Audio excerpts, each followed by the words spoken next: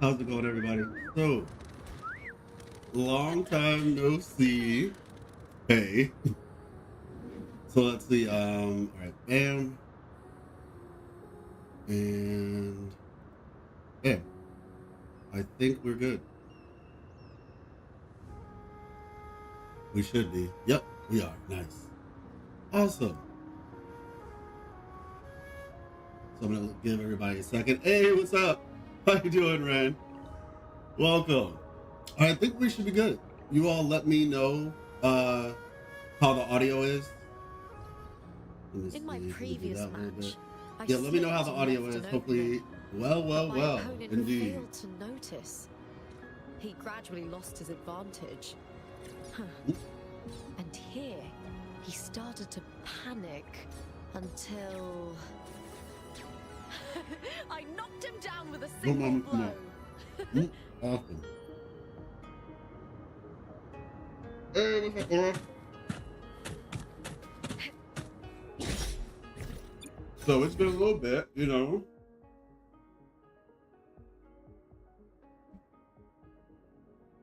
It's been a little bit. We've had some things happening, you know, in the background.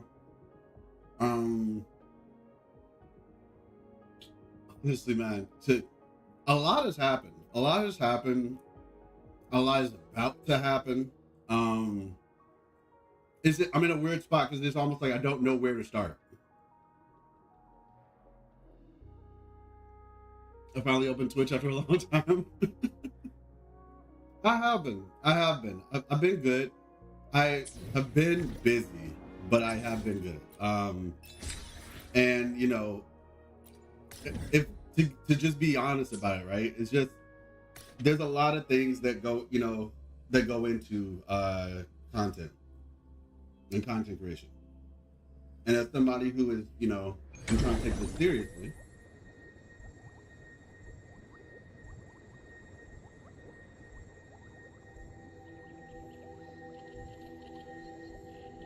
I said there's just a lot of wheels moving in the background, but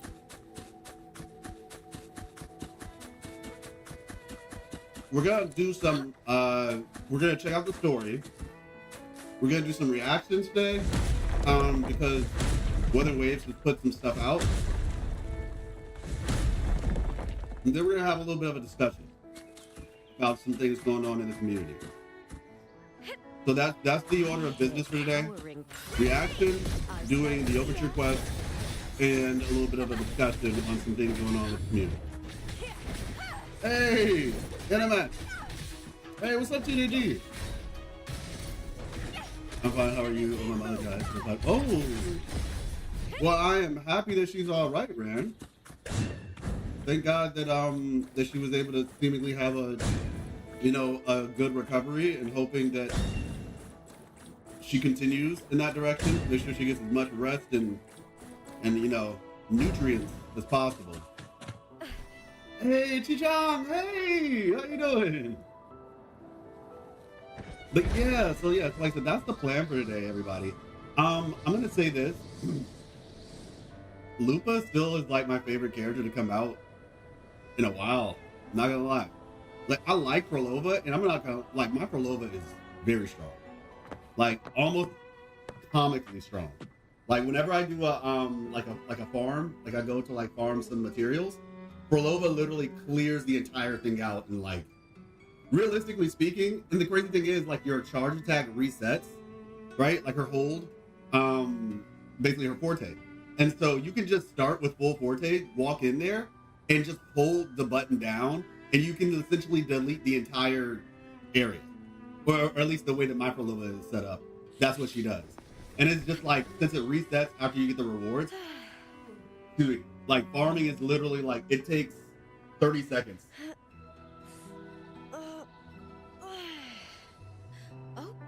To clear out all of my wave bands for today.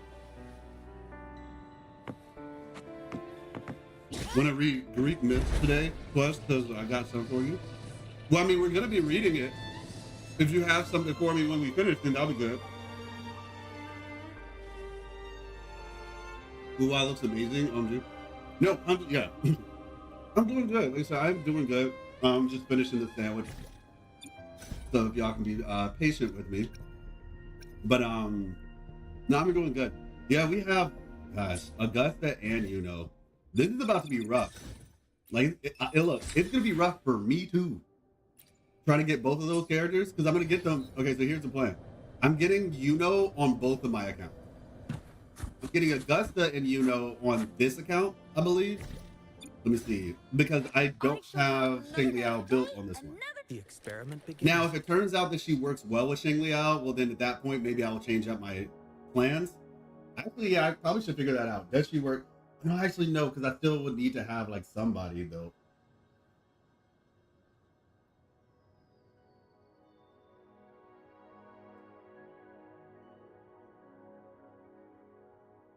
The stream is. Oh.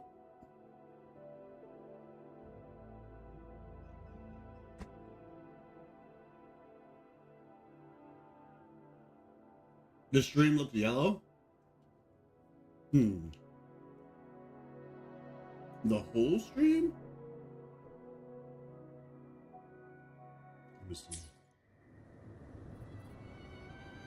Is it the game or is it me too? Hey, what's up, Sky? Looks all right. But I say I don't know if it's a filter. Does my camera look yellow game? I would say. Okay, so if it's the game, yeah, but say because I'm playing on my PC right now.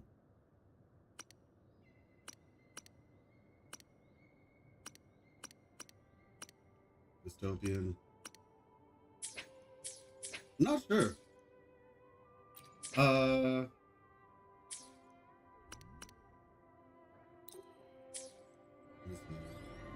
I have to look into that. Your PC is cooked. No, but like it shouldn't be. I'm gonna say I'm on my laptop right now. I'm streaming on the PC, but the visual is coming from the laptop. Filters in OBS.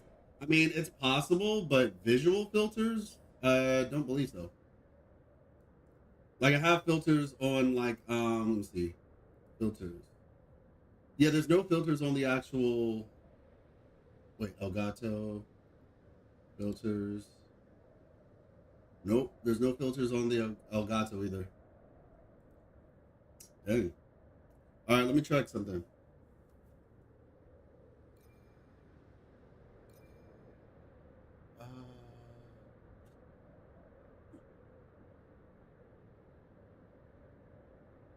Wait, I know what it is. It is a filter. It's a filter. I think I have like what you would call it on for battery. Where is that thing at? Here's your recommendation for well, no, it's not. It's for like eyesight, I think. Where is it?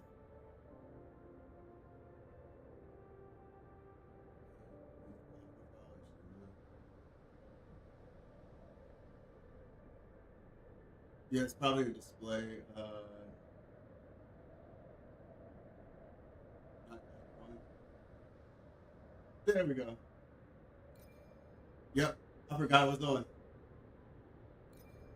There we go. All right, cool. Good call. Yeah. Okay, yeah, it was on Nightlight. Now it all makes sense. Now it all makes sense. I was burning the midnight oil, y'all. The midnight oil, the 1 a.m. oil, the 2 a.m. oil. We're just not going to talk about it. We're just not going to talk about it. Yeah. But all right, so I'll just do dailies, I guess, and then we'll just hop into it. We have a lot to go over today, so we're gonna hop into this first. Did anybody pull on this banner, by the way? Did anybody pull? I'm gonna be honest. People like so many people are sleeping on Brant. It's not even funny. Like, this dude is actually so fun. Beyond my beloved horizon. Like, the more I play him, you did because you're saving. I use it too, so it was double eye protection filter. Oh, that's crazy, Aura. Yeah, okay, fair enough. I did a sample for luck by the Augusta Iuno. Yeah, no, I understand that. Cause me, I mean, obviously I got him the first time around, but like, bro is so fun. Also, shout out to EO. I thought it's crazy, like EO, and you know, that's the fighting game player. And I play fighting games too, but he's definitely more of a, I'd say I'm an enthusiast. I would say EO is more like a fighting game fanatic. But one of the things that I learned, literally while watching him play, was with Grant, you can extend your airtime. And I'm gonna see if I can find an enemy that I can show this off with. I'm trying to think. Okay, I'll show it off over here. So watch this, right? So you can be 1, 2. Then if you boom. Listen carefully. Not gonna lie, that didn't go the way that I wanted to go. But the point is, you can do this, and then if you ult, you can essentially reset your air combo and do it all over again. So, yeah, I didn't even know that. 17th of August is my country's Independence Day, but I look forward more to Wuthering Waves stream. Oh my god. Yeah, so it's tomorrow. And yeah, that's the other thing too, the stream is tomorrow. Like I said, there's so much happening. So the stream is tomorrow. Of course, we will be streaming tomorrow. The stream. We're gonna be streaming the stream tomorrow, and then we have a little. I think there's something else that's gonna be happening tomorrow. On stream with us, but I can't say too much about it right now. But I'll just say be there and you'll see. 15 hours. Yeah, I'm getting a whole lot of red flags from the sudden Augusta quest. I'm worried. Oh my gosh. All right, well, yeah, like I said, we're gonna do it. We're gonna do it. Hey, what's up, Poto? I mean, Ion. That's what you said to say, Ion. Please think today for me exactly 12 midnight. Yesterday was Independence Day for my country. Oh, really? What's up with all these countries having Independence Day like at this time? Interesting. I mean, I guess there's no bad day to be independent, to be fair. Yeet. Oh my gosh, I cannot wait to get Iuno. I heard through the grapevine that Iuno is gonna be really great for Roshia. If you want to build main DPS Roshia. So I'm looking forward to that personally. Oh, it's not the stream. Yes, we are here. We are here.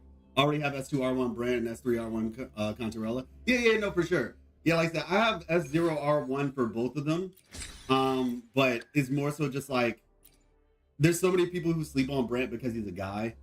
And it's just like, yo, this dude is so fun. Like, for me, fun is like the gameplay. For other people, it's like they can't enjoy the gameplay unless it's a female character, which I think is kind of weird. Like, I just think it's kind of odd. That's all.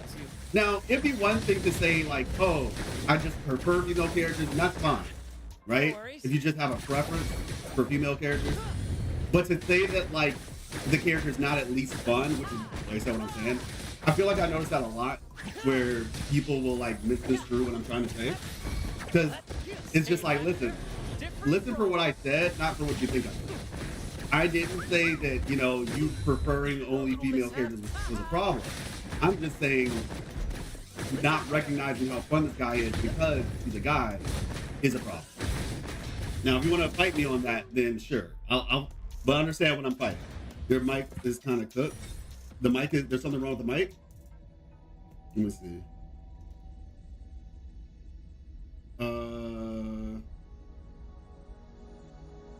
Something wrong with the mic. What is it? What is the problem? Let me see. Sounds good to you? Is anybody else having an issue with the audio? With my mic? Brent is the highest ranked character on Pride Win? Sheesh. A lot of echo. The mic is fine.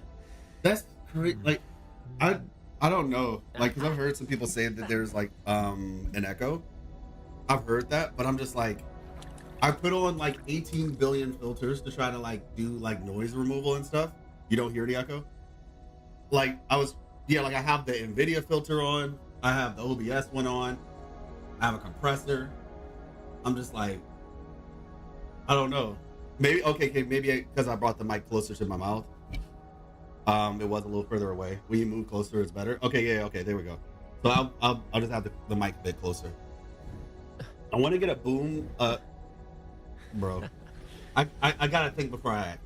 I want to get like a boom mic, you know, that's like in the sky or whatever, that's like hanging. Like, yeah, I want to get one of those at some point, because like having it on my desk kind of makes it a little bit cumbersome. I thought it's because of my brother has been playing PlayStation just besides me, but I think the sound is kind of low.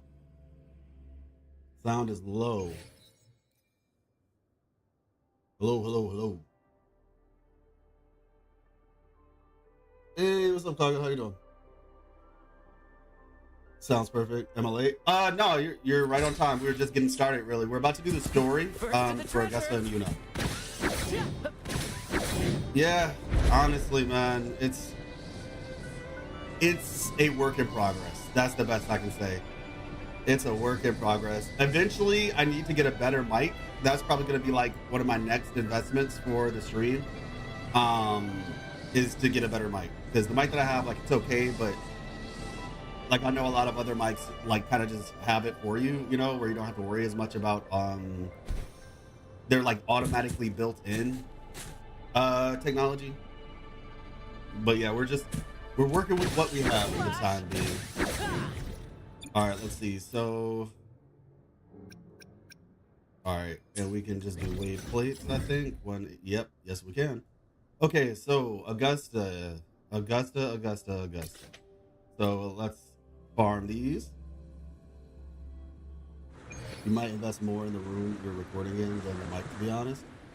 Well, the only other thing that I can think of right now is adding like those little paddings to the walls. That would also, I guess, be an option to help with like potential echo and stuff. But the other thing is like my computer is so loud. Like you can't hear it as much because of, like I said, the noise suppression stuff. But the computer is pretty loud. You know, as we talked from our little chat, he's pretty knowledgeable in all this. Shoot, okay, I'm down.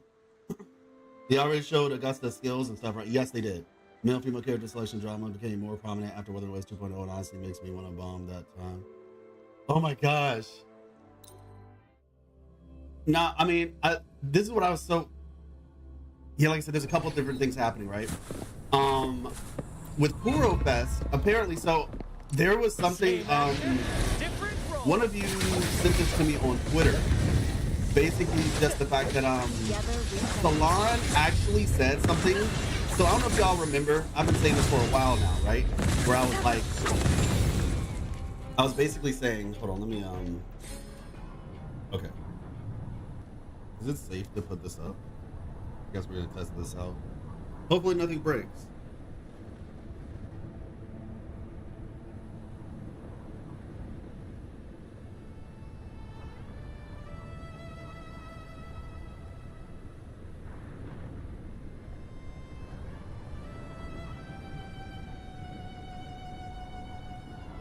There we go. And I can bring this down. The moment at hand. This. Yeah, so apparently Salon did an interview, and in that interview, I've been saying this for a while now, and some of you all remember when I was basically saying, oh, the game in 1.x, like it was rushed, and that supposedly there's this concept floating around that Renacita was supposed to be in 1.2. And then somebody on Twitter basically tagged me in it, saying like, hey, look, you're right. Because they were basically explaining how Renacita was already a thing back in the beta. Right? Like Renacita was already being worked on back in the beta. And I've been saying this for a while now. In terms of, you know, this argument of the fact that like Jinzhou, we've had Jinzhou, like the difference of Jinzhou from CBT1 to current is not that big. Like, it's really not that much of a difference. Like, some parts of the map change, sure, but overall, in terms of like the amount of work, there were actually more things taken out than there were put in outside of the story itself. So the point I'm getting at is just that the map and all that stuff was likely already made, or close to being finished. But due to the delays that happened, you know, we're here now. And they were basically just saying like, look, you know, you were actually like on it with that. Like flight apparently, because they're like, people are saying that flight might come later to Hong Long based on this information, because of the fact that the flight system apparently took like an entire year for them to make, and so they really were trying to get it ready for Renacida. So it's possible that it could come out for other regions as well. Back in CBT1, I think, and since it was getting refined. Yeah, exactly. Sci-fi raw. There's a lot of it. Yeah, exactly.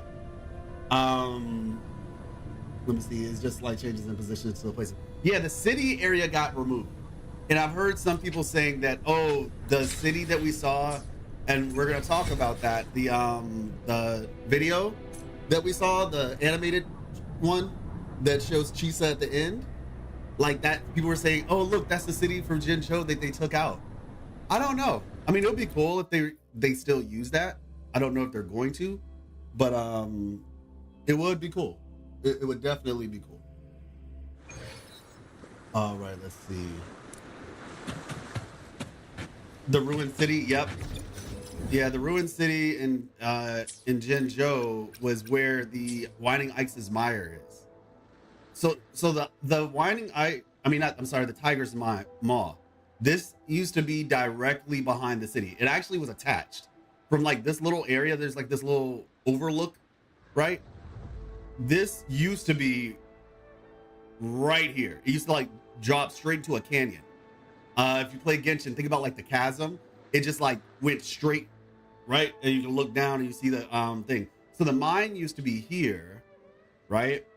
And the city used to be this whole area. Like you see it says Remnant Residence. This whole area used to be like an abandoned city. And a subway car connected it to the Tiger's Maw. And that same subway station is still down here, by the way. It's just not connected to this. Her background looks like the Nier Automata city. Yeah, there's footage of it I can send to you. Okay, yeah, that'll work. Alfie, you can send it on Discord. It was cool, man. I liked it. You could go on top of the buildings and fight people on top of the buildings. Like, I don't know if I have footage. I still have some CBT1 footage, just for like keepsake, but I don't know if I have it of the city area. But yeah, man. So I'm looking very much forward to getting a city. Very much forward to it. But for the time being, you know, and the thing is, I enjoy fantasy. I know there are some out there who are like, they really want to get back to the sci-fi aspects of Wuthering Waves, and we will. But I've been enjoying Renacida personally. I hear cowering praise. Like, I really have enjoyed it. And I hope that we're able to, you know, recognize, like, actually, I need to do something real quick. I hope we're able to recognize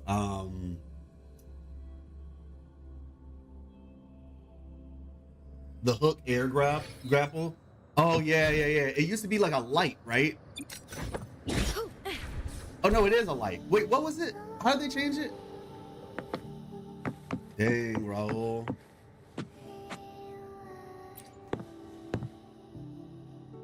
Years of labor, years of exploitation. Now my agent has the audacity to ask me for overtime. I'll make sure they know. You can't chain a free and fearless soul. You seem fired up, Raul. Oh, Apex Duelist. Of course I am. Thanks to that final duel, Peace of Prestige is taking the whole city by storm. And guess who made a fortune off it? Me. I'm so close to my dream, to the tide with the masters, the agents, the gladiators.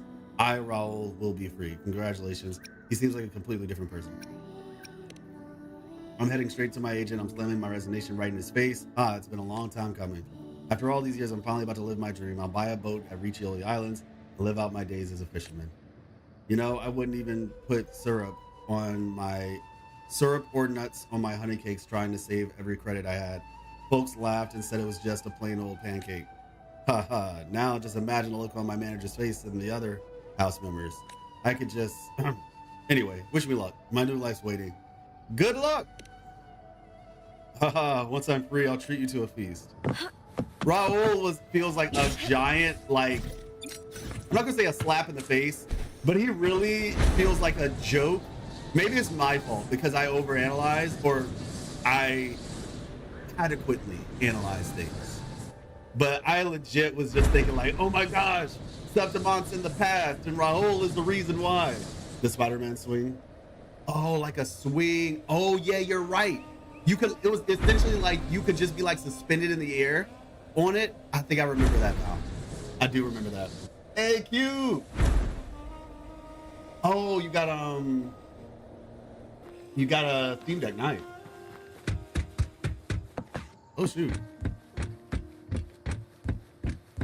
Is it just, I don't recall this sound effect. Is this new? I don't recall there being like a metalish sound effect on this. Hey, what's up?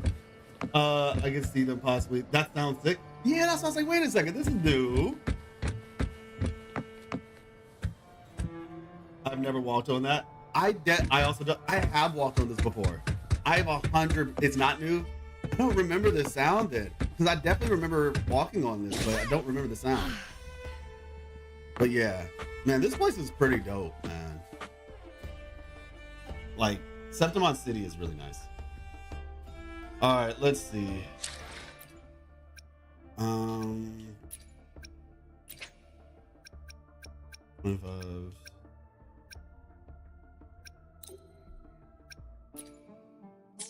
There we go. All right, let's get started.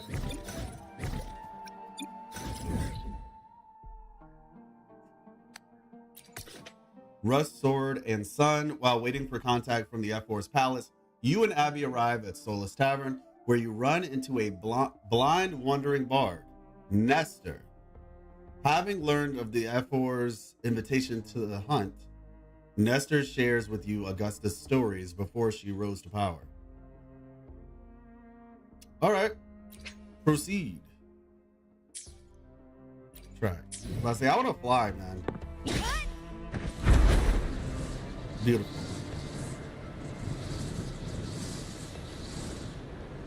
Let's see. Yeah, let's go. Hey, John. Use other characters? Oh, okay. All right, we can test it out real quick. I'm far from you.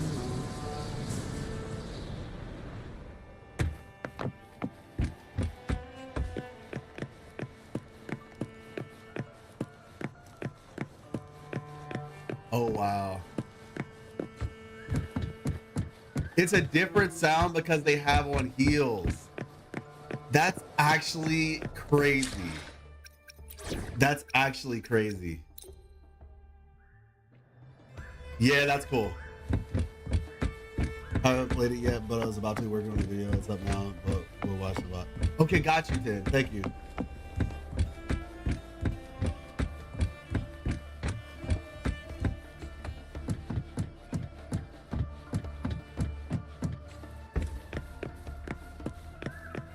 That's okay, that's cool. That is cool.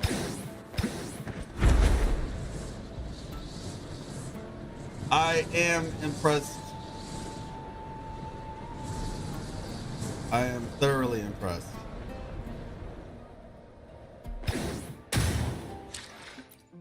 Let me see something real quick. Okay, there we go.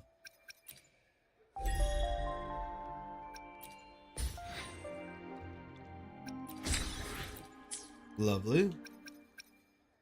Team. All right. All right, head to Solis Tavern. You know, it's funny talking about a bard because I just was playing the summer event for Genshin, and I don't know, man. I'm just getting kind of tired of Venti just being like, oh, the drunk bard trope. I don't know, man. It's getting kind of old. Like, yeah. I just like. Can we get a different shade of venti? That term has a lot of implications, if you know Genshin lore. But yeah. Like imagine the hook can pull enemies to you or pull you toward the enemy. Now that sounds good. It's the little things, man. Only 50. Oh, you talking about the Pioneer podcast only being at 50? Oh my gosh. I mean, maybe I have been slacking off. I don't know. I'm gonna say I haven't really leveled any characters up on this account, so I don't have like the echo thing per week. So that technically helps. But let's get started, everybody.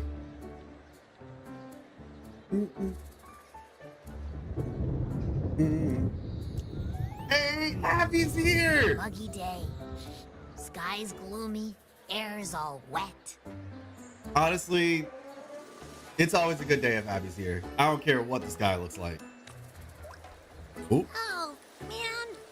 Please let me finish my sentence. Ugh. Cold, cold. That food is about to be not enjoyable. A hot meal should warm you right up.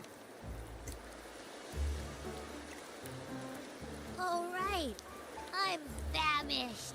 We barely had a bite sprinting all the way here from Laguna. Hey, look who it is. Whoa! Pinch me! This is a feast and a half!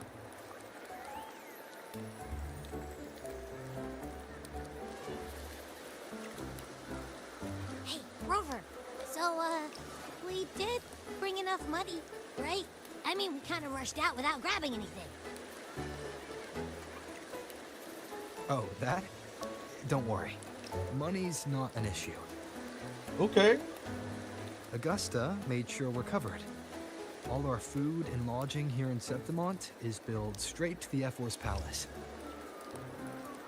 But This Rover's voice sounds different. I think the owner might have overdone it a little. Ah, better get used to it.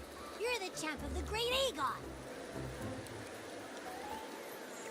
And you know me. If food's on offer, I'll be a scoffer.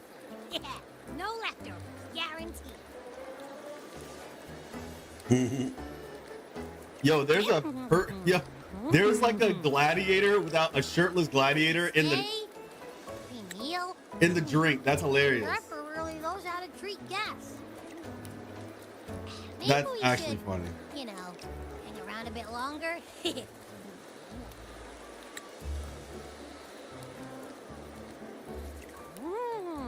This smells amazing.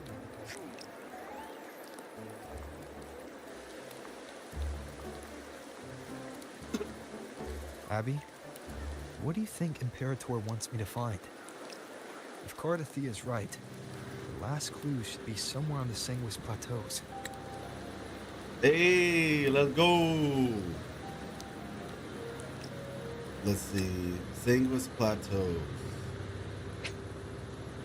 Sanguis Plateaus were once Septimont's front line against the Dark Tide. Due to the region's unique landscape, remnant energy gathers here in unusual density.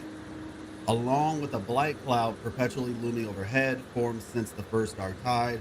During high tide seasons, gladiators from across Septimont arrive here to hunt Dark Tide creations in the name of glory.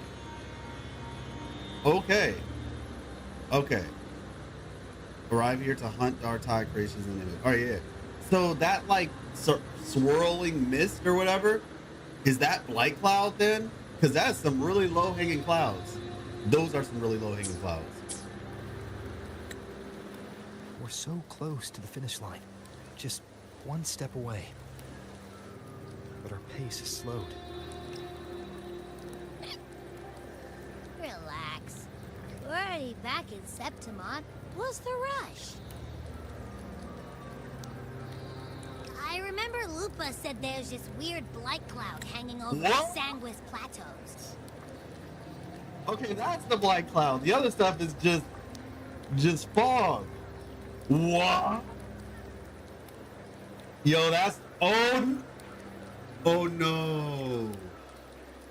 Oh no, that's not good. That looks just like the thing from the trailer, What the Tides Tell Us. That looks like the thing from the What the Tides Tell Us trailer. You know, where the gem was coming from the sky? Is that where it originates? Oh, okay, that's bad. I remember Lupa said there's this weird black cloud hanging over the Sanguis Plateaus. Okay. And when the high tide, or whatever, rolls around, all the gladiators go there to hunt tacit discords. Wait, is the high tide coming up soon? The Afra's invite did say something about a big hunt. Huh, that reminds me. Aren't we supposed to meet her today? I cannot wait. A messenger came this morning. Augusta is dealing with an emergency, so our meeting's postponed. It looks like it'll be a while. An unexpected change. It's throwing everything off course. I don't like the feel of it. And why me for this hunt? If it's about the great Aegon. The messenger said none of the other gladiators were invited.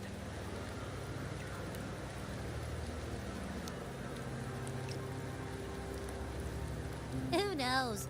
Maybe she just wants to test her strength against you. Typical septimontian, right?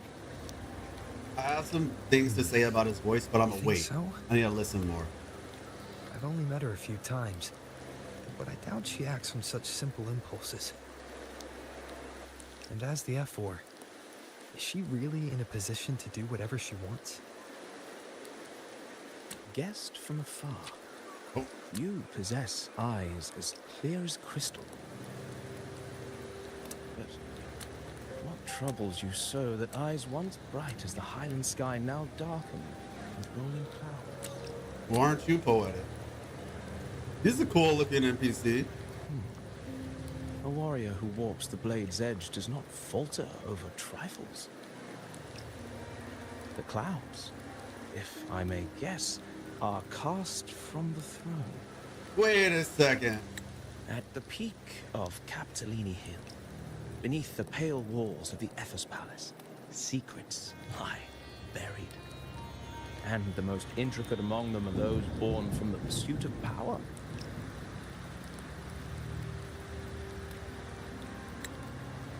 Even one as honorable as the Epher must learn when to be ruthless. In Septimont, a city forged in iron and blood, anyone who seeks the throne without knowing the cost is no better than a lamb marching to the butcher's knife. And you are? I am Nestor, a traveling poet. Nope. Nope. Nope. Nope. Nope. Remains in Screw that. Septimont never seemed Screw able that. to leave this season. So then, No. No, no. No, no, no, no. No, no. I do not trust any roaming bards or traveling poets or wandering playwrights or meandering musicians. I don't want none of it. Okay? I don't want none of it. What the heck? So this little first, okay. Why does he have some random clip? You have no hair. That's not a hat that you're wearing. You are wearing a hood with some random clip. What? Bro, okay. Why not? You hate art? Okay, seriously? I know Chakotay Scarlet's Green Bullets. I know. I'm sorry. She's not meandering though. She's not a meandering musician. We'll call her. Just don't worry about it. Okay. What if Cristoforo isn't real?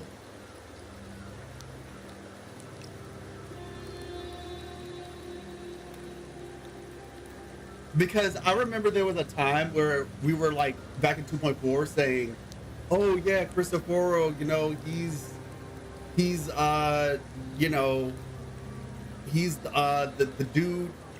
He's basically like the coach, right?" We were saying, "Oh yeah, he might be the coach in disguise, the one like for Mia and Lupa." And then, you know, he was in the same spot as old boy in the past, right? In the Coliseum with Carthia.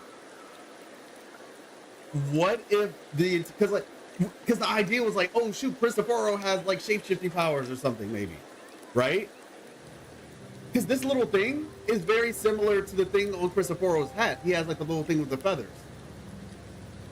And I'm just wondering, well, what if Cristoforo isn't the one that's shape-shifting here? What if the one shape-shifting this entire time was actually the Grand Architect? And he's actually Cristoforo. Cristoforo images on every angle and Praxis symbol.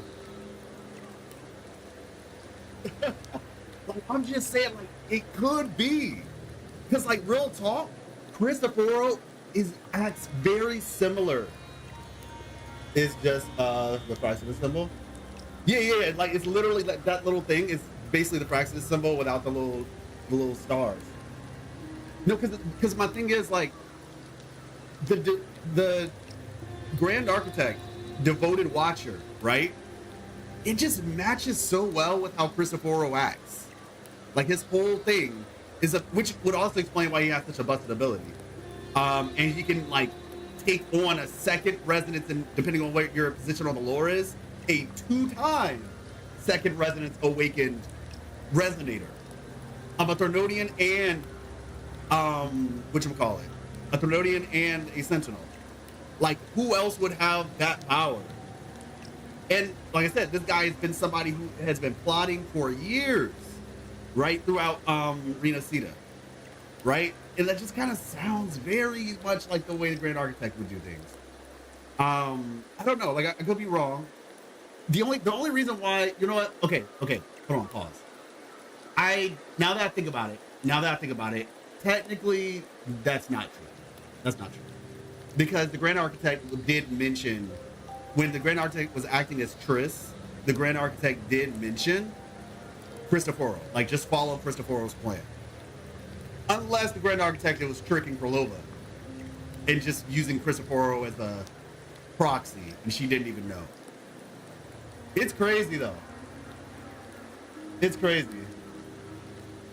Wuthering Waves 12-hour raid ASMR for sleep. That's actually true. That's actually true. I don't think so. They indeed look similar to both the Praxis. He might be one of the higher ups too, since we might learn more about them after Krolova's story.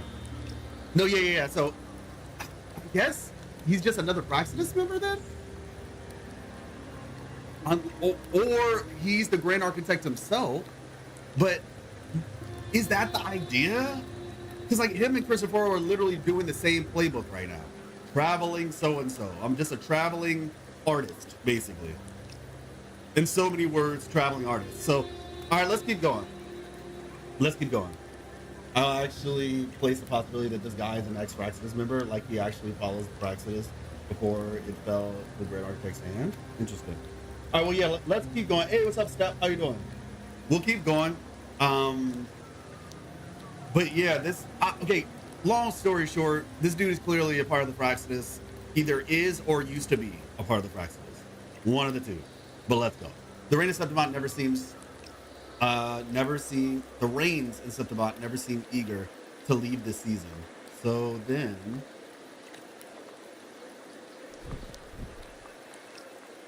Bro got bright right here. Curious about the Ethel, then allow me to say that nothing would honor me more than to offer even a modest service to the champion of the Great Aegon. But I say, why would he have that pendant if he used to be a part of the Praxis? Clearly still a part of the Praxis.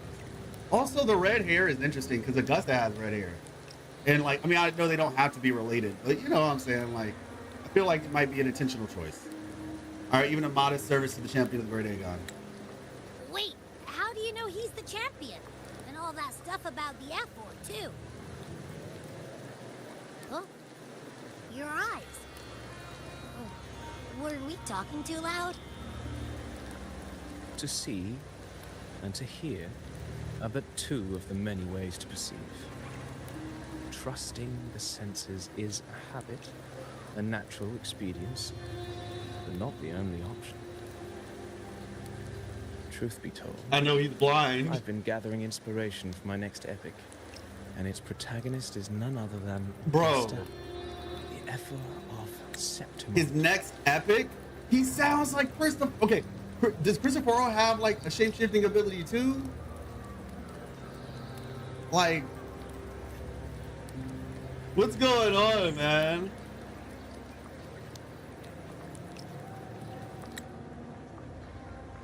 Traveling poet, next epic. All right. That's why I speak of her with some familiarity. Okay, truth be told, I've been gathering inspiration for my next epic. Protagonist is more. Protagonist is none other than Augusta. Come on, man. Come on, talk about my next epic and the whole protagonist concept. So is this Christopher? And if it is Christopher, does he have the ability to shapeshift? You see what I'm saying? Why this feels weird? It's just like Christopher and Grand Architect, are they the same person? This okay, let's go. I have a feeling your tale with her will soon be written. And he speaks like Christopher. Knowing more about those who walk alongside you is rarely without its benefits. But he also kind of speaks like the Grand Architect. Then tell me about Augusta.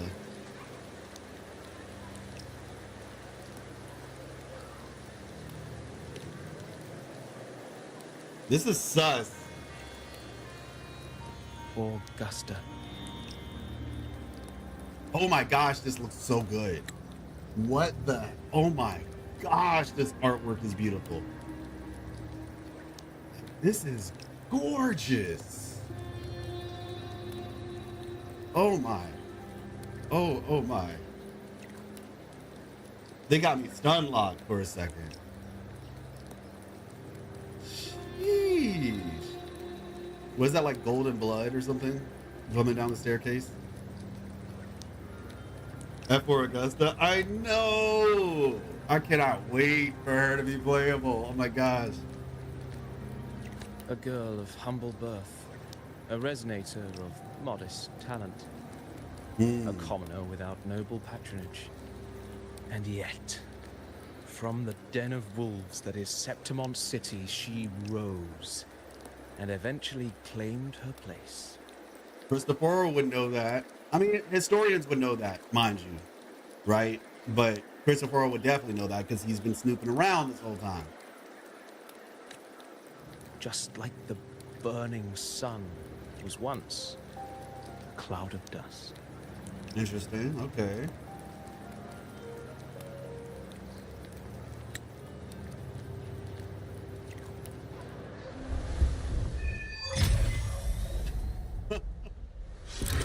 It looked like it said sus or sausage. Is that segue or suge? Okay. Dear guest from afar, do follow me. Dear guest from afar, do follow me into the near forgotten stories of Augusta. But simply telling it might be a bit dull.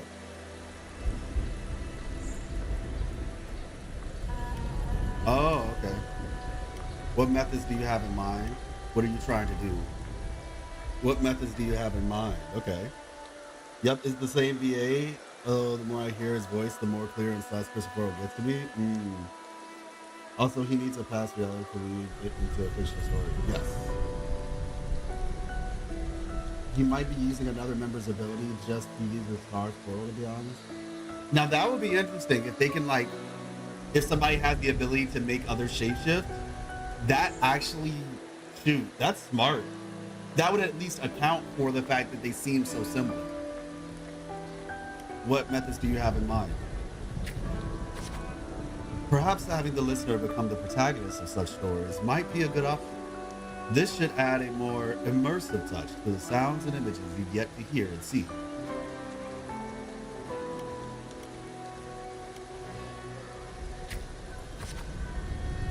At this moment, you are Augusta. You shall relive her past, face the same choices she once made. Thus, please, forget your name for now. I'm ready. Of course, Augusta's story is already written. No matter what choices you make, they will not alter our reality.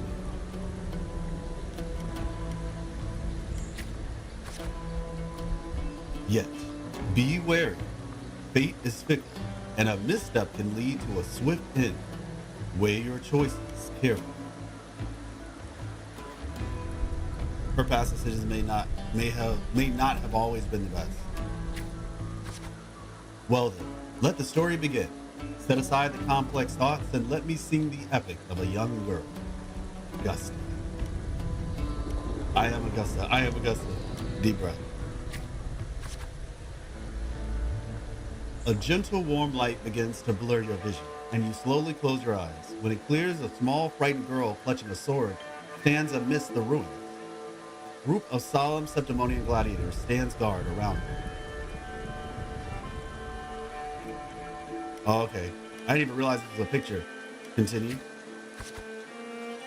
Hey, kid. Are you alone? Don't be afraid. We know what the dark tide did to your home, and we're here to help. Timidly observe the man in front of you. Boldly observe the man in front of you.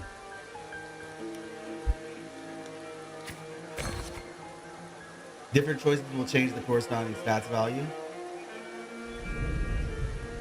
Wait, did I hurt myself?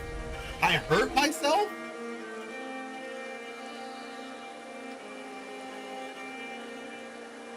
Ray got you ready to take a nap?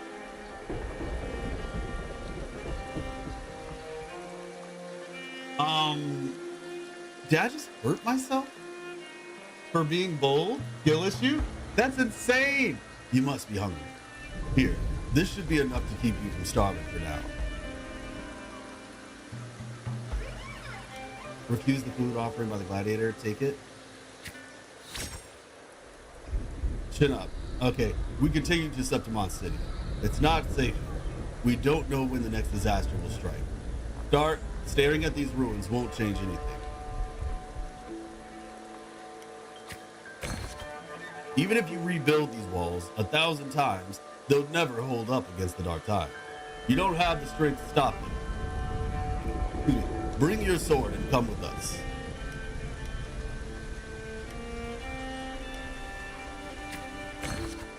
The gladiators shake their heads and pat your shoulder. Look back at the ruined village. Follow them.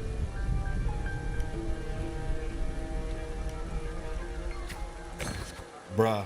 Remember to maintain a stat balance. The story ends if your stat drops to 0. That story chapter is complete once the corresponding goals are met. In the end, you choose to leave the village. The gladiator's words revealed a bitter truth. You lack the strength to protect the home you are leaving behind. In your travels, you engage with the gladiator. Following the gladiators, you arrive in the city of Septimont by ship. Oh, ship. Okay. So maybe she was born somewhere in the hunting grounds? You wave them goodbye after arriving at the central square. Meanwhile, you notice the square is crowded with citizens. Introduction to the values. Got you, yeah. Remain quiet and anxious. Show your awe of the city. A poster with the gladiator's icon is pinned to a wooden board. The air is filled with heated chatter about the upcoming match. The gathering people push you towards the crowd. Draw closer to the crowd. You must know Septimont reveres strength. Here, only the victor reigns. That is a law older than the city itself. You notice the passion-filled eyes of the Septimontians. You notice the disdain in the eyes of the Septimontians. Hey, okay, we got that one. Eat or be eaten, such is the way in the city. To survive, you'll have to find your bite and seize the crown with your own teeth.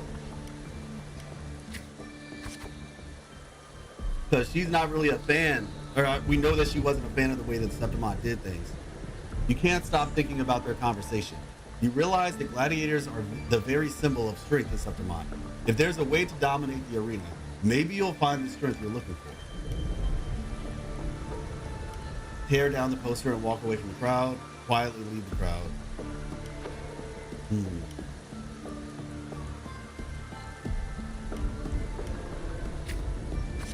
Oh wow, so we go up in some values and go down in others.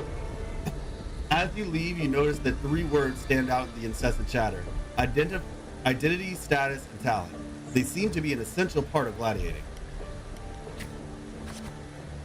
There are always those commoners who view...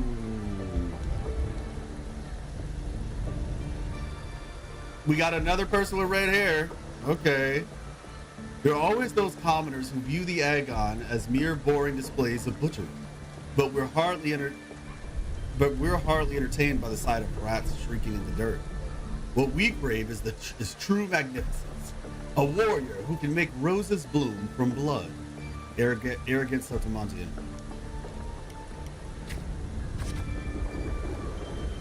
Want to hold a little bet on how many mangy rats are going to try for the Aegon this year?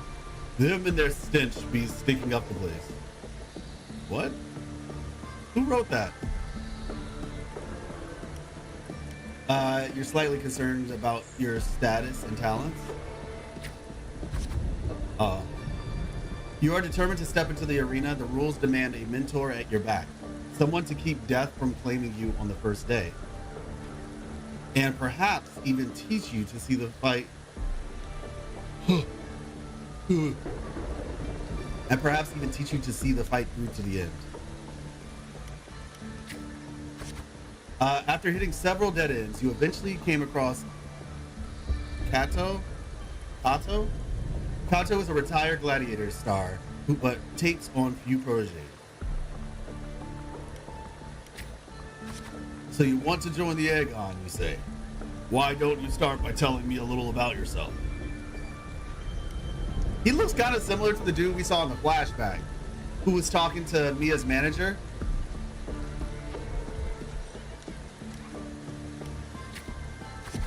You recall the discussions about gladiators, identity, status, and talents.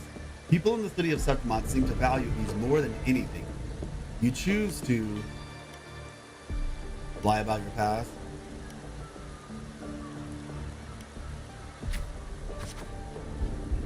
Done with your little tale?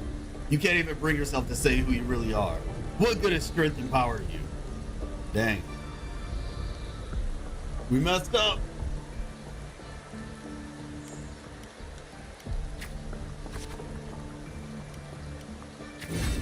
At Big Up Blazing Chapter 1, you were hesitant when faced with a decision, and incorrect choice led to a story's end. Yo! You chose the other? I was just trying to think like what she would do, but okay. She's very honest, so that's good. Dear guests from afar, do follow me. Okay.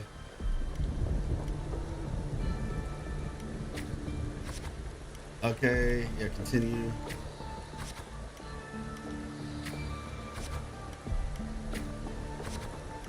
All right, here we go.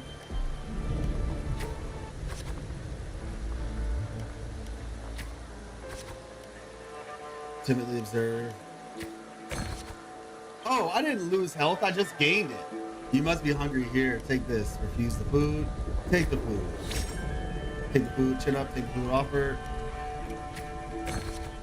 One must self-insert onto Augusta's role for this event, playing her personality. I mean, yeah, that's all. We still don't really know that much about her personality. Like, we know certain things, but okay, so she values honesty. We're actually learning about her personality doing this. Let's go of your sword. Grip your sword with determination. All right. Look, follow them. Okay, engage. Engage. Show your awe of the city. Draw closer to the crowd. Disdain. Tear down the poster and walk away. Quietly leave. Continue.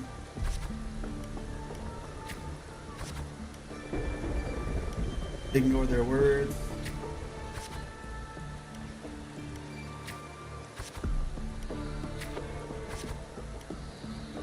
Yeah, all right. Speak honestly about your past. Okay. Accepting fate. Okay. The dark tide took your home and you came to Septimont seeking strength. Is that so? You got some metal. But that's not gonna cut it here. Go home. People like you always show up with nothing but fancy dreams, only to see them crushed and trampled. I've seen enough of idiots like you. Try to argue? What now? Still here, are you? You think your stubbornness will change my mind? Pathetic. Look them straight in the eye. All right then, let's have a duel. Land one strike and you win. If you manage that, I'll teach you how to be a true gladiator. This duel here is your entrance. Your entrance trial. Accept the duel after great deliberation. Accept the duel without hesitation. Blades meet in a sharp clash. Kato moves with practiced ease. You are quickly defeated. Strengthless. Do you realize how weak you are? Which is why I'm seeking power. Which is why I want to become a gladiator. Heh. Do you really know who's you're fighting against? Can you really best me? You can't. Now, how do you plan to end this? Challenge him again the next day. Back for round 2, are we? Country rats like you sure are pestering, as the city folks say. Sure are as pestering as the city folks say you are, huh?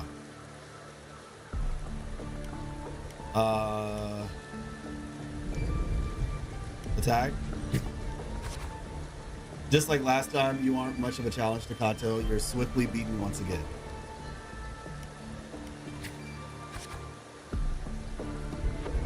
Go back. This is not your path. Continue the challenge on the 3rd day. Too slow. Too weak. Your foolish swings only bring smiles to your enemies. That's crazy. Then I'll be faster. Is that your best? How naive. Well, I guess a rat that lives in the dark is never meant for the sun. Checkmate. You've lost.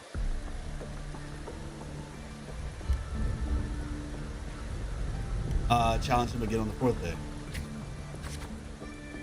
Still not ready to give up? Why don't you sell your sword? It'll get you some food at least. You stand before Kato again, dragging your exhausted body nearly at your limit. Man, she's like, shoot, she's like Rock Lee or something, you know? Like, she was just bad for a long time and then eventually got good. You stand before Kato again, dragging your exhausted body nearly at your limit. I can still fight. The wind swept up by the blade whispers past, and you're suddenly home. Soft sunlight cascades on the great oak's leaves, and you hear your friend's laughter, your parents' gentle calls. Continue. But in the very next breath, a bone-deep chill engulfs you. That touch, you know it all too well. Thoughts race across your mind, and your hand instinctively grip the sword hilt. Is it bad touch, man? I won't surrender. I can't stop here. I won't surrender. Oh, okay. You seize the opening and land a hit on Kato. I didn't know where we were going just now.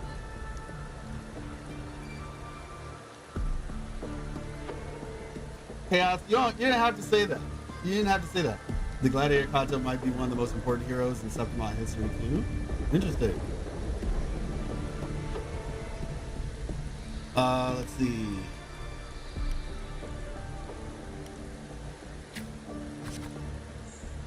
Kato hands you a sword and turns to leave. Let me see, okay. Catch his sword, it's rather heavy. Call out to Kato. In Septimont's arena, the victor claims the weapon of the defeated, a symbol of conquest. This sword is yours now. Conquest. If you are determined to bite off that crown, do not fall before you get there, Augusta. That's your name, isn't it? Yes, I am Augusta. The moment you step into the arena, you will lose this name. The spectators may brand you with a number, a symbol, or even the name of some wild beast. I'm prepared. And only the last one standing has the right to reclaim their true name.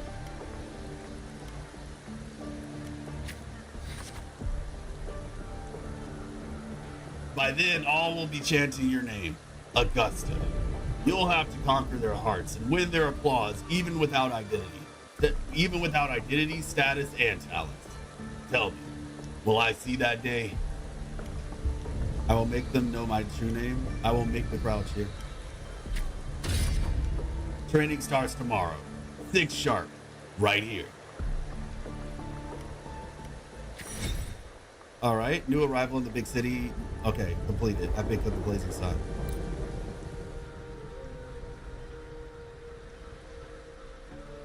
Fail enough times, and you might eventually succeed. Should we call it resilience? Or mere stubbornness? Or perhaps, for a girl who has lost everything, there was never a second option. True. She had no one to trust but herself, and naught but a blade to hold. And yet, as the first stanza of an epic, this is nothing extraordinary. Since the lament, across the scorched lands of Solaris, I've heard this story repeat itself, again and again. I've heard that term before, scorched lands of Solaris. I mean, I guess you could say like when the lament hits the ground, it makes it barren. And maybe they're like saying like it looks like it's been scorched. I never thought about it from that perspective, but I can see. Hey, what's up, T-Money?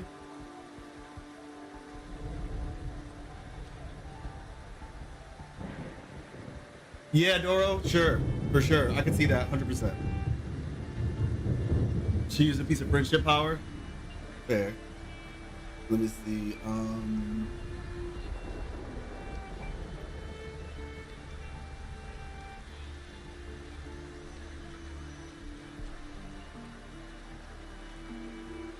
Wait.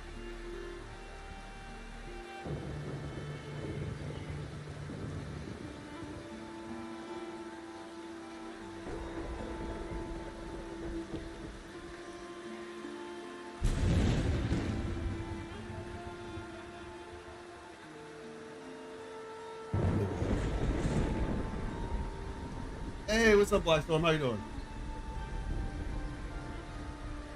All right, so since the lament across the scorched lands of Solaris, something wrong?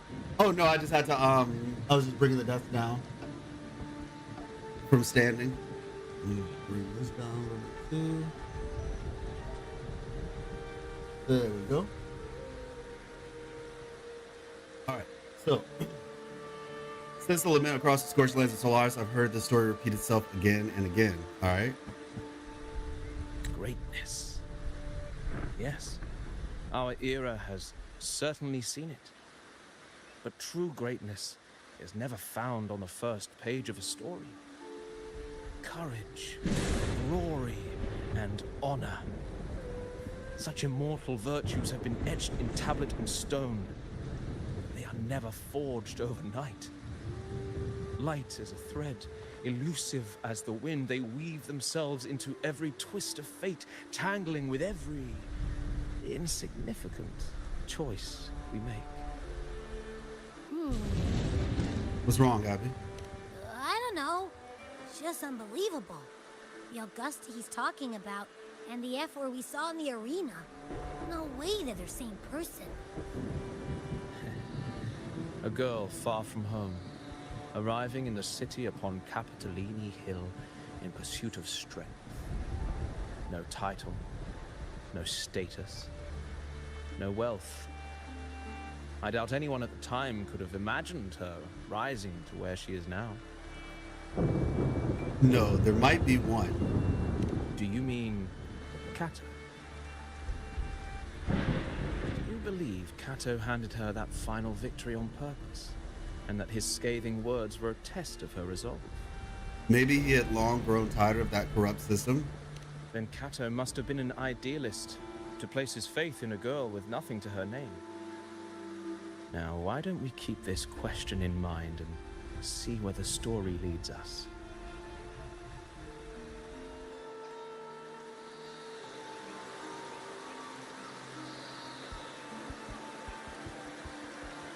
All right. Continue chatting with Nestor and learn about the F-Word story.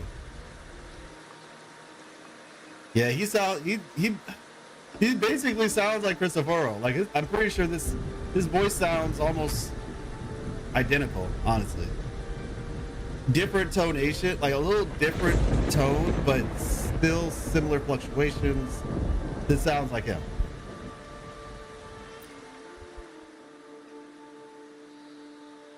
Are you ready to listen to the Epic of the Blazing Sun? So what was it again? It's like Rust, Sword, and Sun, I think it's called. Rust, Sword, and Sun. Epic of the Blazing Sun.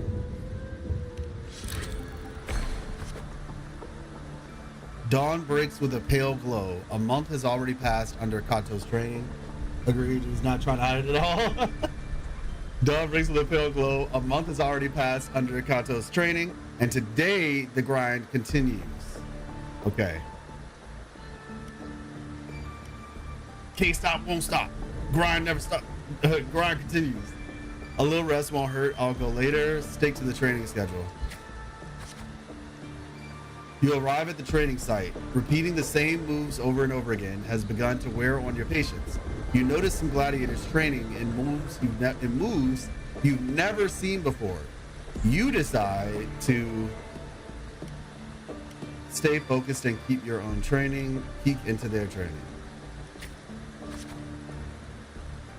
Sheesh.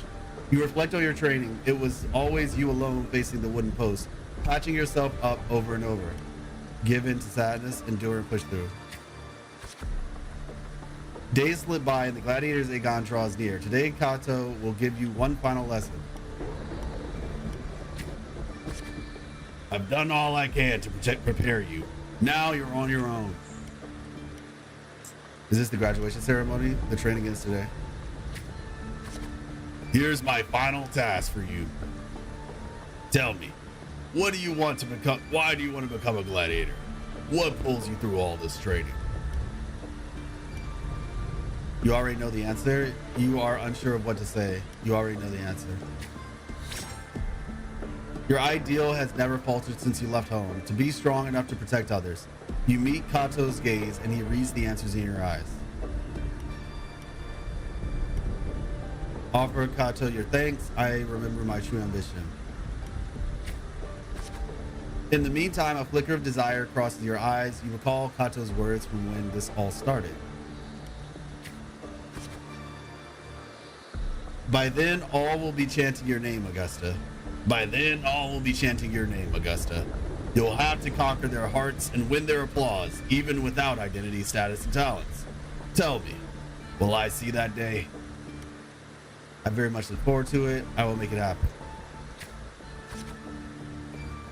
You're aware that sponsors for the Gladiators Aegon are mostly nobles and wealthy merchants, figures beyond your reach, except perhaps in the underground arena. Oh, yeah. These are all top of the line merchandise I got here. Care to have a look? Like products on display, you and a few other gladiators stand in the middle of the underground arena, scrutinized by nobles and wealthy merchants in the stands. One by one, those beside you are chosen and escorted away. Volunteer yourself, take a step forward. The audience that's a nice color, purple.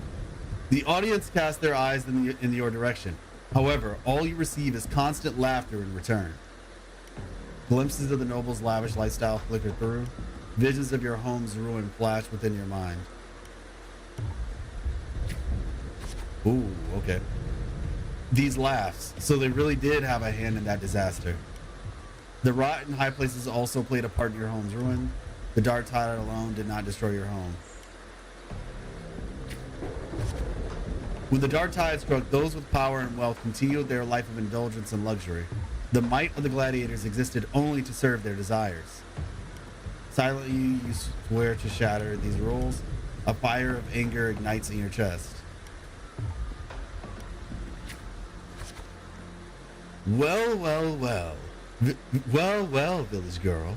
With such unremarkable forte, dreaming of power and strength, I can't remember the last time Septimont had a joke this amusing. Show them your sword, try and you'll see.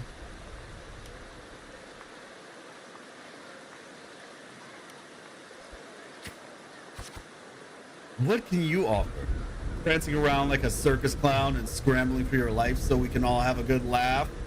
Or do you think playing innocent will win you favor? Don't underestimate me. I never disappoint. Anyone interested in this one? After all, watching the weak struggle is always a fine source of entertainment. You bear a small anticipation that someone will pick you. You give the nobles a chilling stare as they talk in whispers. Entertainment, you say? In Septimont, strength defines worth. We shouldn't be so quick to judge a gladiator who offers herself. You turn your view towards the voice. With heavy steps, a well-dressed old-school noble walks down from the stands towards you. He smells of rotten stench. It's unlike the smell of rats, as what Septimonians have put it, but a foul odor of power and wealth. You frown at the old-school noble, silently clench your fist. I engage only in profitable ventures. To stand in the arena, you must prove your worth. I have 3 trials for you. Survive them, and we may speak further, brave young lady. All right. You accept the noble's trials through trials, though trials is too fine a word for something intended only to break you.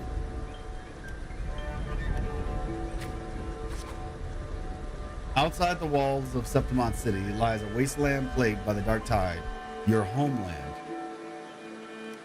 It's now different from the home you remember. Returning home, you can't help but feel sentimental.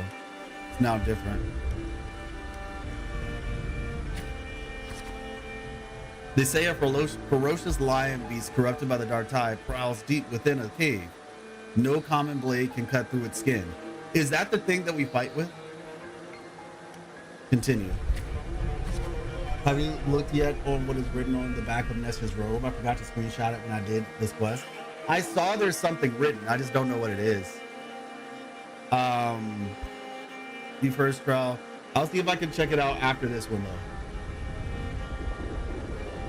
Your first trial is to slay that beast. The noble, however, decides to strip you of all equipment but a dull sword. A dull sword is more than enough.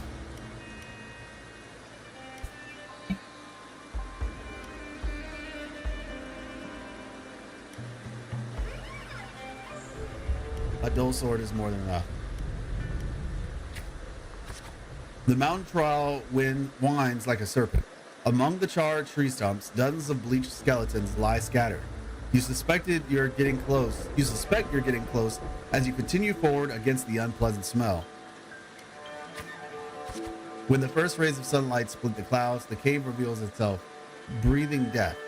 Before you get a closer picture of the cave, a crushing force presses down upon you. Try to break free. Shh, get down. You trying to get yourself killed? Hold your breath or you'll alert it. Do as she says. Oh, he says. You turn around and see a hunter. Just then a massive beast roars and walks past where you're hiding. Keep your head down. After the lion beast has left, you apologize to the hunter. It was thanks to him the beast did not notice you. Going by those clothes, you're a Septimont gladiator, eh? I used to be just like you. Lost a big match, got tossed out by the nobles, and ended up like this. We're nothing but their playthings. The skills honed for battle are now merely tools for survival. Septimont has abandoned the strength it desperately needs. You pity such reality. Ask the hunter what you should do. Ask the hunter about the lion beast. Let's see. What should I do? Only a madman would go after that lion. I have my reasons.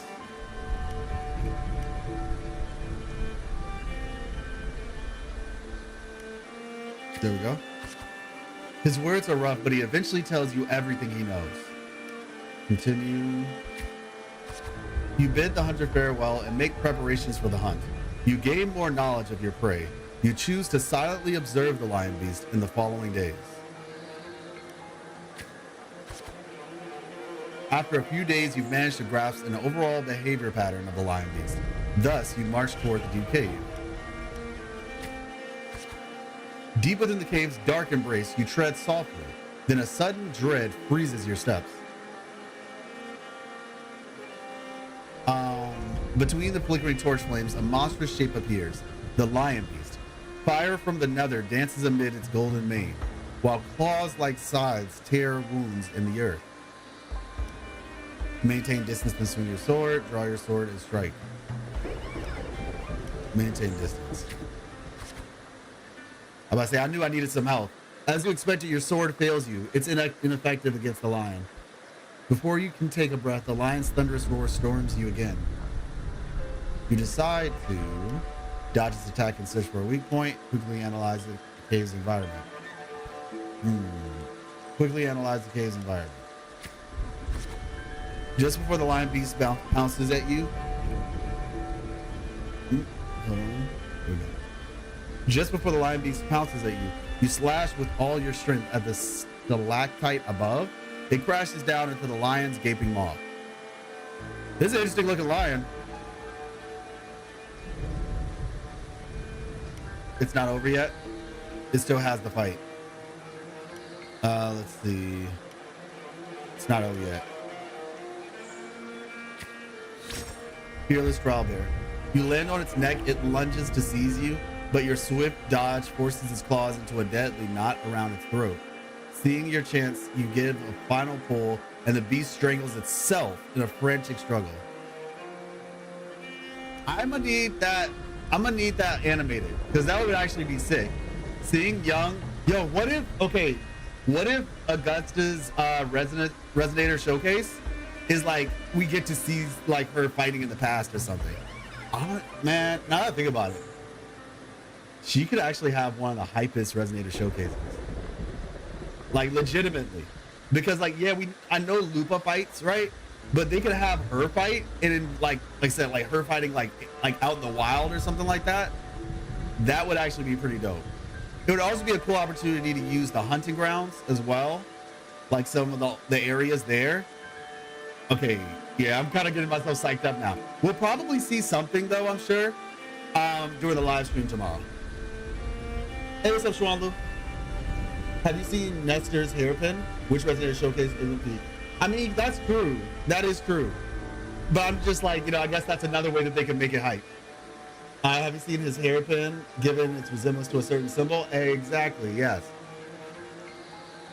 Nestor or Cristoforo or whatchamacallit. It could be Nestor, it could be Cristoforo, or it could be what is it? Grand Architect. Yeah, yep, Grand Architect. It's or all three. Reach 50 reputation, reach 100 willpower. You land on its neck, it lunges to seize you, but your swift dodge forces its claws into a deadly knot around its throat. Seeing your chance, you can give a final pull, and the beast strangles itself in a fanatic struggle. Oh, my bad. Guess using the environment is one way to do it. The trial has ended, and you drag your exhausted body towards the stream. Clear water cascades down into a mountain valley, and the dense forest slumbers quietly in nature's cradle. You rinse your bloodstained hands in the water. The clear stream slowly turns red. The birds scatter and the fish vanish. You sense the force unease at your presence. Uh-oh. Are they afraid of my power? Are they afraid of me? The critter's panic plunges you into reflection. For the first time, you realize that power can instill fear. You desire more power. You are still somewhat shaken. You desire more power. With no time to rest, you approach the nobleman again. He imposes the second trial upon you. What is it this time? I know full well the next one won't be easy. Killing a mad beast is hardly an achievement. I'm sure you're aware, girl, that all the warriors of Septimont have 2 lives. 2 lives? Kato seemed to mention this before. One by their parents and the other by their sword. You may consider the sword in a gladiator's hand as their life in the arena. For your second trial, bring me 100 lives. Yes, prove to me you are worthy of standing in the arena. Turn with disgust as you wave to accept. Calmly accept.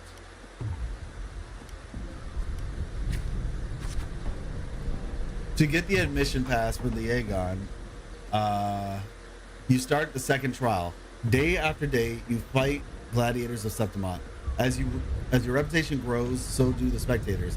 They don't care who you are, but only want to see when you will fall. To get the admission pass for the Aegon, you start the second trial day after day. Wait.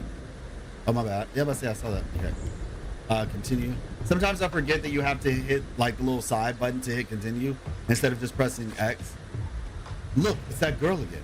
Didn't think she would get as many wins as she did. But look at the size of her. How will she even carry these swords? Focus on the opponent before you. Hey. You know who she reminds me of? She reminds me a little bit of Cassandra from Assassin's Creed. You've grown used to this kind of noise. The deafening cheers numb your fatigue. Your sword now rests against your opponent's throat. Spare the opponent and wait for the next challenger. Suppress your desire to kill. One by one, the gladiators you've challenged grow in numbers. Those you've defeated kneel before you, offering their swords, symbolizing their honor with both hands. And now those swords are in the gladiator graveyard. Steadily plant the opponent's sword into the ground. Raise the opponent's sword. Even in Septimont, there's a limit to opponents that prove a challenge to you. Eventually, you will need to seek out tougher challengers. You have targeted Victor, a frequent champion of the Aegon from one of the noble houses. Do you have any idea who Victor's father is? His lordship is the largest sponsor of the Aegon. Power, wealth, those aren't things brute strength can rival. Victor has the best mentor, the finest weapon. Indeed. The house behind Victor comes with an offer, a perfect job and a substantial fortune. If you walk away from this duel, take the offer. Oh, a perfect job and a substantial fortune if you walk away from this duel. Oh, okay. So they're trying to bribe her. Got it. Take the offer, rip the contract. Justice and the sword. You reject the bribe without a second thought. Humiliated, the noble servant spits curses in your face. Say nothing, avoid any altercation. Respond calmly. Let's see. You reject, okay, respond calmly. You ignorant country peasant! Do you know what it means to refuse a noble? Then you shall suffer for your arrogance. Sounds like Carthia. Suffer my disobedience. I am not the one to ask that, but I'm just saying. That's what it sounds like. When the time comes, don't accept any pity as... Okay, When the time comes, don't expect any pity as you won't be getting any. Yeah, I got tricked out that part. I fell for the chicks that got sold off. Are you serious, T-Money? If you accept it, you get sold off as a slave? That's crazy. Oh, okay. That's wild. Just one bad decision. Over. Game. Let's say, hold on. Let me, oh, this bear. This bear is really smooth. This is a really smooth bear. The reason why is because, like, Miss Life would always say when I move around, and so as you can probably tell, I have a different chair. So Miss Life will always be like, you know, when I move around, the other chair is so loud it sounds like something is like breaking or something upstairs. And so this one, however, isn't making any of that noise. It's actually pretty cool. Because we were thinking about getting like a pad, like a floor mat, so that it like dampen some of the sound. But dude, doesn't look like we need one now.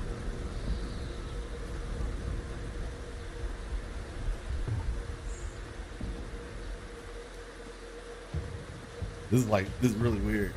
Like, it's good, weird, but it's just like, wow, there's no noise. I am a bit being a flabbergasted might be a stretch, but I'm definitely surprised. Definitely surprised.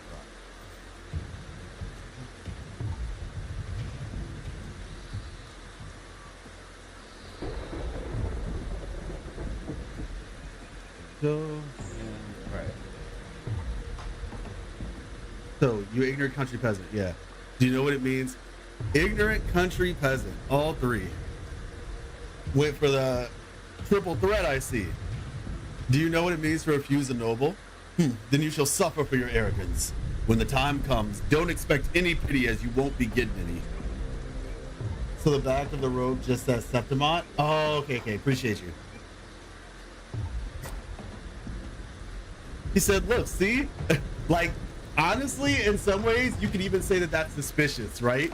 It's like when you're trying to blend in too hard, where it's just like, look, I'm from New York, and you have like a New York cap on and a New York jersey on, you know? Like, it's just like, yeah, trust me, I'm not suspicious at all. I'm from Septimont. Even my shirt says so.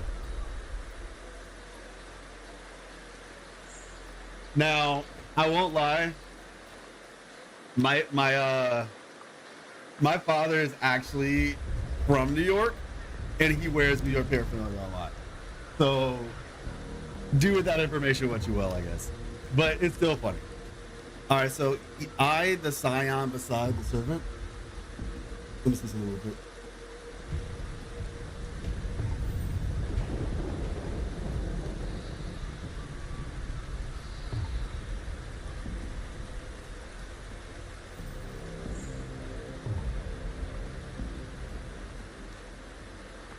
This is something.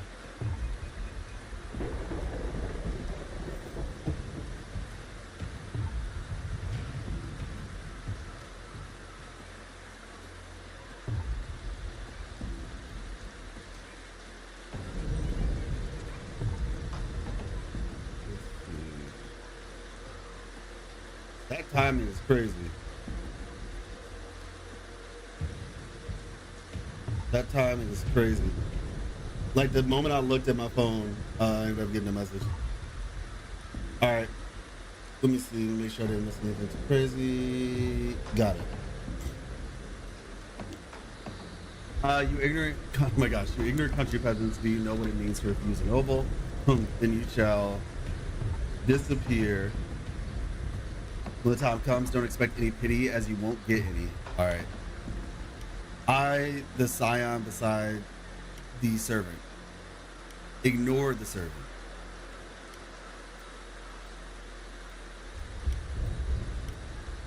Oh, okay, nice. The scion silences the rambling servant and tears up the contract. Continue. Victor, let's go.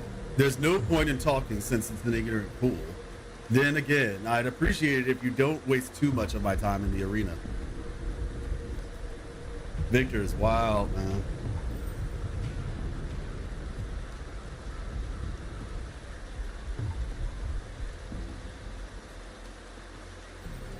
I guess what do we expect though, right? All right, here we go. Continue. They throw a bag of, oh my gosh. Yo, they are disrespectful, bro. I mean, like, I know that, but it's, you know what's interesting about this? The whole like, oh yeah, you know, we respect power, you know? Like, status doesn't matter. We respect, I mean, I guess back in the day that wasn't true. Like now maybe it's true, but they spoke about it like that's always been the case. And I guess maybe you could say it was the case originally, but then it got corrupted. Because right now it's not even about how strong you are, it's about your status. They throw a bag of credits as a way to humiliate you. Following it up with sarcasm and mocking gestures, they attempt to overwhelm you with their pride. You feel nothing. The day arrives, Victor accepts your challenge with his honor of nobility at the stake. You remember well the haughty look he wore but a few days prior. But the nobles wield only words, not swords. Victor knows nothing about swordsmanship. You easily defeat the weak, incompetent scion and casually lift his pretty helmet with the tip of your sword. Crazy. Stare at the watching nobles with contempt. Approach the noble's seat. Oh, she has got some gumption. I have won, and I achieved it without wasting your time. Do you see? Your gilded lies shatter before real strength. I tried, y'all. Toss the helmet back to Victor. Step on Victor's helmet. The sword that severs power. The crowd erupts in cheers and applause. The nobles, unable to deny your triumph, lower their heads. I can't, man, like Augusta's voice, right? Reminds me of like Zani in a way, where I just love hearing it.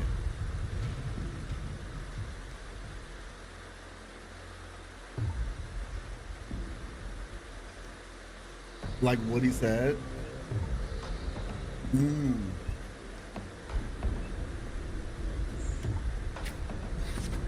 You return to your lodging to count your trophies. 99 swords. Yup. 99 problems. 99 swords. 99 opponents defeated. Now only one life is left to claim. Most gladiators have long feared your reputation and dare not challenge you except one. So basically she just went on like a generational run. She said, started from the bottom, now we're here.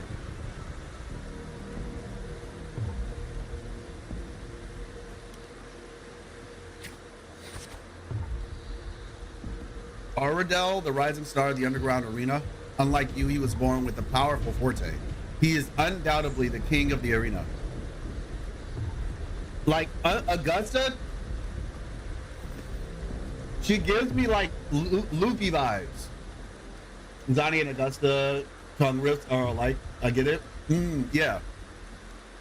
But Augusta gives me like Luffy from One Piece vibes, where it's just like, what? Your ability is, you're a magnet? I mean, like, I'm just assuming based on like how it works, right? Like her ability is like magnetism or something to that effect. Like electromagnetic waves of like, y'all know what I'm trying to say. I don't know the exact term, but I've read it somewhere. Because like the sun is technically like electric or something. And so it tells you, oh, okay. But it's just like similar to Luffy, where Luffy is just, you know, a rubber man. And if it tells me, I think I'll wait till we get to that. But it's just like the idea being what seems like a weak forte, if you use it the right way, could actually be really strong. It's just about how you use it. Ardell, the rising star of the underground arena, unlike you, he was born with a powerful forte. He's undoubtedly the king of the arena. A sword tempered by countless battles is no less sharp. Talents no longer matter to me. Amid the endless chanting of the name Ardell, you arrive as promised.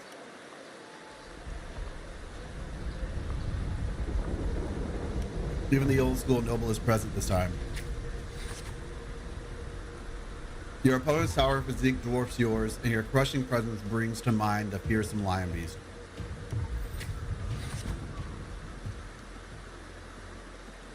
After several exchanges, you notice something unusual. The floor is too slippery to gain a foothold, and Ardell's armor is unusually heavy. You're all too familiar with the noble's despicable tricks. Anger brews within you, keep calm. Anger brews within you. Oh, dang. You then shift your pace, luring Ardell into the very trap meant for you. After a few more rounds, his steps grow loose, his reaction sluggish. Knees weak, arms are heavy. Now's the chance, seize the opportunity. Your sword stops just before the neck of the Septimon's strongest gladiator. The entire arena. The fact that she did all this as a kid is crazy. Or like a teenager or whatever. You get my point. Like, she's clearly young.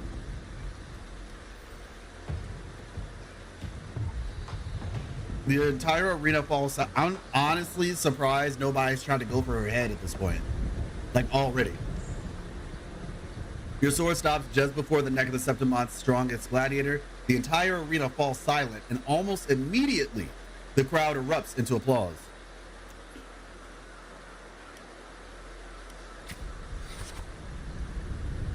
Stab! Stab! Stab! Is that so? What? Is that so? Spectators, kill! Kill! Kill! Hello, it's me, Luigi. I don't know where this came from. I got it from this life. But whenever I see my mother-in-law, I think it was like a parody on like, it was like somebody did like a parody of Yoshi's Island. And I think the little baby Yoshi or something came out of their egg and saw Luigi and thought Luigi was like its mom. And so, and then Mario was like, Mama Luigi? And so now I do that all the time. I'd be like, Mama Luigi? I say that to my mother-in-law. She's the strongest gladiator, but I wonder who will be next to challenge her for the title and leadership. Spectators. I'm gonna be honest, it's probably not gonna be for a while though, T-Money, because the reality is she grew up around a time where like everybody was killing, right? Like she grew up in a much more ruthless time. And so as a result, and we actually learned in 2.5 earlier with Rolova's story, right? Your emotional state influences your forte ability, your resonance ability. So it could very well be the case because she grew up in such a dog, kill or be killed, dog type of world, right? That's one of the reasons why she's so strong. And to replicate the amount of strength that she has, somebody would have to like have similar resolve and conditions, unless they were just like a prodigy who was just strong just for the sake of it.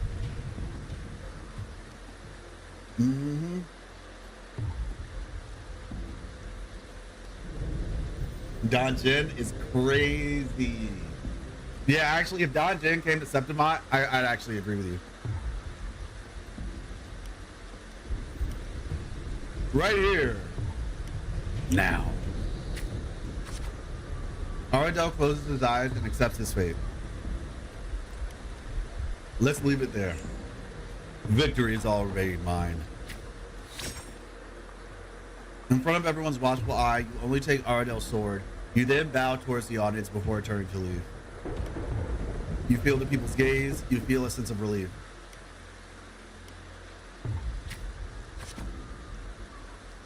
Continue. They're about to get mad. Live! Live! Live! Wait, what? That's different. Look back at the crowd and wave. Leave the cheers behind you. Look back and wave. The next day you arrive before the old school nobles with 100 lives. Continue. Ardell is merely made of septimontian flesh. Above him stands a far greater force. I'm ready for the third trial. Power beyond any septimontian. I'm ready for the third trial. No murderous intent puts her 14 to the limit. Yeah, I can see that echo. That's actually legit. LOL, not dodging. I know, right?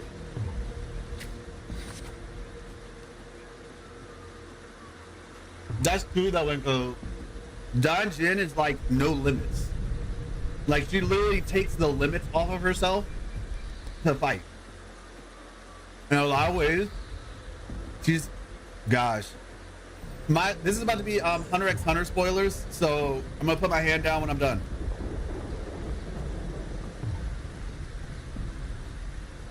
I'm gonna put my hand down when I'm done with the Hunter x Hunter spoilers, okay?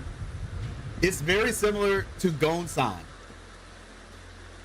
Like if you're familiar with Hunter x Hunter, it's very similar to Gon-san, right?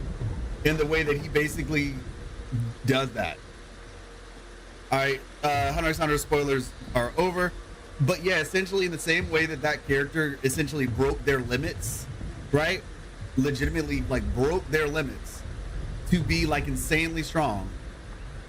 That's kind of how Danjin is.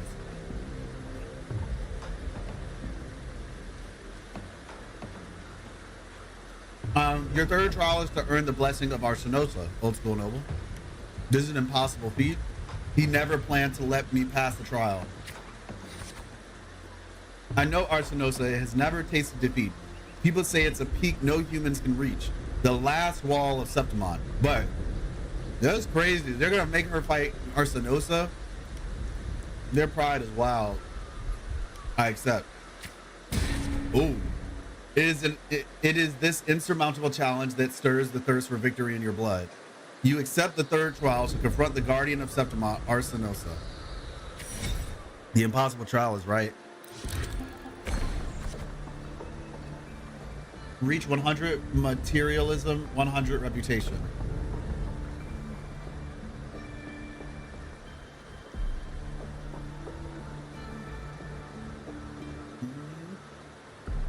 That was insane when that happened, man.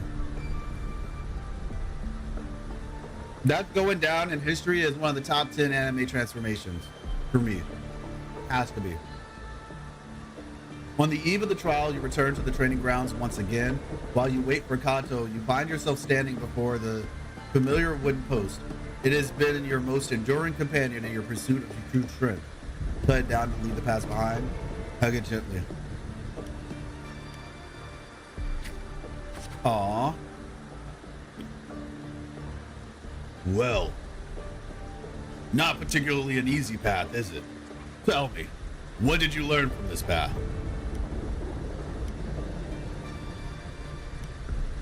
Strength can instill fear, strength can be destructive.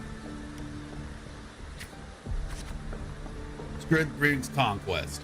Such is humanity's oldest rule. Augusta, I'll be there for your last trial, and I will call your name for all to hear. I will not stop here. Thank you. I will not stop here. Back in your room, you stare blankly at your stacked collection of swords. These trophies symbolize strength and conquest, but how will you show them to the world? Continue.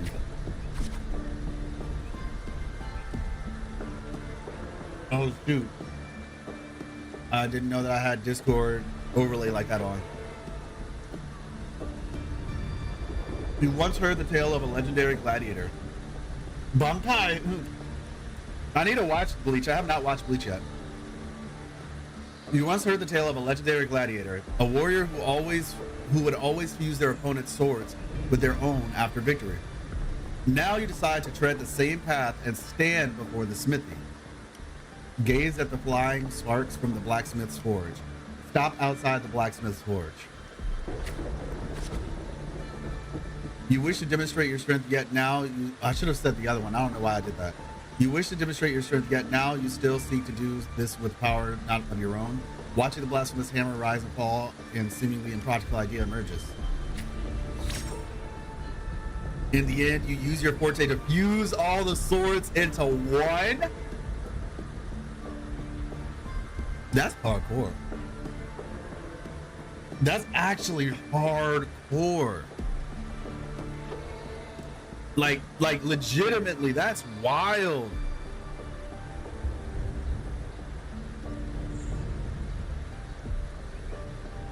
That's extremely impressive. That's like, I mean, like you saw the swords. I kind of had like a almost an idea, right? Because you can see it's like a bunch of tiny blades, right? I might have even said that back in the day. I was like, these are all the blades of her enemies combined or something. I think I might have actually said that. But yeah, she's just like, yeah, you know what? I'm just going to do this. And also, I'm going to know how to use this weapon too. That's like, just conceptually, that's a really cool concept for a weapon. Hey, what's up, Joshua? It is very creative. Yeah. She copied someone else's resonator ability. Whose ability did she copy?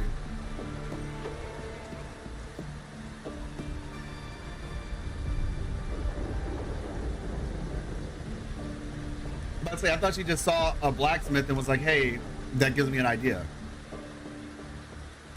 Feel the power. Grip the heavy sword in your hand. Your forte never stands out among resonators, but its seemingly insignificant power is enough to be stronger than the forge fire and hammer swings. Well, the word seemingly is carrying a whole lot of weight in this statement. In a display of her extraordinary strength and hard-earned honor, Augusta used her forte to forge the challenger's swords into a great sword. I cannot wait for this character. Look.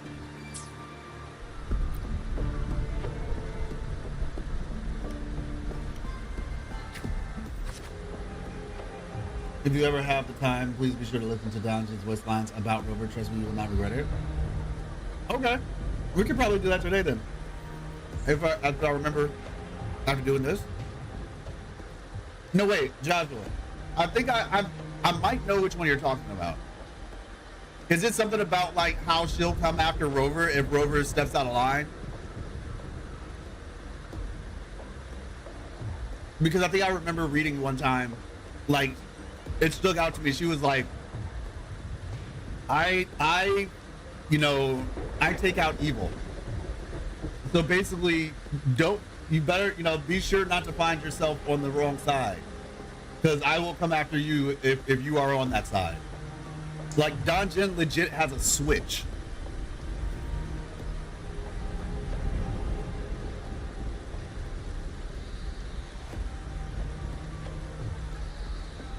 Another gladiator had the ability to also forge blades together, and she remembered another.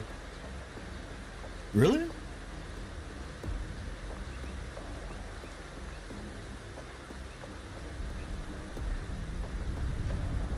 Oh yeah, Joshua.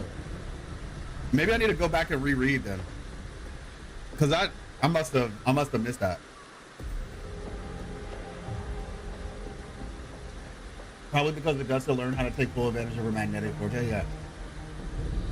I mean, to be fair though, I don't think it's the same as copying somebody else's ability. She's still using her own. She just figured out a way based on what somebody else did to. It's like it's very similar to how Luffy works. Like, Luffy's ability is rubber, but he saw different stuff and was like, oh, I could do that. Like, he has like this form called Snake Man, and he basically created the form by looking at like the way that one of the enemies that he fights. So it's very similar. Yeah, she was inspired. Unfortunately, her forte. But I might need to go back and check that just for the specific wording choice.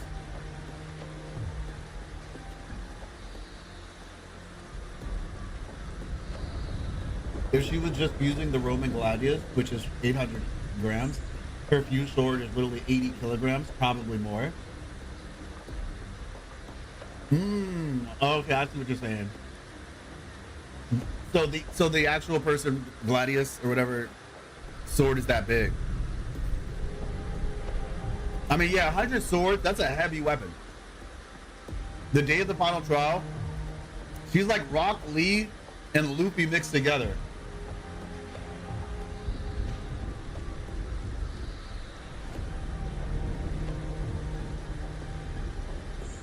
Oh, that's how he found it was the animals? That's how he got Snake Man? My bad. I thought it was from seeing old boy fight. Actually, I guess it makes more sense that he figured that one out before the fight. But yeah. The day of the final trial has finally arrived. You walk to the arena's center with your newly forged sword. The bronze horns blare from atop and the 12 stone pillars. All eyes are on you. Everyone is eager to witness how a human will rival the strength of Arsinosa. Take a deep breath, survey your surroundings. Suddenly, a rumbling roar cut through the noise of the crowd. The nobles' banners flutter and fall. A colossal shadow swallows the sunlight around you. Arsinosa appears. You know something about Arsinosa, y'all? I feel like Arsinosa is just following orders. Because Arsinosa lived through the Bloody Aegon. Like, maybe Arsinosa was always just like, look, I'm down to kill if that's what we need to do. Then maybe Augusta changed Arsinosa's mind. Or Arsinosa was just tasked with doing whatever the F4 at the time said. Like the Sentinel was like, hey, look, just let the humans do what they want. Just be somebody, essentially like listen to them basically. Don't try to impose too much.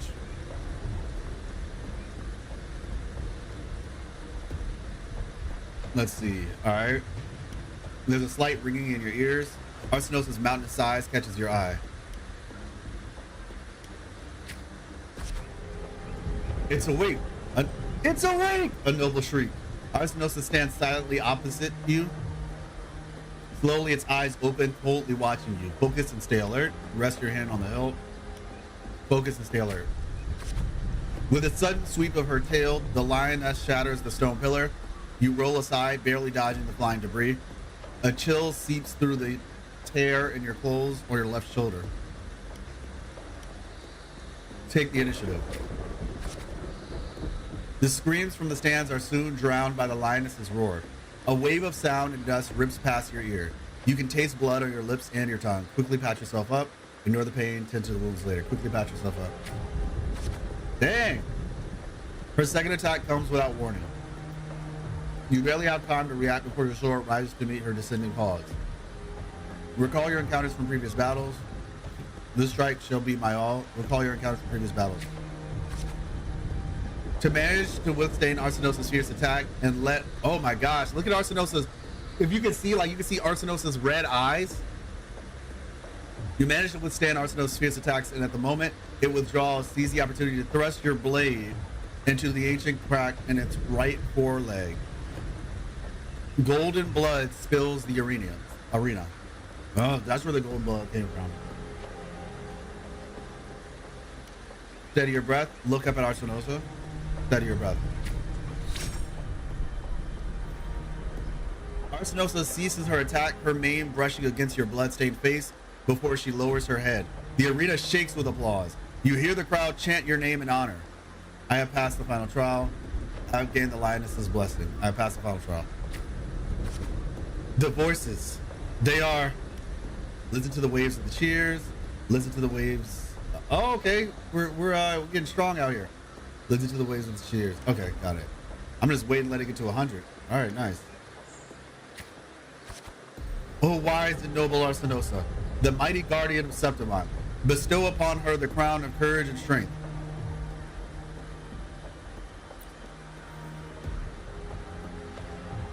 Walk up the stairs after Arsinosa.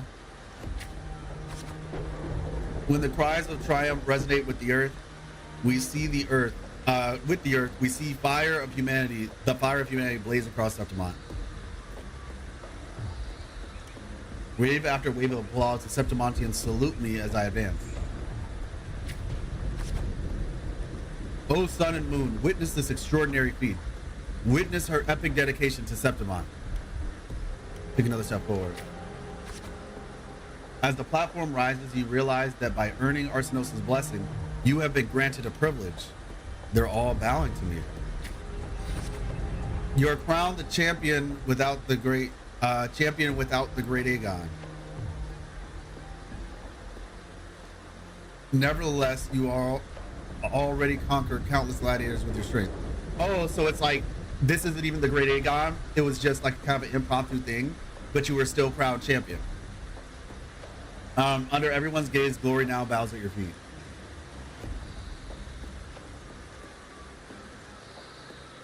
Oh yeah, playing as Arsinosa would be cool. Luffy had those abilities before the Katakuri fight. You realize that? Oh, okay. Yeah, I definitely could use a little bit of a refresher on that.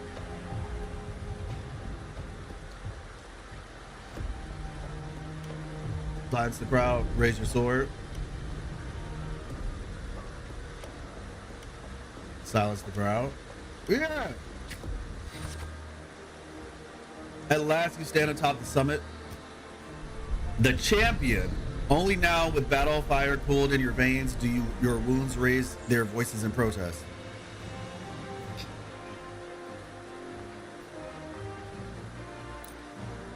You have shattered the decaying order with strength, and through strength you shall reshape the new rules. You shall wield gladiator's valor on the righteous path. You shall allow no more fragile lives to tremble before death. I love this music. Dun, dun, dun. You shall ensure that your homeland's tragedy will forever be undone. Yet, should these new rules forged by might lose their foundation, will they not fall? A cold whisper of unease coils in your chest. Well then, no time for pointless pondering now. From this day forward, your sword, your honor, your 2 lives shall serve Septimont. The spectators cheer you on and the story concludes with a happy ending. At the summit of Septimont.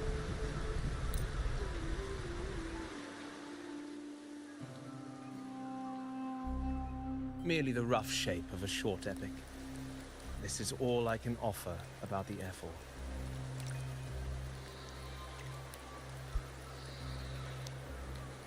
Now, as a listener, what do you make of my narration?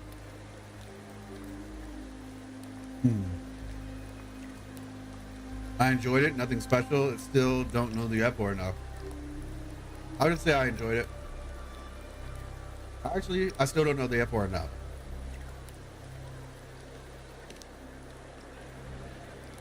Maybe we can get some more information out of him. In this, you are right. Poetry can only offer a glimpse of the true story. The reality of people, events, and things slips beyond the grasp of words. I do not belong in the pages of the epic, so I remain confined to the observer's gaze. I can imagine events and emotions unfold, but I cannot truly recreate them. This is so Christopher. Congratulations, you successfully became Augusta. Appreciate you. So, like, you see how this sounds like Christopher and the Grand Architect at the same time? So I remain confined to the observer's gaze. I can imagine events and emotions unfold, but I cannot truly recreate them. I can imagine, like, come on now. Come on now.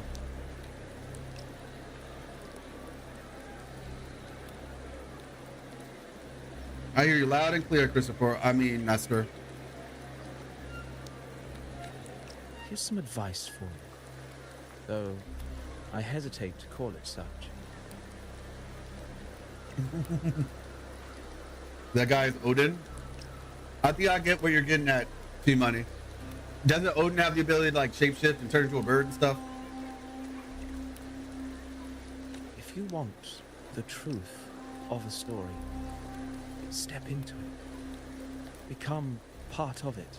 Sounds just like The Christopher. opportunity stands before you now. As I've said, the tale between you and Augusta, the hero of Septimont, is only now turning its next page. Talking about the pages, you seem to know exactly what I'm about to do. It's not difficult to see. Oh, is it? Fate flows like the stars, tracing their course. Your destination is written in the steps you take.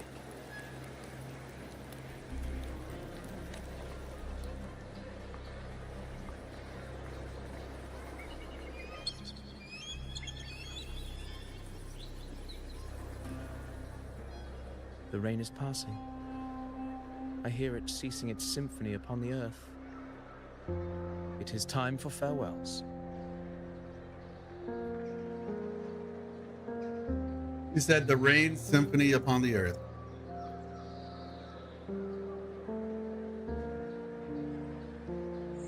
No, I like it. I do a lot, actually. I hope that they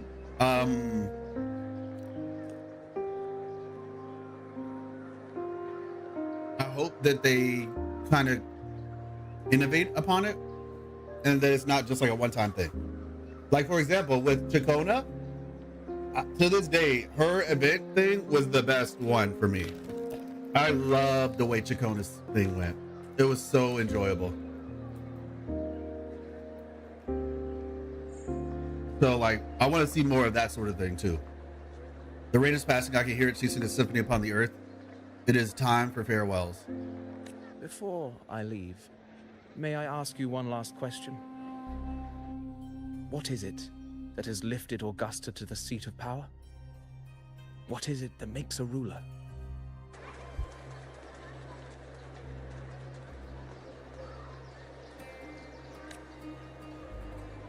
Well, I'd say strength.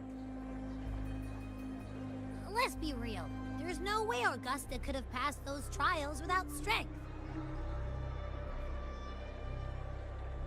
But how did she get strength, Abby? She wouldn't have had the strength had she not had strength of will. I guess that's just another strength, but willpower. Rover, what do you think? It was strength and conquest. It was her unyielding resolve. It was born from the harshness of the past. Unyielding resolve.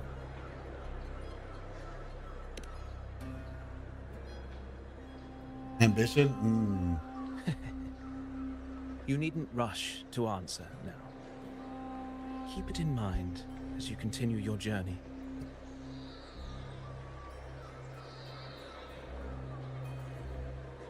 When the final chapter is written, the answer will reveal itself.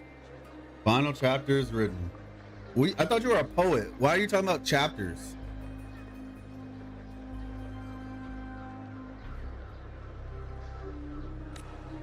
Farewell, my friend. Our paths crossed by fate and by chance.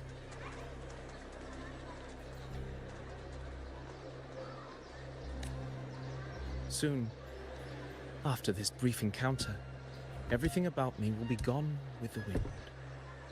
But you, your epic continues.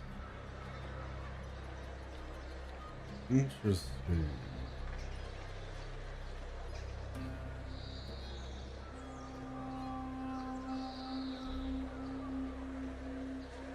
Christopher's gonna die at the end of Septimont, confirmed.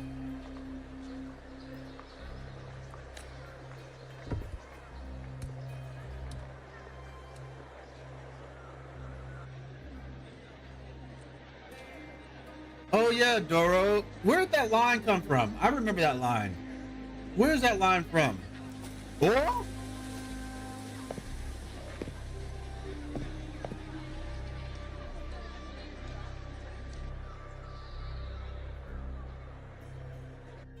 What? The previous day. Your Excellency, you have indulged her too much. You have indulged her too much. Interesting. Who might I ask is the her in question? Probably you know. Let me see something real quick. That was crazy.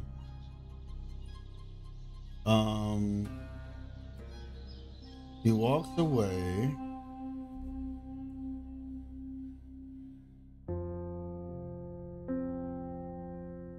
And then just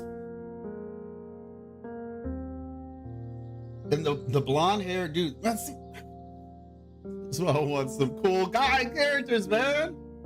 Like I wanted a guy gladiator, bro. And we can still get one. It's not like it's impossible to come back here. But I want a guy gladiator so bad, man. Yeah, I like it. I like it, Ahmad. Hey, what's up, Max? You forgot I was live? Yeah, I tried to let people know ahead of time. My apologies for not doing it 24 hours ahead of time. But I was trying to like let people know. What would you show Keeper to pass Rover before erasing memories? Yeah, Doro. None of gods. Was that in the cutscene, Doro? I wonder if I can find that in the gallery. Maybe Nestor isn't anyone but a creation of someone. Maybe. The whole origami thing is weird though. And it's the Fraxidus is a problem, man. That's all I gotta say. The Fraxidus is a problem. Let me see. Okay. Your Excellency, you have indulged her too much. Saying a Kratos kind of character would have been sick. That's what I'm saying, man. Kratos would have been sick. Like Achilles or like, like just some Roman hero turned into a, oh my gosh, that would be amazing. Oh gosh, that would be so cool. But like I said, it's not impossible. We can always come back. All right. You've indulged her too much. As the priestess, Iuno is far too unruly in both action and word. It's a disgrace to her title. Indeed. She entered the palace unannounced, uninvited, and with no decorum. None! A blatant affront to the authority of the palace. Same as always. 1,000 years All dungeon. she crossed was a doorway, one too insignificant to carry the weight of our authority, or defend anyone's fragile pride. Let us not forget, it is not the walls of Capitolini Hill that command fear. It is my will, my sword, and our relentless conquest. I know your fear. You fear a priestess's voice drowning yours, and a rebel challenging the Senate's rules. But listen well. Power does not bow to sycophants, cowering behind their traditions. She said sycophants.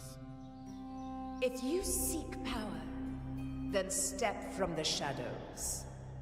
Face me, and prove yourself worthy. Yo, she said, you want to fight about it? Let me see. I haven't heard that word in a while, so I'm gonna look it up real quick. A person who acts bro, can somebody please explain to me why the definition for sycophant requires you to figure out the definition for another word? It says sycophant, a person who acts obsequiously toward someone important in order to gain advantage. And now I'm just like, okay, that's cool. Now, what the heck is obsequious? What does obsequious mean? Like, oh my goodness. Let's see. That's wild. Okay.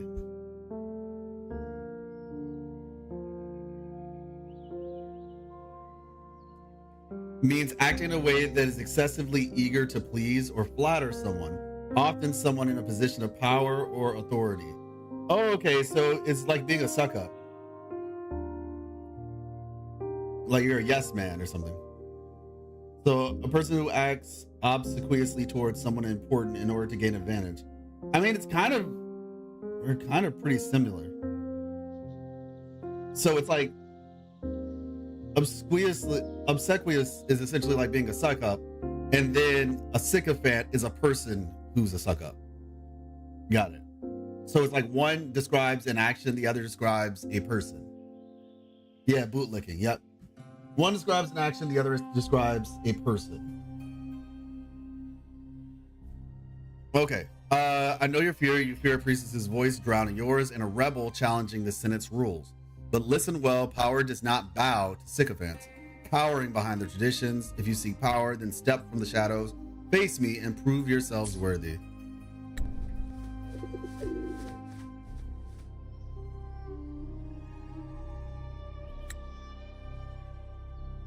Took you long enough, Augusta.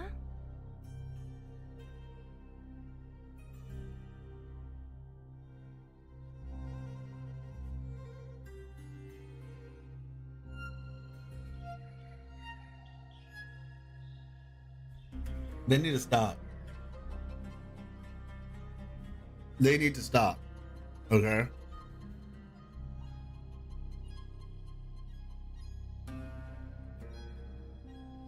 Do y'all saw that, right? Like, did we see the same thing? I just want to make sure we saw the same thing just now. Like, let me know if we saw the same thing just now.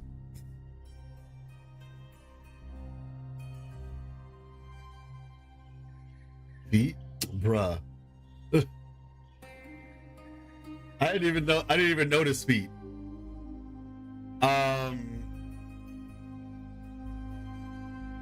I wasn't paying attention to rewind. I can't rewind. That cutscene, how this cutscene started, the very beginning of this cutscene, it was another bird. What's interesting though is that we used to get it. Pause the stream. I need to go get a white pigeon. Yeah. It was a white pigeon with red eyes. Originally, we were getting like these black crows with red eyes, but lately they've been putting white birds with red eyes. Like it used to be the black ones. Now I've been seeing a white bird with red eyes lately. But white crows have canonically red eyes? Oh, okay, true. Same with pigeons. Okay, yeah, well, fair enough. But my point is they're showing up a lot of places. Like originally it was a crow. Now it's, so there's such a thing as a white crow? That actually helps my theory then. Because previously we were seeing black crows.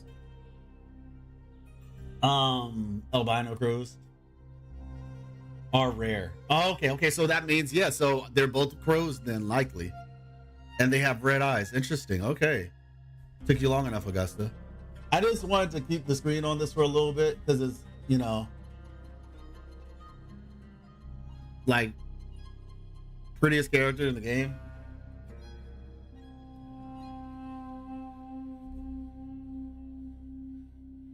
Odin had a black and white crow. Oh, okay, nice. Have you also noticed when you log in the game and you're about to select your character, there are some white birds in the background on both female and male rover, but quite a bit in the background. Interesting. I actually did not know that. Thank you, Celindis. Now I need to pay attention to that. It took you long enough, Augusta. Let's see. Handling the senators takes time. You know that. Well, to keep our esteemed priestess from waiting, maybe next time I'll just leave them to their own devices. I'll make sure they record every detail of your feat and relay it word for word to Grandmother Lilibet. What? We got new name drops? Iuno. Unruly behavior left Tetragon Temple without permission and trespassed into the Ephor's Palace. Tetragon Temple. Okay. Grandmother Lilibet. The current head priestess of Septimont. Okay. Playable Grandma Lilibet. Or we riot. See, she actually eats the apple? Wait, is that a thing? So many Augusta flags in this conversation? Really? Alright, let me finish it first. I wonder, who will lose it first? Lilibet or you? Let those old foxes report me all they want. If they step into the tetragon left foot first, I'll shoot the left. Dang. Right foot first, I'll shoot the right. Sheesh. Hey, I'm with you on that one. The Senate should be reminded now and then that the Tetragon's kindness is not a reason to take Priestess Iuno lightly.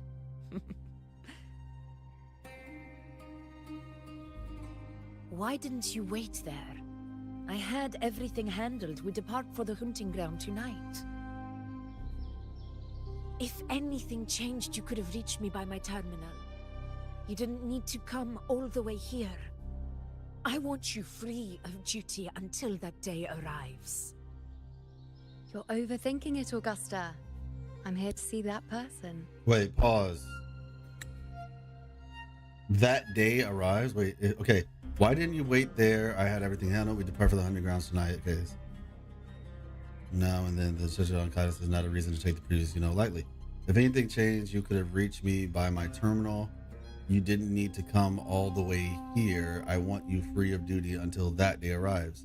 So there's a very important day for Iuno. So important that Augusta doesn't even want her to feel like she needs to do too much until the day that her important duty gets carried out. She says, you're overthinking it, Augusta. I'm here to see that person. Okay. Grandmother Lilibet said his fate is one of unknowable void. Okay, so that's, Sounds yeah. intriguing enough to make time for. Rover. Got it.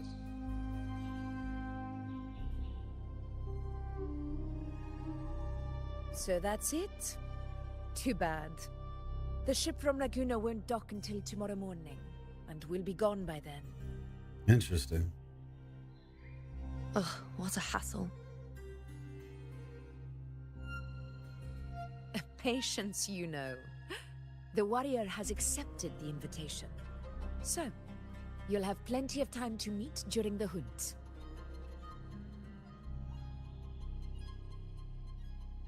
Is there something else you want to say? I read Grandma Lilibet's book of prophecies. Ooh. The hunt and our plan, neither end well. Uh-oh.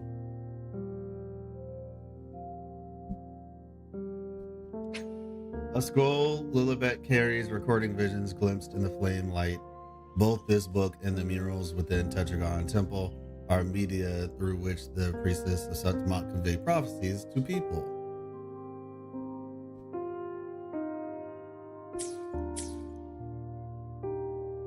Are you sure we should go through with this? Risk does not trouble me. Peril simply requires greater strength. But really, when did you start caring about the temple's traditions?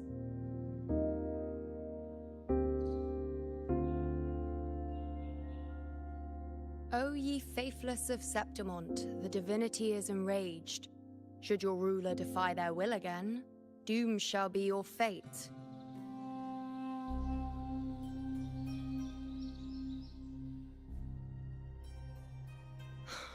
Lately, I've been hearing murmurs from the nobles again about the ancient prophecy from Raguna. I will admit, those words once carried weight. But when our ancestors crossed the waters and climbed these hills, Raguna's divinity didn't get a seat on the ship. And the priestesses all said the prophecy was incomplete. Only the hero of heroes, wielding extraordinary power, risen from the dark tides, shall bring eternity to Septimont. Interesting. Then shall the waters quiet, the tempest still, and glory return with the blood of the old king. The legendary ruler of Septimont. The legend traces this roots to an ancient prophecy that only the one who becomes the hero of heroes can save Septimont from its falling into ruin. Emerges from the dark tide is crazy. Or risen from the dark tides. Let me see. So many cutscenes and still no Porsche. Insane. Faithless was my old gamer's name tag, but I stopped using it. Oh. Interesting. Augusta is beautiful. Behavior like you know is normal. Oh my gosh. She was basically saying that the dark tide will come back and someone will rise from it. Honestly, Galbrenna, maybe? This could be this meme Galbrenna. Do not forget, this is the other half of the prophecy. Fabius, Attilius, Valeria, one after another, these heroes have saved Septimont from the brink of ruin. As long as a hero stands, no disaster can break this eternal city.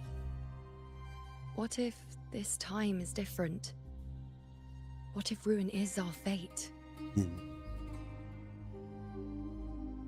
Then I will sever that fate with my blade.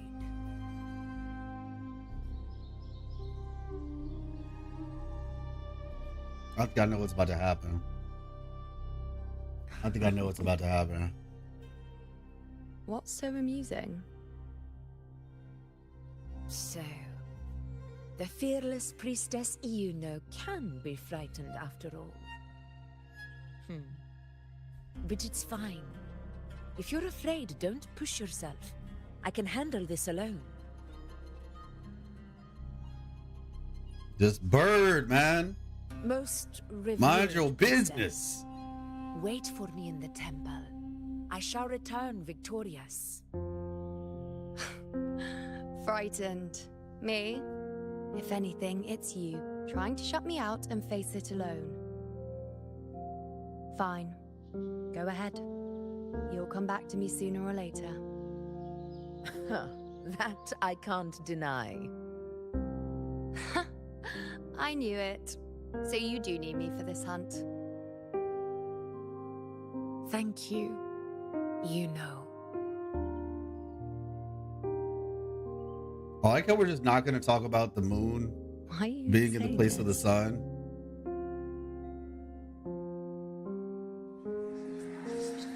Oh, shoot. You hear voices?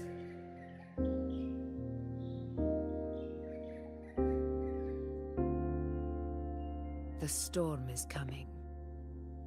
Come, you know, my friend. The best way to greet a storm is to walk straight into Zenodia it. whispers? I mean, it's possible. Well, no, because that's the thing. The Therodian's whispers only seem to work on people from Raguna. Because you have to have faith in the, like, you have to have faith, basically, to cause that to happen. Which is the Therodian went after Mia. So I don't know.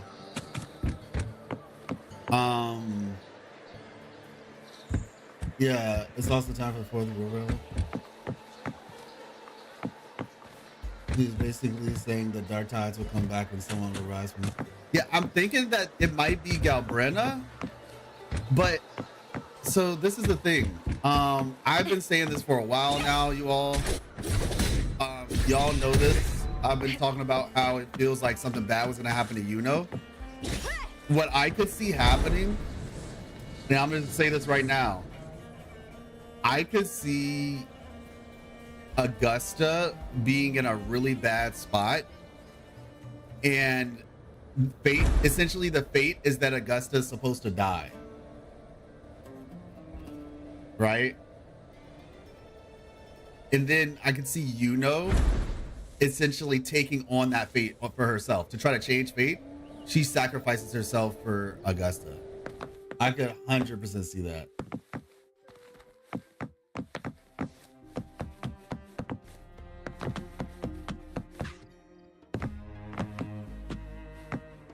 I wonder how much. Let me see.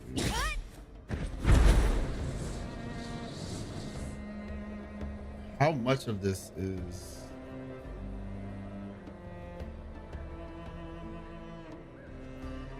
I can't wait for the live stream tomorrow, man. I'm just curious what this area is gonna look like, you know? Like, how big is it gonna be? Like, I mean, we have a solid like outline, I guess, but feels a little deceptive. Also, is that thing up there in the background, is that like gonna be playable area 2 or what? Because like, why make it like all these like mountain ranges? You could have just like turned it into like this, you know, nothingness. So it kind of, to me, makes it seem as though there's like something back there.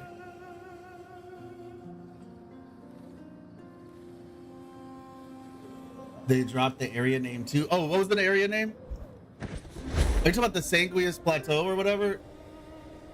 I'm about to say, because that was discussed in yeah, I actually mentioned that in my my last video, part 2, for 2.4, because there's a conversation, actually there's some NPCs in the open world that discuss that. Let me see. Hey, what's up? You gonna be live tomorrow for live stream? Yes, I will.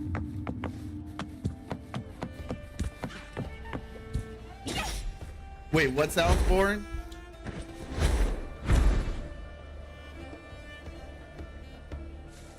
Back in Mount Firm into the Praxis to get a little bit of Joy's time ability. Yeah, Winds honestly. of the wild. Well, I don't know if they were trying to get Joy's powers. The Sanguius Plateaus are very dangerous. Literally, these guys are talking about it right now. You're a new guest, right? Although you look pretty strong, I still don't think you should go to the Sanguius Plateaus unprepared. Indeed, look at the protective gear I wore through countless battles over the years. Has been destroyed by tacit discord. Such a pity. Thanks for the advice. How should I prepare?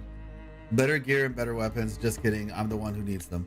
We will head to the Sanguius Plateaus again to hunt soon. If the situation improves, the next time we meet will be when we're on the hunt. It's not. Let's not get ahead of ourselves. We haven't been taxed to hunt yet. In the meantime, we should get a better set of weapons and gear. But I sent all of my savings to my mother and sister. Just use mine. You already owe me so much. I can't have you dying on me. I feel bad about this. Wait a minute. Let me write out an IOU.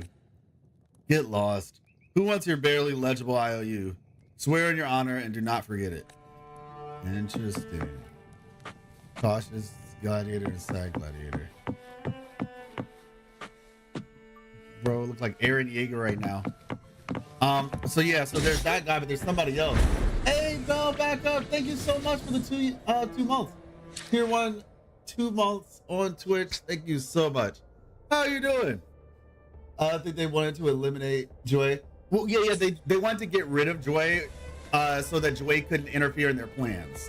Taking Joy's powers weren't necessarily like something that they thought, or at least not that was mentioned, that it was one of their goals. So I'm not so sure. Not saying that it's not possible. I'm just saying I'm not so sure. Yeah, but the Sanguius Plateaus, these two right here. You see these two NPCs right here? Yep. Oh, you can't see them? Okay, hold on. Let me make it a little bit lighter outside, and then you'll probably be able to see them. Oh, see, there they go. Sanguius Plateaus. Before you start heading out to the Sanguius Plateaus, heard this Blight Cloud is located. Yep. But yeah, in my part 2 for 2.4 video, I actually mentioned that. I hear cowering. Joyla, they find the weather is too hot. How are you? I am doing good. The weather has been, yeah, it has. It's kind of weird because like I live in America, right? And this summer though, where I live in particular, it's just been raining, which I mean is good, like because of the heat. But my gosh, I'm like, it feels like I live in like London or something, like with how much it's raining. But yeah, when it's not raining, the heat is very much an issue. Oop, nope. Try again. Oh gosh, I wanted to see if I could like hit him.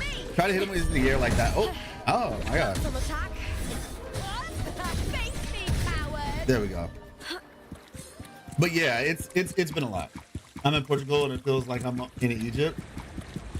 Yeah, it's been like that here in North Carolina. Oh really? Yeah, it's just been raining. It has been raining a lot. Let's see. What do you think the mysterious blonde NPC's importance will be, given he witnessed Nestor's paper crane transformation? That is true. Oh, it's been raining a lot. So yeah, because I'm East Coast as well. I'm East Coast, US as well. By the way, how the wandering poet vanished into white birds is concerning. What if he's a creation / illusion made by the one who can manipulate those birds? Yeah, exactly. I agree. That's why I meant even Lupa stories impactless in a way because everything happens in a single patch. You know, I guess that. Okay, sounds like. Oh, okay. I see what you're saying.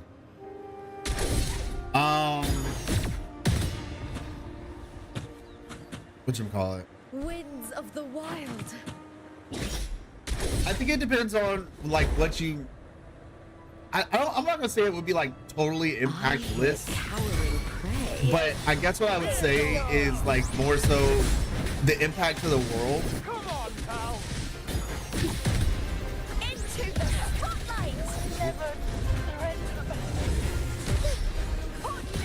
So hear me out, right? I would say that, or maybe I would ask the question.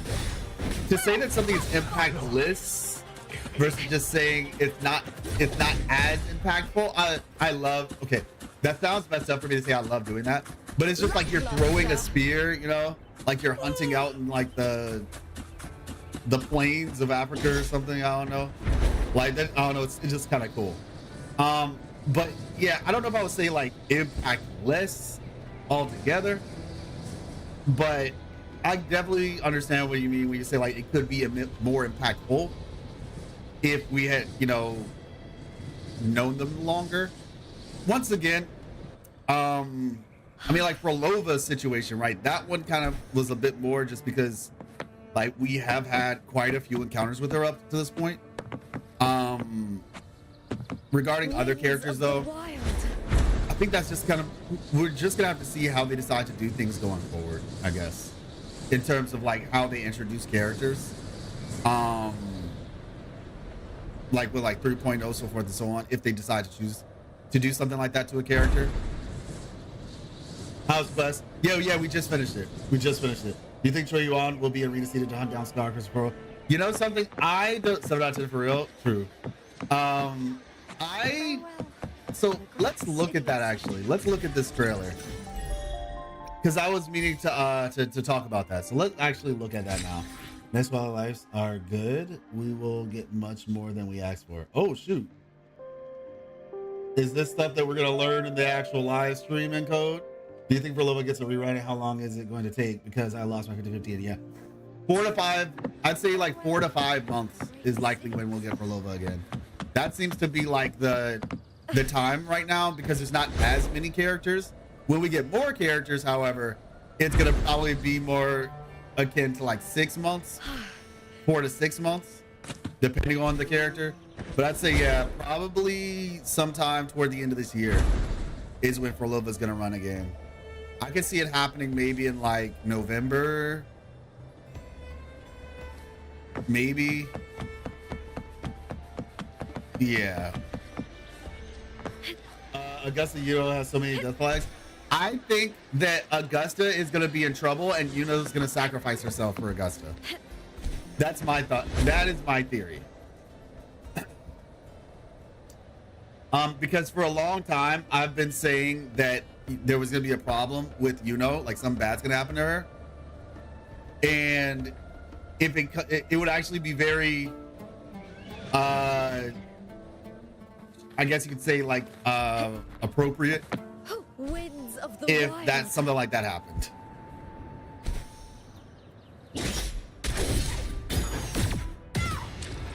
You know, yeah, the background did look kind of Rita Seaton, but the enemies did not. So let's go to there, right? Let's pull up. Let's pull up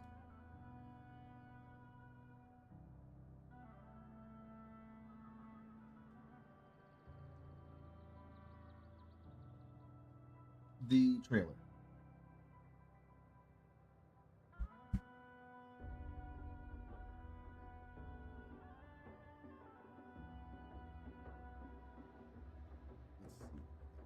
So, give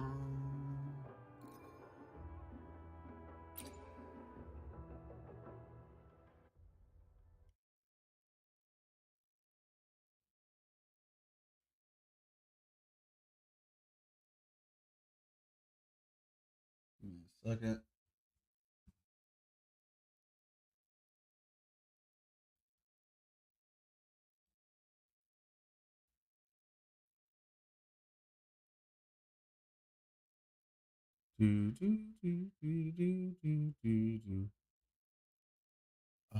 What am I looking for? What am I looking for? Wuthering Waves. Hey, it's almost here. It's almost here. Notify me. 7 a.m. tomorrow morning. Bright and ready. We ball.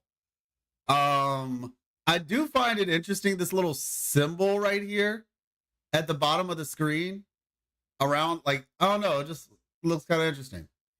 But anyway, Wuthering Waves story trailer. Right? I'm just a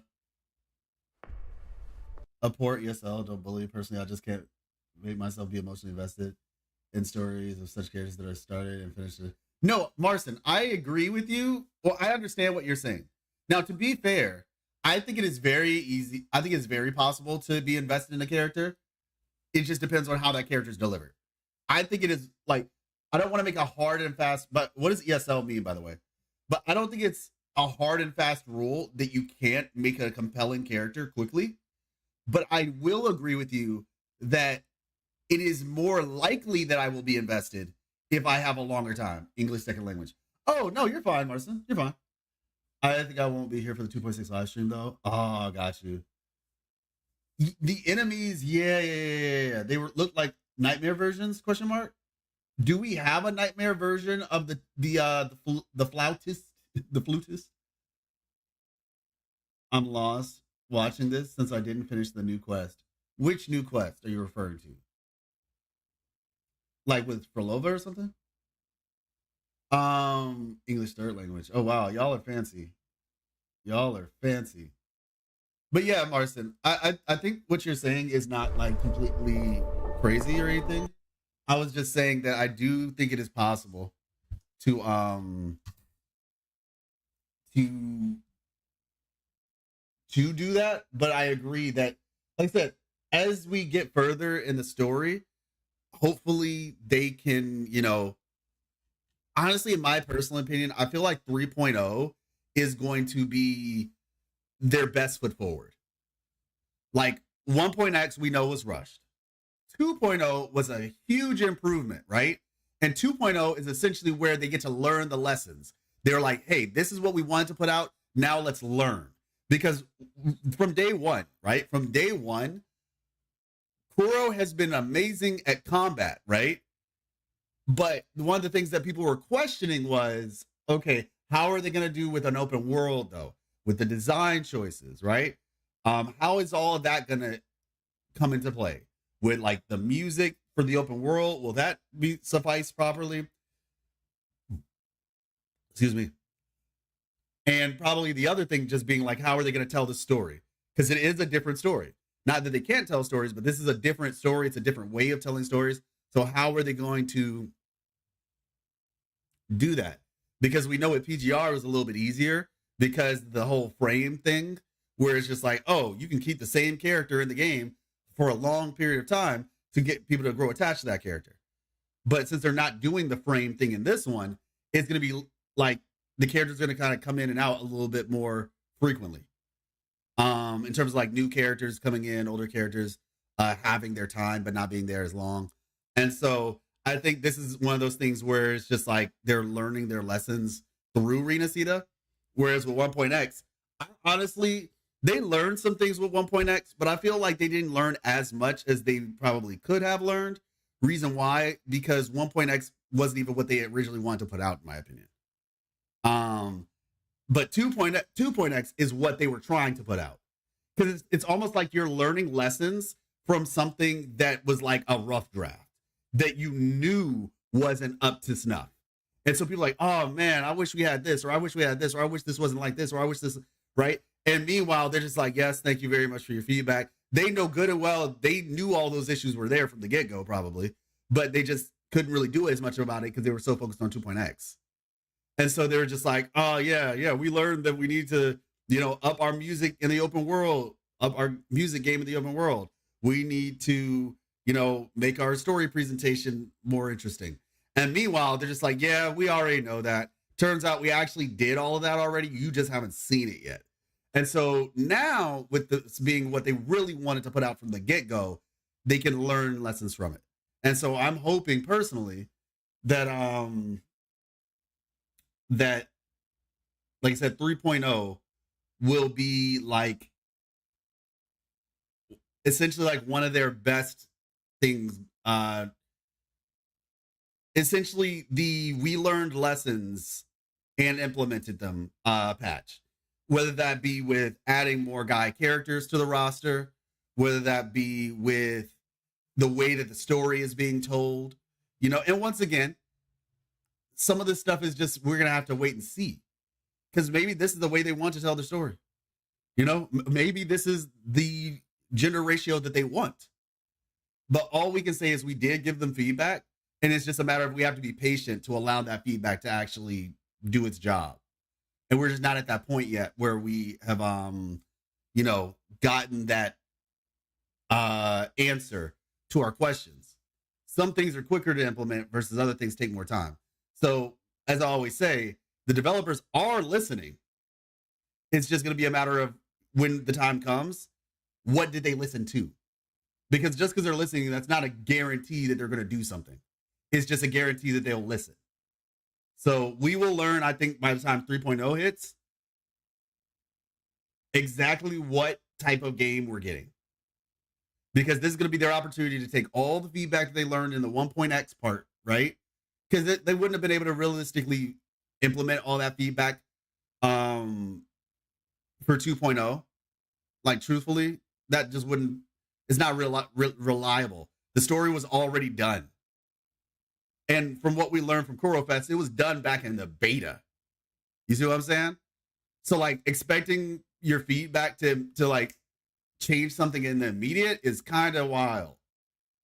It's just not a realistic expectation. So yeah, like I said, but when 3.0 hits, that's when I feel like we're going to get a true understanding of what this game is, the direction they're trying to take this game. Even from a story perspective, we're already seeing that with the 2.x series. But just we'll have essentially all of our questions answered, and it's going to be a matter of just going forward now, right? And then, like these are the big questions that I'm waiting to get answered, right? What type of story are we being told? what type of cast are we going to get? How is the story going to be told? We'll also get some answers regarding combat, right? Because we're going to see if they do any aggressive changes to the combat system when 3.0 hits, right? To kind of have an idea of like, oh, okay, maybe every new region we're going to have like because like with this region, we got the debuffs, right? And we're still working those out with like arrow erosion, frazzle, and we still, have the electro one. The fusion one hasn't really been,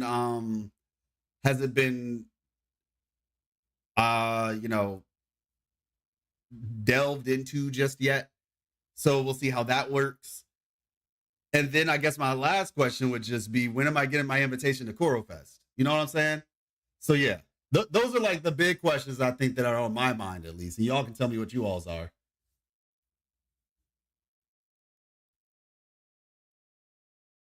Oh, got you, subject.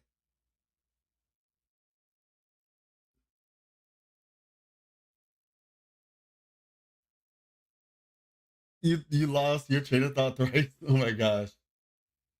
Let's see. Actual critique of Raguna specifically was about disjointed feel. Yeah, I remember that, which probably came through fragmented feedback of CBT with consensus being this is bad and boring. Oh my gosh. Septimont should have live game feedback implemented. In certain parts, yeah. Not everything though, Alfie. Like Septimont should have like the feedback in terms of like certain bits of quality of life. Sure. But in terms of like, oh, we would like more male characters or something like that. That's not something that would happen that quickly.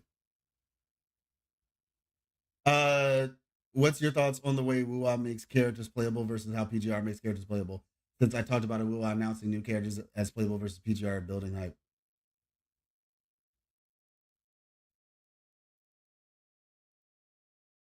WUWA announcing new characters as playable versus PGR building hype.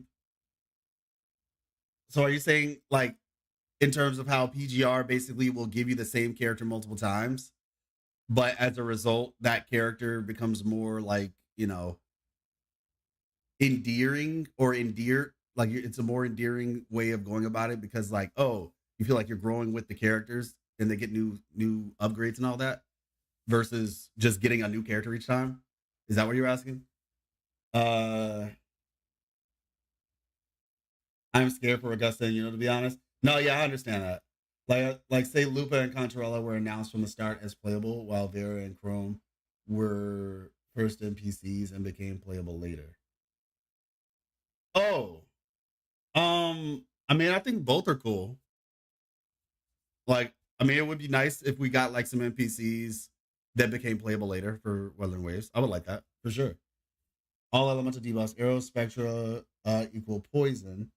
Electro and Glacio defensive / CC. Havoc fusion equals explosions. Look at the origami guy. What about him? They have Frolova done when we were playing 2.1. Feedback takes 2 to 3 patches to be up to date.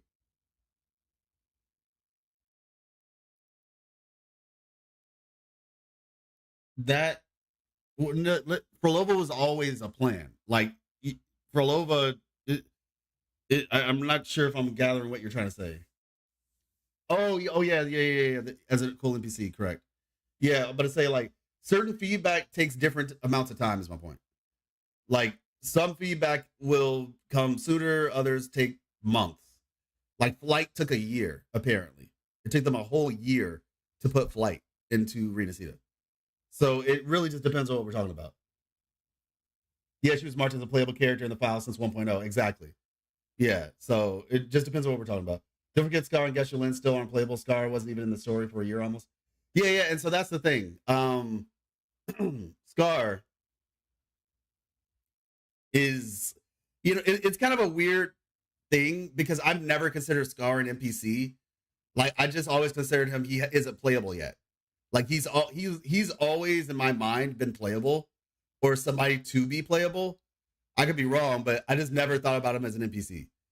Guess Lin too. I just feel like he has to be playable. It would be very strange if he wasn't, in my opinion.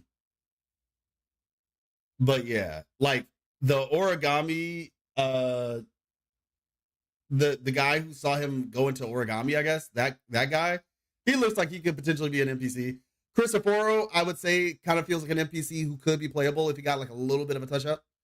But yeah, that Quirrell already said what they do, but they can expand on them with things like Zani, that transformed extra spectro into burning light. Yeah, exactly. Scar is not an NPC because Quirrell changed the pants. Fair. The Geshulan copium is too high. Hey, look, quality supply right here. Quality supply on this side. All right, let's check this out.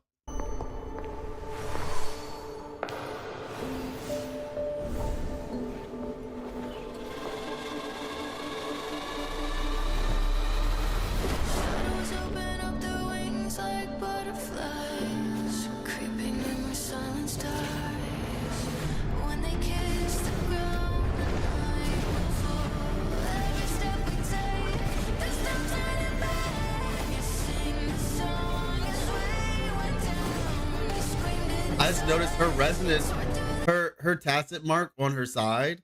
That Joker looks huge. But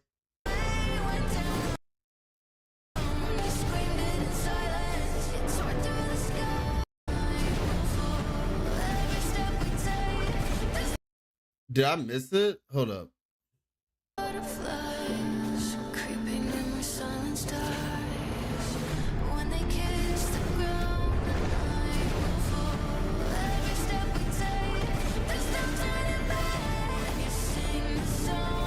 Yeah, right here. Yeah,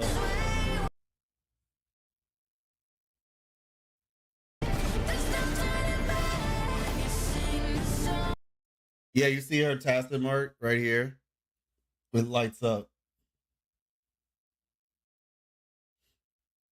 Yep, there it is. I just noticed that. I was like, oh, that's cool.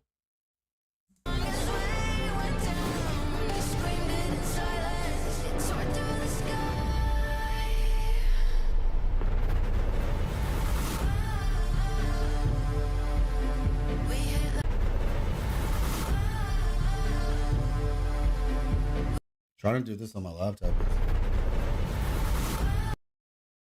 Okay, so yeah, there's nobody at the throne.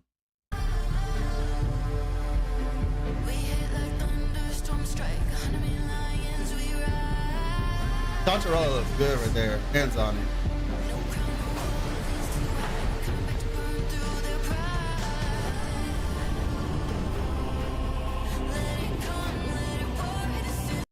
Oh, this might be the temple.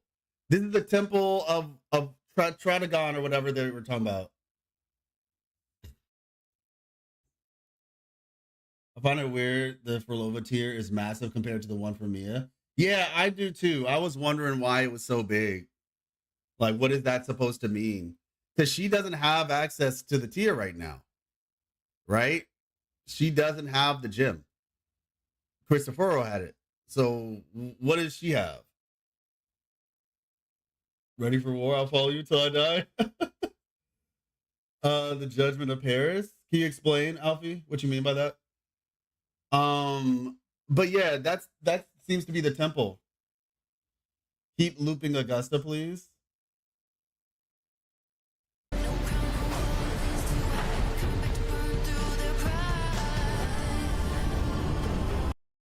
But yeah, she seems to be Apple. What about Apple? So wait, is the reason why WUWA 2.x is mostly female because of CBT feedback?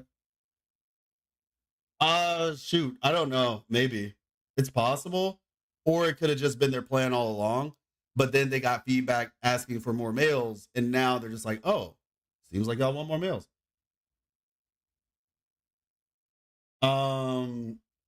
Yeah, I feel like it was probably I probably feel like it was probably like they were already just gonna give us a bunch of women anyway, and then people were saying, hey, we'd like more males, and so maybe now they're just like, oh, maybe we don't even know what they'll end up doing, but maybe. But yeah, that seems to be the temple that they were talking about. And you can see like this right here, this design. So this is like around the hunting grounds, I guess. So I can imagine this temple being pretty close. Like it's like high up, but it's like kind of near us, closer to the city before you get too deep into the weeds. More meals to skip. Oh my gosh. Need more saving banners? This is so funny. Yeah, there was no feedback for male ratio in the CBT, if you recall, so no. Old Greek myth of a man named Paris who threw a cursed apple of discord to one of the goddesses he received the blessing from. He chose Aphrodite, and it ultimately led to the Trojan War.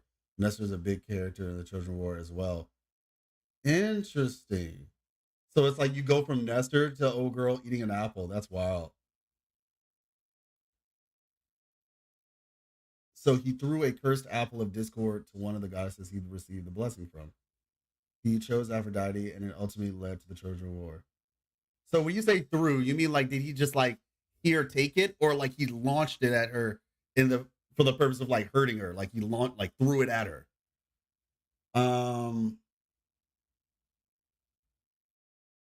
Men are busy defending the border, guys. Oh my gosh, stop it. Oh my gosh. That goddess was Venus, so Juno was not involved, but Juno did despise Venus. This reminds me of the Temple of Jupiter, Optimus Maximus. Could Nestor or Christopher be the boss of 2.7, given it's basically all but outright said Nestor is a Chrysalis member? Yeah, I don't know, man. And then we have that. So the only reason why I am okay is this. I'm a little bit confused, just a little bit. So yeah, this looks like the Fraxidus spot, but this could just be like Fraxidus. This could just be what their designs look like. Like no matter where you go, if the Fraxidus built it, it looks this way. So that's why I'm not sure if this is Renacita or not. You know what I mean?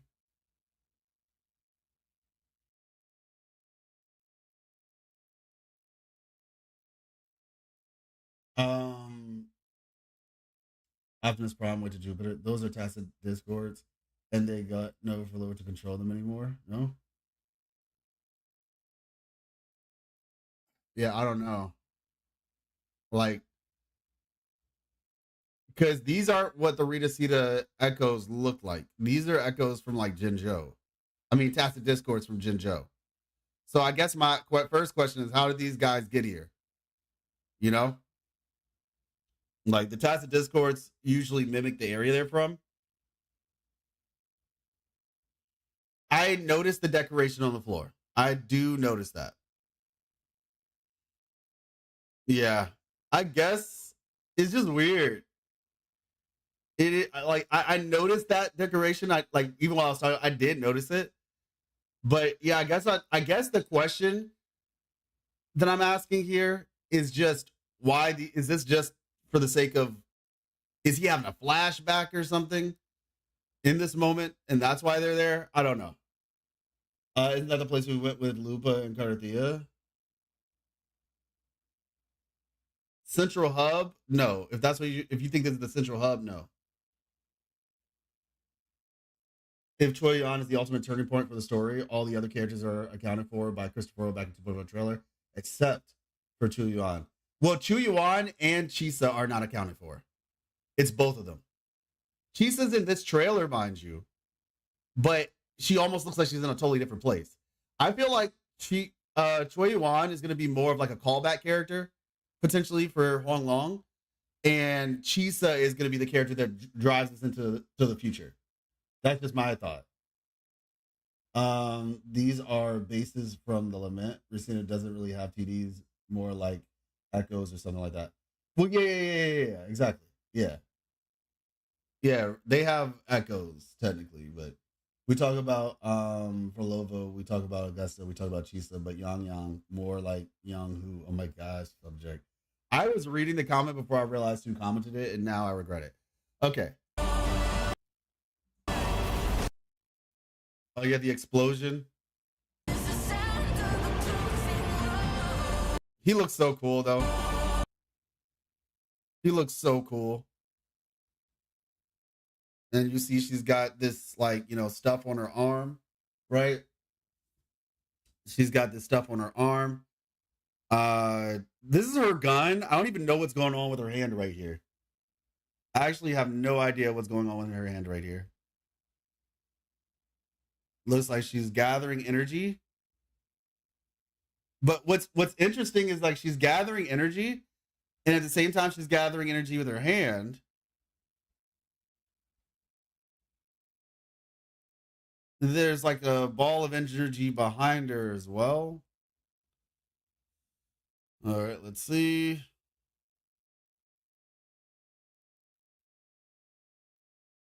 And then boom. It's like this, it gets absorbed and then bam. Sheesh. And then she grabs it and then it turns into wings. This looks like a Persona type transformation. This looks like Persona 5 Joker. I want to see it in full motion now.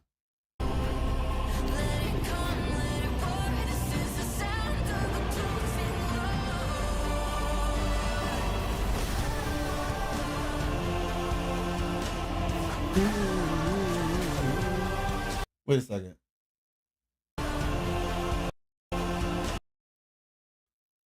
Okay, that's Rover. Wait a second.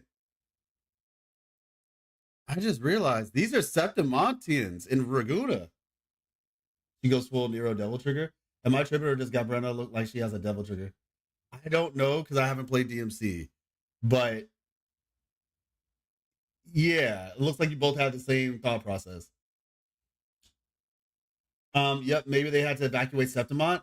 Yeah. Hey, what's up, Alan? You are fashionably late. How's it going? Yeah, this is interesting. Do you evacuate Septimont to Raguda and have a final stand there? Shoot, right? Because these are definitely Septimontian people. But okay. So I guess my argument about like, oh boy, showing up, like, are the tacit discords that he's fighting are from like would look like Jinzhou. Never mind. Here's another one right here. So yeah. Okay. Hey, that's the girl. Oh my gosh. Phoebe looks so happy. Phoebe looks so freaking happy. I love this. What do you think about the theory of Koro following on the footsteps of PGR with Arisa for Lova mirroring Selena and PGR? I don't play.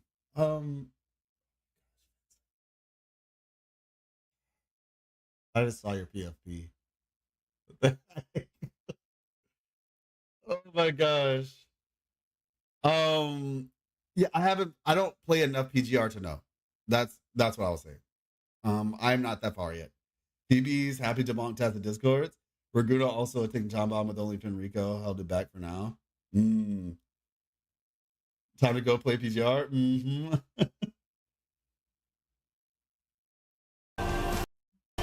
Yeah, she looks so happy. Oh my gosh, I love it. I absolutely love it. They will start. I do believe that though. I believe that the decision with Frolova was the start of them essentially trying to like softly prepare people. That's my theory. Like Frolova was their decision so that they could softly prepare people to like the characters would die. JP went nuts over this Phoebe shot. Really? Yeah, it's so anime. Like this shot is so anime. She isn't even dead, kinda? Question mark. Well, yeah, she's not dead technically. She's technically not dead. But she is not operating like normally.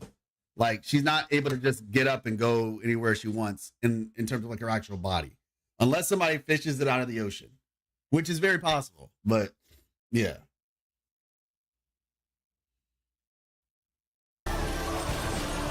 Hey, I see you. I see you. Look at Carlash like pow, pow, pow, pow, pow. Chacona. Now this is crazy. Where's Abby?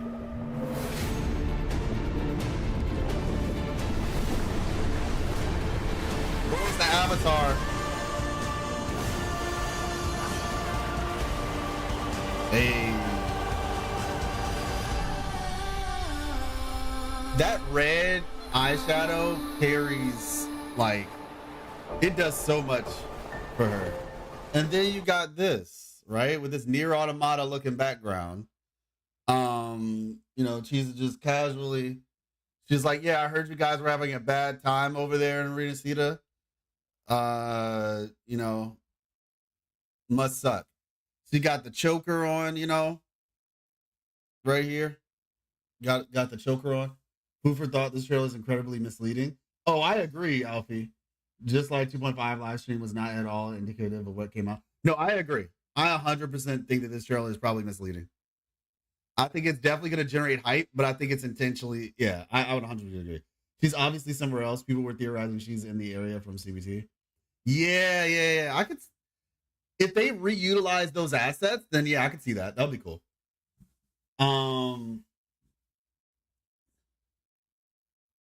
DVD is diabolical.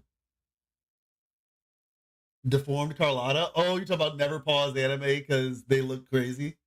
There is no septimont people in the fight, or Carthia nor Abby.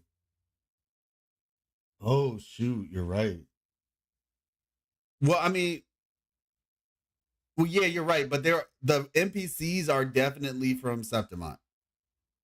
The civilians are definitely from Septimont, but there are no Septimont people in the fight. You are correct. Abby's not there, and Carthia is not there. Now, can somebody clarify something for me? I've been seeing something going around lately, and I'm not sure where it came from. Somebody was saying that Carthia, because they all died. Oh my gosh. Somebody was saying that Carthia was sent back to the Avenolium. Is that true? Did I miss that? When we talked to her at the beginning of 2.5? The fight might be happening in both places? True. Yes. Oh, so at the beginning of 2.5, the hologram, they were saying, yeah, Carthia is going back to the Avenolium to balance her energies. Yeah, okay, yeah, that's what I thought. BF Stats says she recovers best there. Got it. That she was told she needed to retrieve them to calm her powers. Okay. Yeah, but these are definitely Septimont NPCs. Definitely Septimont NPCs. So maybe most of Raguna became the TDs. Shoot, that'd be crazy. That would be insane. Why does Phoebe look happy? Well, like I said, I definitely think it's misleading in the sense of like, don't take it too literally. Because they're just trying to show stuff off. Because Phoebe would not be looking that happy otherwise. She's gonna sit in the plastic chair to gather her power. All right, now don't do that to me.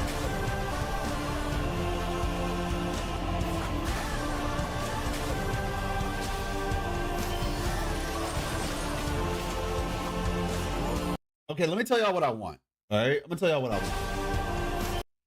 This shot is everything, though. I'm not gonna lie. Like this shot right here of Phoebe is legitimately, it's so good. Like it's criminal how good the shot is. There we go. I had to screenshot it. That's such a good shot. Just the context on Cheese in the background. It was an area from CBT neutral zone. Yeah. A lot of people are saying that because I played since CBT1, right? Like I am about as vet as it gets in terms of America. I've seen some of the combat and stuff for technical test. Obviously, we couldn't play that, or at least most people didn't have the ability to get that. But yeah, so I am very well aware of CBT1 and the neutral zone. It was fun. I enjoyed it. I loved running up those buildings and fighting people on top of them and all that. But yeah. How much would you bet Chuyan is blind? A lot of people were thinking that he's blind. That would be amazing. I would actually really like it if he was blind. Like, that would be really cool. It would remind me of old boy from One Piece, the general. gosh, the admiral or whatever. I think he's an admiral. The blind one, like the swordsman. Oh my gosh, that'd be so cool. That'd be so cool. So this is what I want.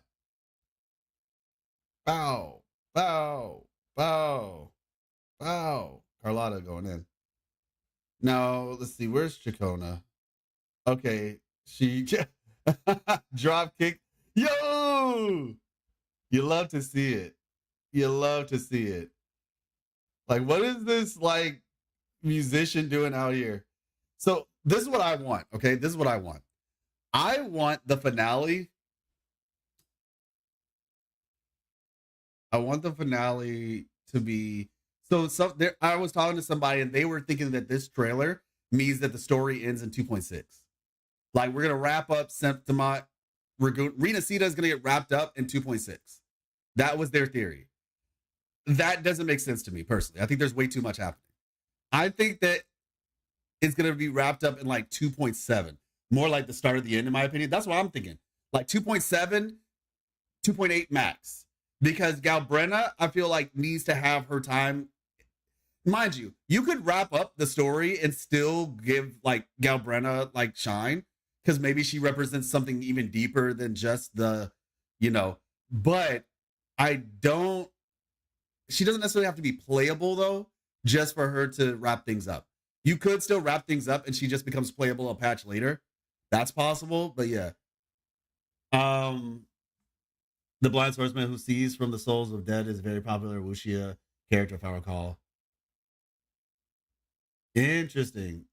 Sees from the souls of dead?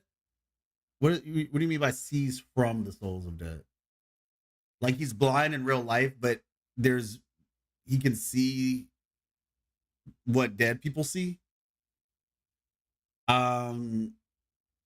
We did get story quest names. It's 2 quests, so 2 versions.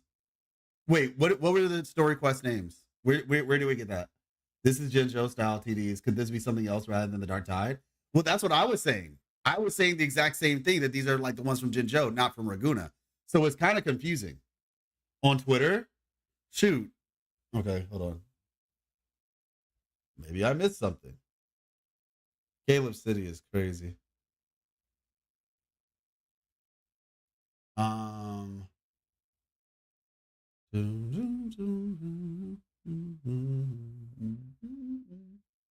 Official post on YouTube. By Sun Scourge, by Moon's Revelation. Oh yeah, I remember that. Hark, below the hunting horn of Septimont, dawn breaks on dark tides, come and breaks the finale of Renacida. Yeah, I remember that. And I can go to Twitter real quick.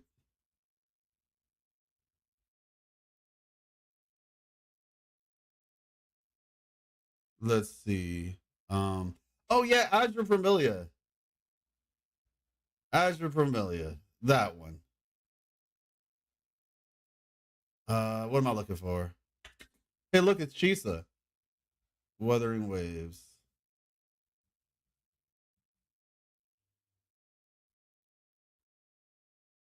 I found her.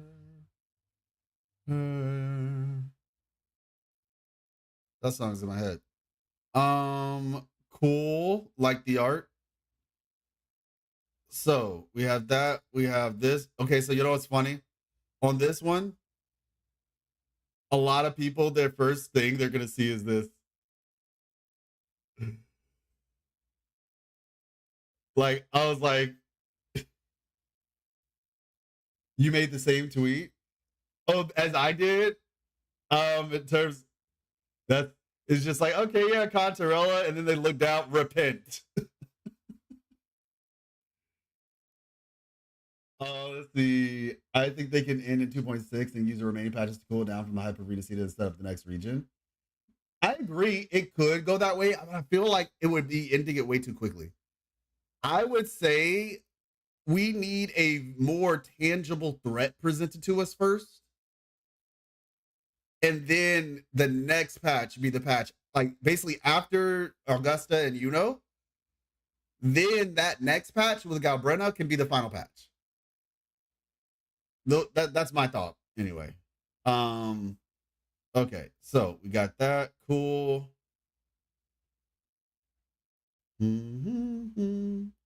Yeah, so these two, right?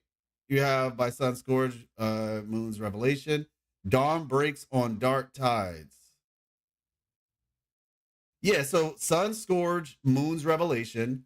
That sounds like 2.6. And then Dawn breaks on dark tides. That sounds like the finale. That sounds like the finale. Last thing I said, the thing is, you know, when Augusta's story is tied to the dark tide, that will happen with them. Fedorian seems to wake with their story, but the dark tide is an infection. Gabrina can come later and purify the corruption of the black corals.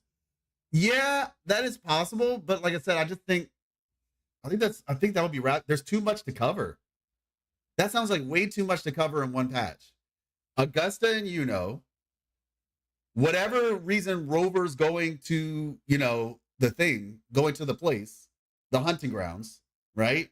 The problem with the blight clouds and all that, right? Like as Doom, okay. I was trying not to talk about this too much because I have a video coming out soon. I'm talking about it with you all. As Doom looms, okay? As Doom looms. Loom, meaning it's on the way. It hasn't happened yet. All right? Actually, let me read this real quick. Whatever Christopher was up to, but it was very hinted that he goes off the deep end in 2.4 trailer. Well, I was getting to that. So heart below the hunting horn of Septimont, dawn breaks on the dark tide. Come, embrace the finale of Rita Sita. This is proof. This is the proof right here. I don't even need to speak anymore. I'm not even going to talk about my video now. Proof. This is 2.6. Hark below the hunting horn of Septimont, moon and sun. That's Augusta and Iuno's patch. And then dawn breaks on the dark tides. Come embrace the finale of Renacita. The finale is the second part. There we go. Nothing more needs to be said. There's your answer. We're getting 2 more patches. The story ends in 2.7, likely. I mean, well, yeah, that's the finale. So Renacita ends in 2.7, and then 2.8, we'll probably have Chu Yuan. And then if there's a 2.9, we have Chisa.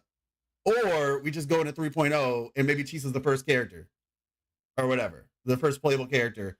And we might meet her technically before that, but you get my point. Christopher forwarding facts. I think it's 2 chapters of 2.62, one for part 1 and part 2 of 2.6. Yeah, I think that could be well be the case. We might get two part, break it up in half for that. And then the finale, I want the final finale to be in 2 halves. Y'all, if they do this, oh my gosh, the story is going to hit. If they break 2.6 and 2.7 into 2 halves, now they don't have to with 2.7, or I just want the finale. I want it to be like, I want it to be full. I do not want a short patch. Like, even if 2.6 isn't a first and second part, I want 2.7 to be long. I don't care what anybody says. It doesn't look like 2 separate patches. Whatchamacallit? What does it look like 2 separate patches? Oh, so you think 2.6 is going to have 2 parts?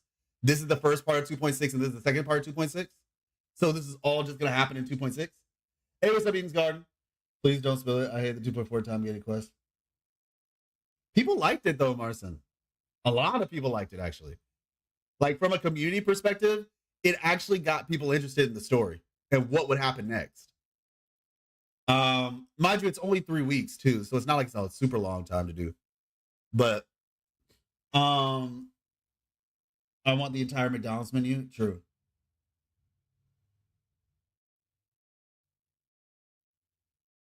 I mean, yeah, it's possible, but I don't know. We'll see. If they do 2 parts of 2.6, where the first and the second part are this, I'll accept that as long. Like, I just want these to be long. Like, if you're gonna do this, I want long quests. Reason why, I just feel like there's way too much information to be shortened. Like, I want to feel it, right? I want the end to feel like the beginning. Like 2.0 was a pretty long story, right? I want the end of Renacita to be long as well, because like I said, I just want them to flesh it out. Like, I want us to go talk to Phoebe. I want to have our moment with Phoebe where she talks to us about how she feels about everything after she's had her time to think. But I also don't want Augusta, Galbrenna, right?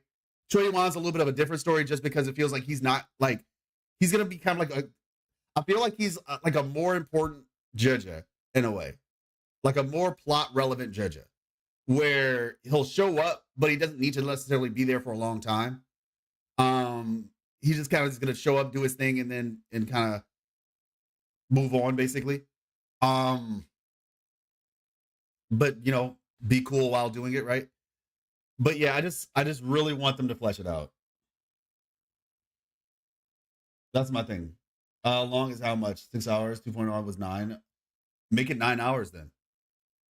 Make it 9 hours. Like, I'm not even joking. Make it 9 hours. I'm not saying I want it to be like a boring 9 hours, but I'm just saying there's a lot of stuff to wrap up here. And I just want them to give everybody like their just due. I want the story of Iuno and Augusta to hit, right? Like, I want it to hit.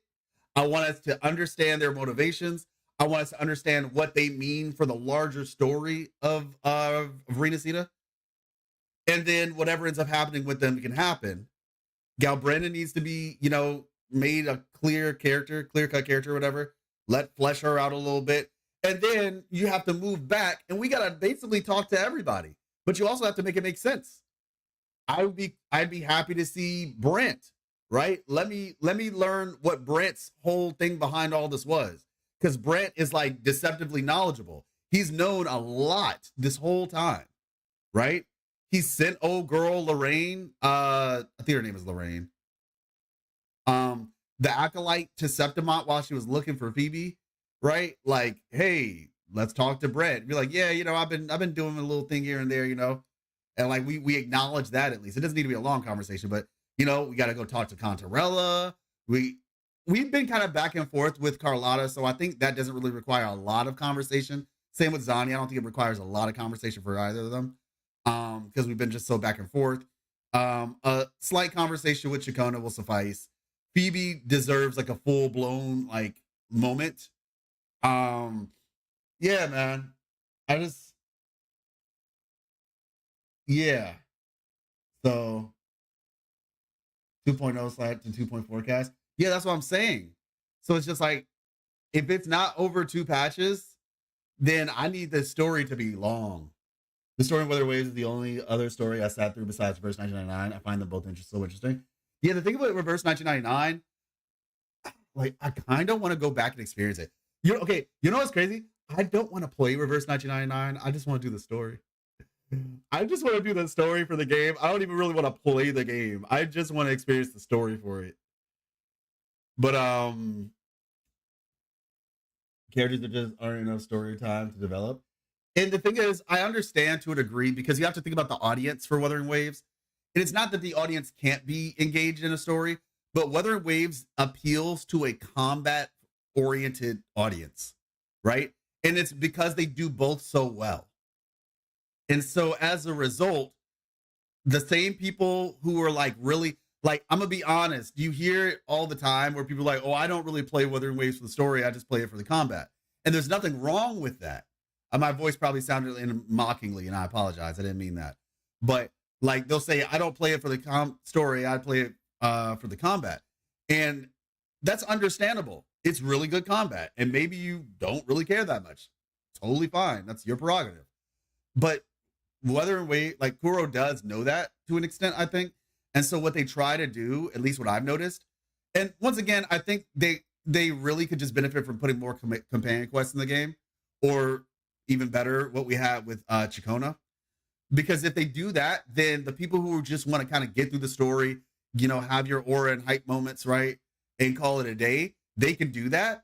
But then you can develop the characters through the companion quests, and you can kind of appease both audiences. I mean, again, 2.0 was 9 hours. Most people who complain about it just said the troop part was slow. Yeah, and agreed. Yeah, I agree, Alfie. Like, you can have a long story and it still be engaging. You just got to switch things up. And I think it's very possible with everything we've done in 2.0, there's a lot of places they could go. So, yeah, I mean, for me, I really want it.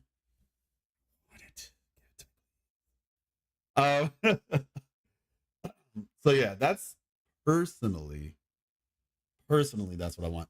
This is a pretty good like ratio, isn't it?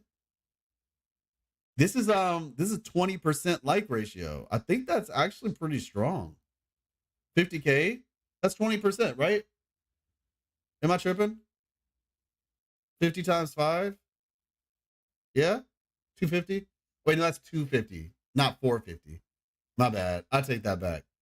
That's 250. Show the views. But that's 450K views. Oh, y'all can't see it. My bad. 450K. Yeah, I was thinking I'm tripping. Yeah, it's not 20 because that would be 250K. So even still, 50K likes is a lot. Like, that's actually a lot. By the way, speaking of like, please like the stream. It helps a lot. It lets YouTube know that I don't suck. And maybe, just maybe, they'll send my videos out to you all. Because some of y'all have told me that you don't even get my notifications for my videos, even though you have the bell hit. So, yeah, like, sometimes I just got to check. Because, or you can click right here and you can look at your subscriptions, like right here, the little blue dot, and it'll tell you, and you can just like check, like if you see a blue dot beside my name, that means there's a subscription, upload. Yeah, 1/9. Yeah, 12.5%. Yeah. But let's see, we gotta get that like ratio up. But yeah, if you are on the stream, please and thank you. Where can we like? We're on Twitch. I know, subject. I wish you could. Well, just, hey, go to my channel and just like all my videos. Just like all my videos. I don't know. That might not be good. Like my most recent video and watch it put it on the background or something. Or just watch it, if you haven't seen it. PGR is divided into factions, mostly not regions. Definite cast type develop would only happen if we come back after the crisis that people should be more focused on. Yeah. Pour me a PGR player. I need constantly good story, music, and gameplay, or I get extreme food poison. Anyway. It's my case, but I can enjoy the story that comes along with it. I mean, yeah, like me, I enjoy the combat in this game thoroughly. It's one of the things that actually originally got me excited about it. That and the character designs, because I think like they just have some insane character designs. But like, yeah. Let me see. Home. This is home for real? Videos? Wait, where's the shot that shows the live stream? Or is that just by hitting Wuthering Waves? Oh, okay. There it's right there. All right. Yeah. Yeah, this place looks interesting. Looks very interesting. Is that the... Wait a second. I just realized something. What is this? I just realized. What is this? I don't know. I was thinking about like the palace or whatever, like the F-Wars palace, but that doesn't seem to be what this is it? This looks like it's from a different perspective altogether. People are currently liking the live stream.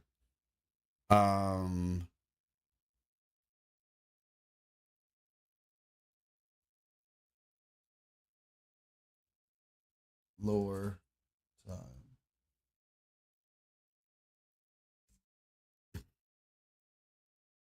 Something akin to Imperator's Lantern, question mark? Oh, like a Genesis Nexus sort of situation? Or the end needs to be an Avengers moment? Yeah, I feel like it better be after that trailer. Babel Tower. Well, yeah, it's the new region, but I was just saying. Yeah, the live tab. Yeah. That should be Governor's Palace to show during her appearance on Christopher's trailer. Palace? Oh, place. Well, no. I'm not talking about the whole area. I'm just talking about this thing right here. We didn't see whatever this is. This thing in the background. That's what I'm referring to. Yeah, I feel like Galbrena was somewhere down here. Which, if she's coming from... I mean, I guess there's a port somewhere, right? Because, like, I don't expect the New Federation to be on the other side of Renacida.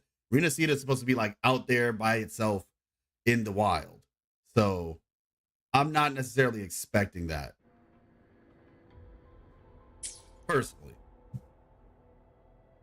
Let me see. Let's see, trophies, blood and sun, complete rust sword in the sun. Okay, cool. Now, is this?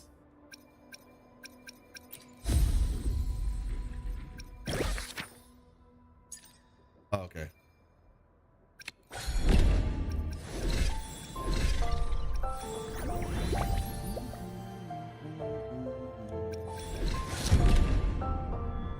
Oh, okay, I was about to say, maybe because I haven't logged in or like clicked on these on this computer.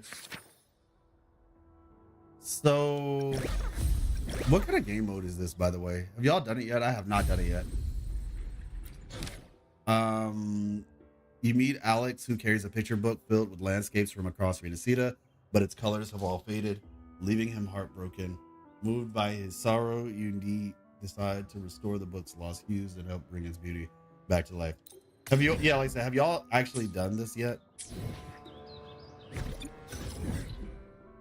It's okay, just a way to pass the time and get some free house, right? Honestly, like, what kind of game is it? Because I'm actually gonna just ask Miss Life to play it.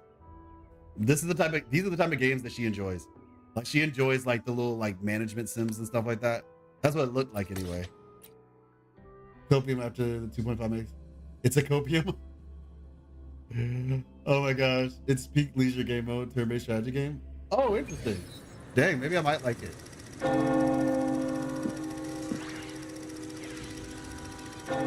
Such a shame. This is far from enough for this picture book was before. Oh, it's huge. Here's to the world of discoveries and wonders. I forgot that thing sings. What do you think? There aren't any colors yet, but I think the sketches alone are already extraordinary.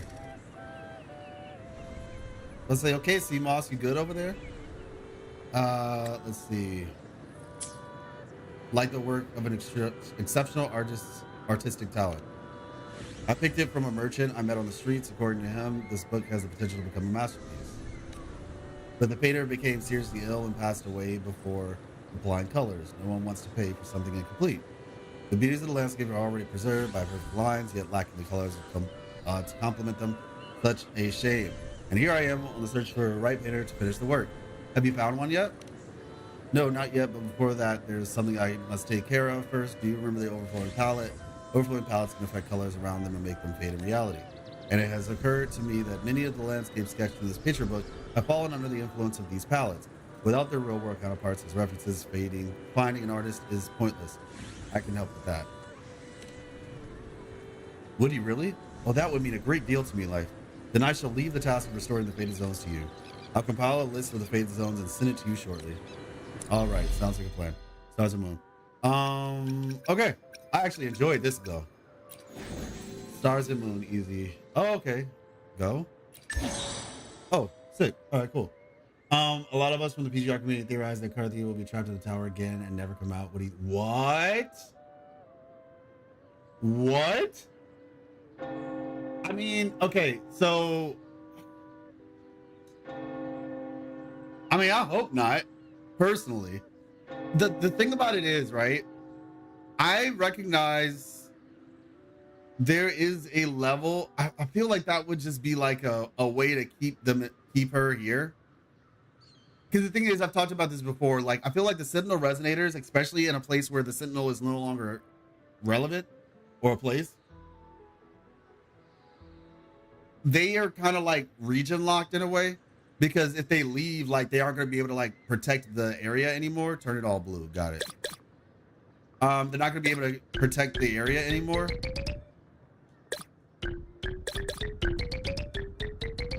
And so as a result, they need to kind of have a way to keep them in place. Stars of the moon hang high in the sky, gleaming relentlessly against the deep blue, as if silently responding to the festivity below. So that could be a way to quote unquote region lock her, but I don't know. She should be fine. It's Carthius. Well, no, what I'm saying is they can technically Genshi can leave, but she's basically like their last line of defense. So she shouldn't leave without a really good reason. That's kind of the point I'm getting at. Like, if she left and we're not there, obviously, then Jinjo would be in a pretty bad state. in terms of like having protection. So that's what I mean when I say it's not like a hard lock, but it's kind of like a soft region lock. Let me see. As to why they wouldn't be characters that would like, you know, go with us, basically.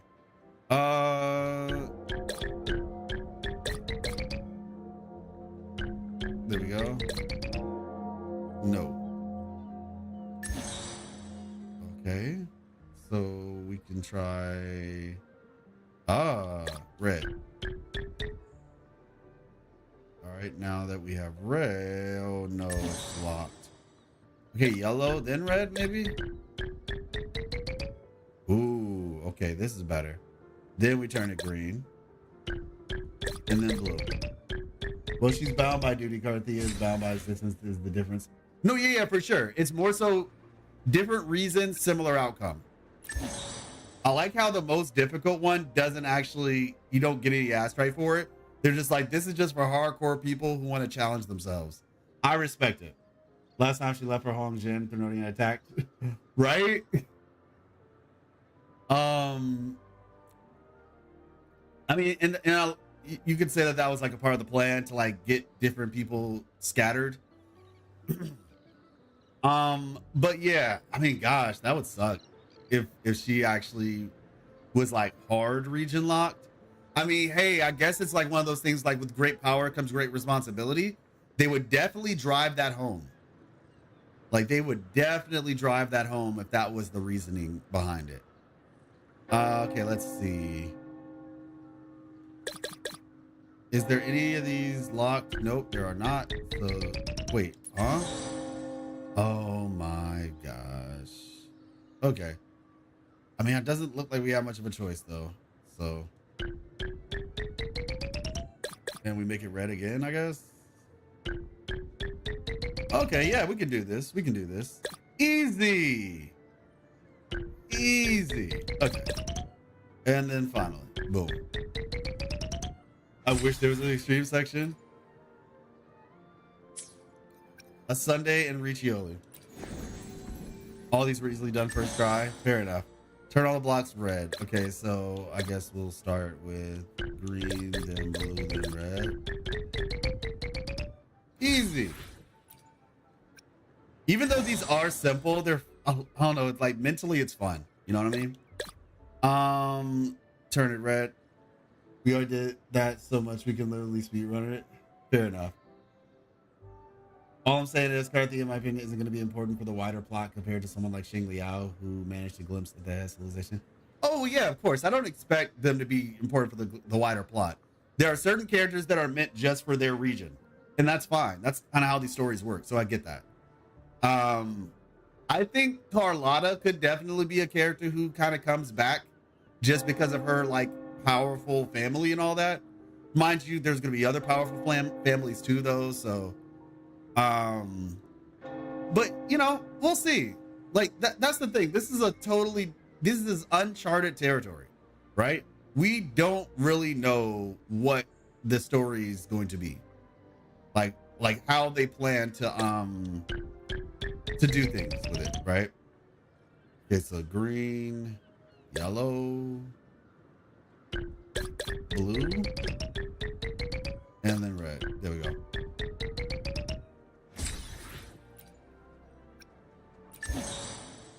Like I've said that a couple times. It's like, this is uncharted territory right now. Bore Waters one was crazier. Oh, yeah. Catarella has missing parts of her bio, so there's her too. Really? I didn't even know that. I did not know that. Let's see. Yeah, I just feel like in a lot of ways, Wuthering Waves is like, you know, there's this funny meme that's been going around about Encore. Essentially, like, at least on Twitter, I know, where essentially the idea is meet potential girl. Because the idea is like, you know, who would win in a fight? Encore or Cristoforo? Like, if it was like whose ability is stronger? Got you, Edith. I love that was only... woolly one. Oh, that was just the yeah. It's like, oh my gosh, that did we we beat her? And it was like that was just the first woolly. Like we didn't beat Encore, we just beat Woolly. Those are hilarious. Oh my gosh, I love those so much. They're like, come on, Christopher, this is base Encore we're fighting. Encore and Jeja is getting too much glaze, y'all tripping? Nah, bro, nah. Encore could beat Christopher in my opinion. Like in terms of like, or essentially the idea of being like who has a stronger ability. I think Encore has the strongest ability. Like no questions asked. Doesn't Encore ultimately need someone to believe in her stuff and it's just a Sonoro? While Christopher's the real deal with how he can alter reality, question mark? Like permanent change to reality, all that. So that is one of the main things that people keep saying, like, oh, but she needs somebody to believe. Okay, first off, right? That's not that big of a handicap at all. I have a question for you. It's not about how old she is. I'm talking about the actual ability. Like if she gets older and she gets stronger, like we're talking about raw, like potential. That's why the meme is potential girl, because she could potentially, like her ability has the potential to be a stronger ability than Cristoforo's. No, Cristoforo needs an anchor. And that's the thing. People think like Cristoforo can just do anything he wants. He needs an anchor. Encore's power is imagination. Okay, so she needs somebody to believe in it first. Does anybody believe? Do you think the enemies believe in Wooly and Cosmos? like let's be real here. Do you think that the enemies are believing in Wooly and Cosmos when she knocks them? When she self-empowers herself with her ultimate? Oh, I don't believe in your stuffed animals that you made from your imagination, so therefore they can't hurt me. It's like, it's okay. Wooly and Cosmos aren't real. They can't hurt you. Okay, bet. Her emotions control her powers and state this is in her birthday report. Yeah. And also it's talked about in Cristoforo, I mean not Cristoforo, in 2.5, Rover talks about it as well. The other thing is, right? Now, you could say, like, first of all, the whole like, oh, what other Sonoro works that way? Encore is a child. I'm pretty sure her saying, oh, it only works if you believe in it. Okay, we're gonna take two positions on this, right? First, oh, it only works if you believe in it. You could just chalk that up to her being a kid and her wanting to tell a convincing story. But even if you did, right? Even if you did go by the argument of, oh no, it has to work. First of all, that's her Sonoro. That's basically just like her domain expansion, right? And we're talking about potential here, right? So we're not talking about her fighting abilities alone. We're talking about, this is the child. She's a freaking 7-year-old or something, and she beat the mechanical abomination. Alto said sick him, Encore. He literally sicked Encore on the mechanical abomination with no questions in his mind that she would win. None whatsoever. He just said, oh yeah, you got it. Pop off, fam. Oh, it's okay, Encore got it. Like, are we being serious right now? Like, oh, the mechanical abomination didn't believe in her. Didn't believe in any. I don't believe in any of your punches, by the way, little kid. Like, that thing probably didn't even have consciousness. So I'm sorry, that's not a good argument. It's just not. What if she lost imagination while growing up? Sure. Yeah, you could say, what if she loses imagination? I mean, it'll be kind of weird though, because like Cosmos and Cloudy like literally exist. I think her conviction is way too strong, to be fair though. Her conviction is literally her mother. I think that's way too strong for her to lose something like that. Imagination. Like legit, this kid is busted, man. Not to mention, like I said, the only people we know that can like open up Sonoros at will are like some of the strongest people in the story, in the game. And Encore is doing it just like Like, listen, Tethys is not. Y'all need to remember, Tethys was about to straight up just like. Tethys is heartless. Like, legitimately, Tethys is a heartless creation. Okay? I thought this was a lore stream, not a glazed donuts factory. Bro, we got it. Listen, Tethys is a heartless creation, okay? It did not just look at a little girl and say, oh, poor little girl, you guys should go take care of her so she's not sad. I feel like Tethys was like, hey, what's up? How you doing? Sidsetia, thank you so much for the raid. Appreciate you. How's it going, everybody? Let's see. So y'all came at a perfect time. Y'all came at a perfect time. Sydney Ray. Okay, yeah, thank you, Sydney. Appreciate you. How are you all? How you all been enjoying Wuthering Waves so far? Let's see. Y'all caught me in the middle of a rant. You all caught me in the middle of a rant. I think everybody can get involved in this one. To be fair, we are discussing who would win in a theoretical fight, Encore or Cristoforo. Essentially, the idea is who has the stronger ability. That's the thing. Who has the stronger ability? Who has the most potential? Right? If we're just talking about like just pure, not the fact that withstanding that she's a kid. Obviously, if she grew up, she'd get stronger. But in theory, who's the stronger resonator? And that's what we're discussing. I have chosen my side. For those of you all who don't know, my name's Life. I do lore content for Wuthering Waves. And so yeah, that's what we thing is, can Encore defeat Rover? Oh my gosh, subject. Shoot. Hey. I mean, you didn't hear it from me, but probably not. I mean, honestly though, on any given day, has anybody seen Dragon Ball Z? That sounds like a crazy question. Who hasn't? But specifically Dragon Ball and Dragon Ball Z. Also, Encore is from New Federation. Yes, true. In Dragon Ball Z, there's a character named Arale. Matter of fact, I'll show you. I don't play WUWA at all, so I'll side with anyone. LOL. Oh, true. Okay. Well, so there's a character named Arale. I'm pretty sure. Oh, I spelled it right. Nice. I'll just play. Yeah. She's actually from her own series, but she shows up in Dragon Ball Z.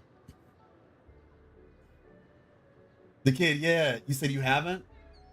Okay, well, yeah. So here it is. Arale Norimaki. So this character is like, oh, gosh. This character is busted. You know what? I'll just show y'all. Let's take a trip down Arale versus Goku. Yeah. So we all know that Goku is strong, right? We all know this.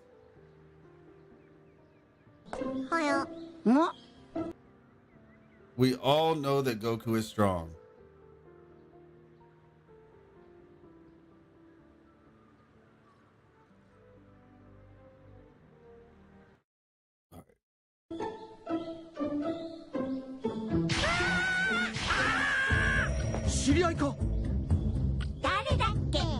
Who are you again? 気をつけてベジータをぶっ飛ばしたのはその子よおめがそうだよその子は悪の科学者に心を操られているんです一発食らわせて目を覚まさせるしかありませんいやつってもよこんなちっちゃい子をぶっ飛ばすわけにゃあのベジータがあんなにあっさりあらねえねえ遊ぼう今の頭突きで思い出したぞ Alright, so watch this. おめえあられだろおよ孫悟空くん何知りよ Bro. ワクワクよしちょっと待ってろ This is about to be crazy. Okay, got you, Sid. No worries. Thank you so much for the raid. Have a good rest of your day. Your Chrome crashed? Oh my gosh. Okay. No, I understand though. Thank you so much for coming through. Is that Shinha, by the way, Ash? Is that Shinha holding a heart? Shinha's like one of my favorite characters in Genshin. Shinha, Dea, and Bennett. I haven't seen Super. Is it worth it? It's alright. Super's alright. Yes? Okay, nice. Yeah, I actually started playing Genshin when Shinha came out. And I'm a big fan of Chung Yoon. So when I first was playing the game, I was like, okay, yeah, like I didn't even know what wishing was at all. And then Chung Yoon, like I played Chung Yoon and Bennett. They were like my two favorite characters. And then when I learned that Shinho was related to Chung Yoon, and I like ice. Ice is just one of my favorite elements. I was like, okay, bet. I'm getting Shinha easily. I'm a Shinha main. Hey, nice. I am actually trying to get C6 Shinha. I currently have C3 R1. Essentially, I think that's what it's called, right? Yeah, C3 R1 right now. I just got her weapon on her last rerun. I tried to get her, but I lost 50-50. But I'm C3 R1. And eventually I'm gonna get C6. But yeah. That's what's up though. That's really cool. C6 shit. Oh, you have her? Ah, congrats. That's what's up. Yeah, I got her on my skirt team, and you know, maybe one day my Aloy will actually hit something, you know, like actually do some damage if I have strong enough Shinha. But yeah, that's what's up. Let me see. But yeah, so Arale. So they're about to fight.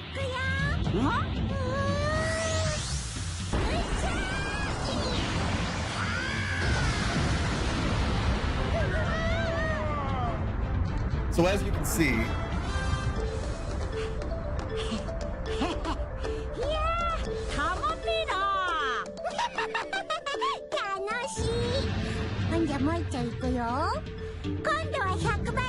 bruh,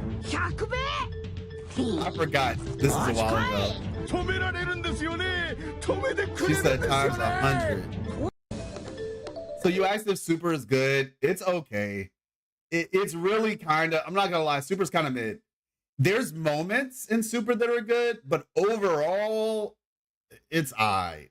Like if you just want to watch it, like it's not trash, but it's very much like, you know, whatchamacallit.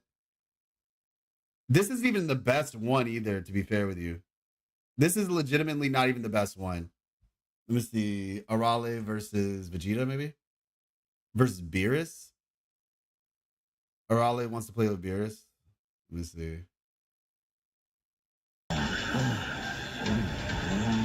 Kitty Cat! Hey, Mr. Kitty Cat, want to play? Well, Hey, watch any nuisance who would dare to interfere with the delirious, he can destroy you. I lost my head again.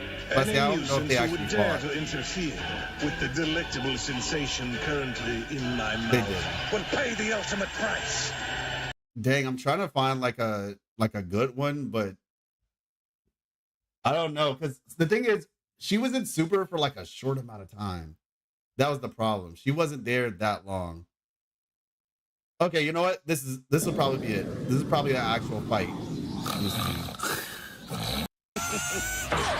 Oh, well, there we go. You have no choice but to bop her on the noggin and snap her out of it. Oh, come on, guys. Yeah, it's like, it's not trash. I'm it's not just gonna all clobber right. an adorable kid. Out of my way, Kakarot. I won't stand by and let some little girl humiliate me. Wait, calm down. I'm sure we can figure something out.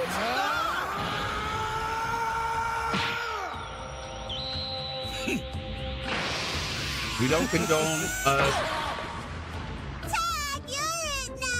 we don't condone child violence. This is fictional. How does she circle the Earth so fast? Oh, that seals it. She's got to be a gag manga character, so the conventional rules don't apply to her. I was like, really? Vegeta just like let the cat out of the bag? So yeah, she's a gag manga character where the conventional rules don't apply to her.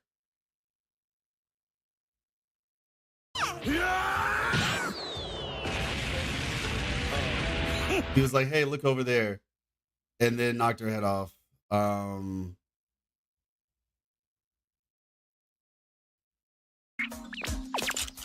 This will be the last bit. Wait, you're not even a human? Yep, that's right. I'm a robot. What? You're kidding me! What's wrong with you, flouting the laws of physics for just a cheap gag? It violates everything. Okay, mister, now it's my turn. Listen when I lecture you!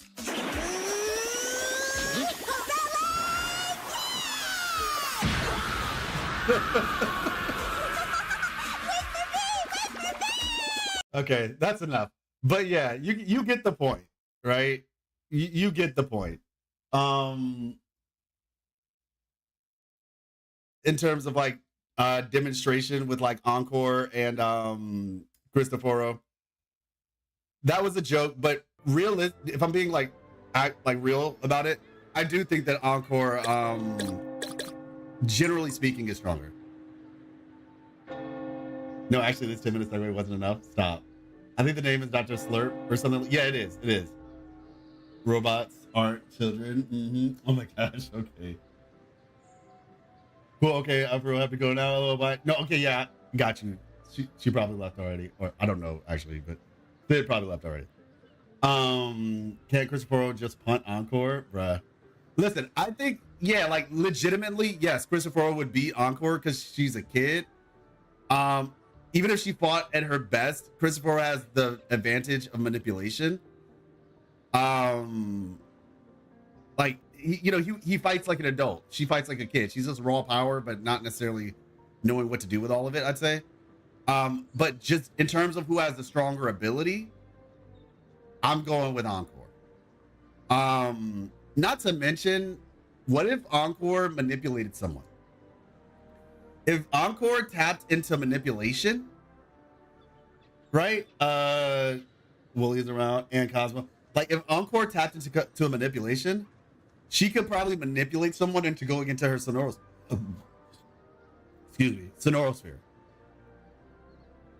Like, you know what? And the thing about it is, she's not fighting alone.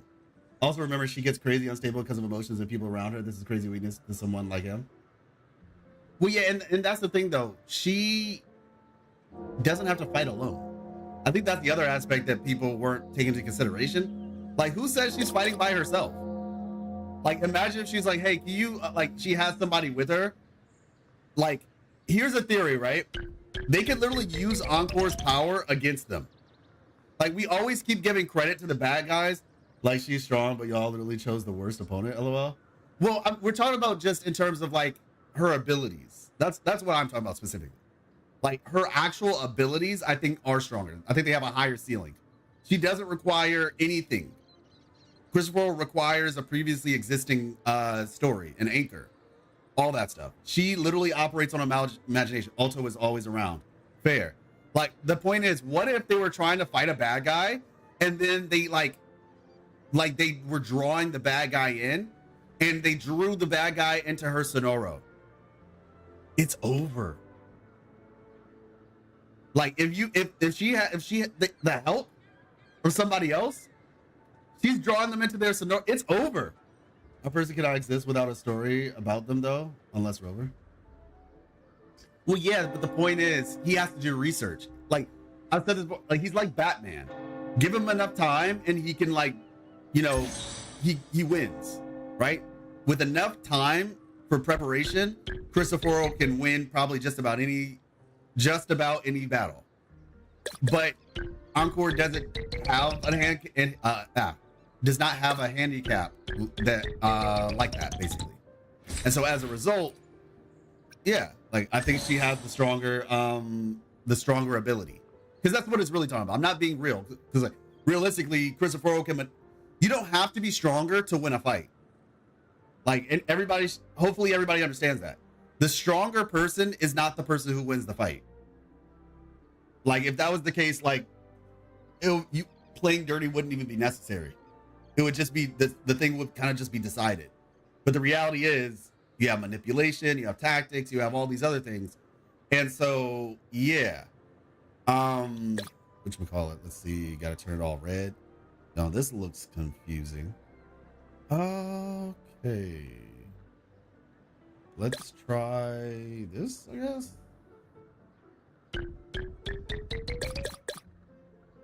Oh gosh. 4 moves. 4 moves. If I turn this blue.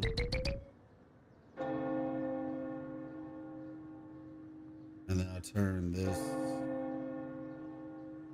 red? Or yellow, maybe. Okay. But then there's 2 more colors. Okay, let's say I turn this. This is the break. Okay, I'll turn this blue, then green. And then I only have 2 moves though.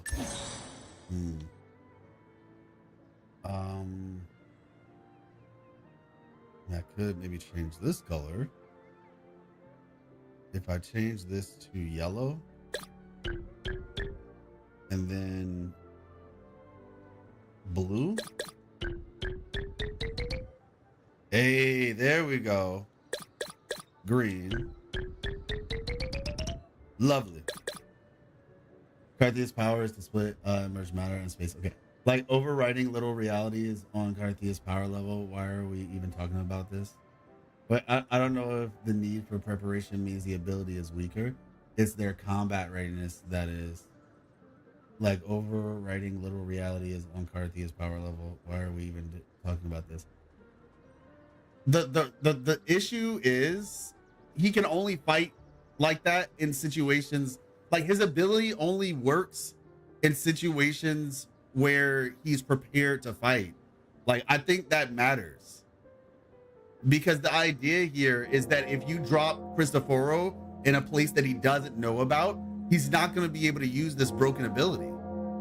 Like, literally, you know what I'm saying? Like, he can't use that broken ability anymore. But someone with Encore's power, you could drop them anywhere and they could still use their ability. Like, nobody's arguing that he's not strong, but it is still the case that, like, he has to pick and choose his battles. We're truly writing the Art of War 2 here. Let's see. We could have time skips in WUWA since Residents live longer. Adult Encore 6-star unit in the future awoken. Yeah, knowledge is power for him, 100%.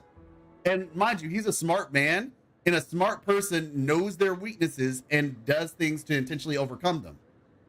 But you know what I'm saying? Like, I'm just saying that that's one of his weaknesses. It matters in an actual fight, but again, it's circumstances that we are talking about, not the ability. Well, that's what. No, I'm talking about the ability. That's what I'm comparing here, because the original comparison is who would win in a fight, right? And so the question, this is literally Batman all over again. Who would win in a fight? Batman versus Superman versus, you know, like all the Justice League or whatever. Who would win a fight? And everybody universally says, but the first question they ask is, does Batman get prep time? That's the first question they always ask, because they know if Batman has prep time, he's likely going to win. But if he doesn't have prep time, then he's likely not. And that makes a difference. And so we're just talking about abilities. I mean, so here's the thing, right? Here's the thing. If you want to, okay, let's do this, right? Let's do this. Yeah, so he needs prep time, and he also needs an anchor, which is also kind of a little bit of an issue. Like, it's a give and take. That's the whole point. Like, he's strong, but it's a give and take. Question then, got you. Because I feel like you might be asking the question that I'm thinking, like, oh, okay, well, if you put them both in an optimal situation or something, but I'm waiting. But yeah, he also needs an anchor, which is another aspect of things. Can we just say both get no dipped by Von Neuget from PGR? Is it Von Neuget or Von Got or something like that? Was he ready for Carthea trying to Excalibur him and Scar? Okay, that's defensive. Sure. Right. He knew that she was there. So I guess you could say, like, he was on his, like, he's prepared for a fight. Sure. Like, yeah. I don't know what his offensive abilities are just yet. There's a lot we don't know about him yet. And hey, maybe he has another ability that's specifically for him. Like, maybe we've only just seen that part of his abilities, and we haven't seen, like, his full offensive capabilities yet. So, you know, sure, I'll grant you that. Maybe we just don't know enough about him yet. But then you'd have to just say like, okay, maybe he's like a solid fighter. Now, like I said, I agree. Blocking her sword, yeah, he's definitely got strong defensive abilities at the very least. We can ascertain that much.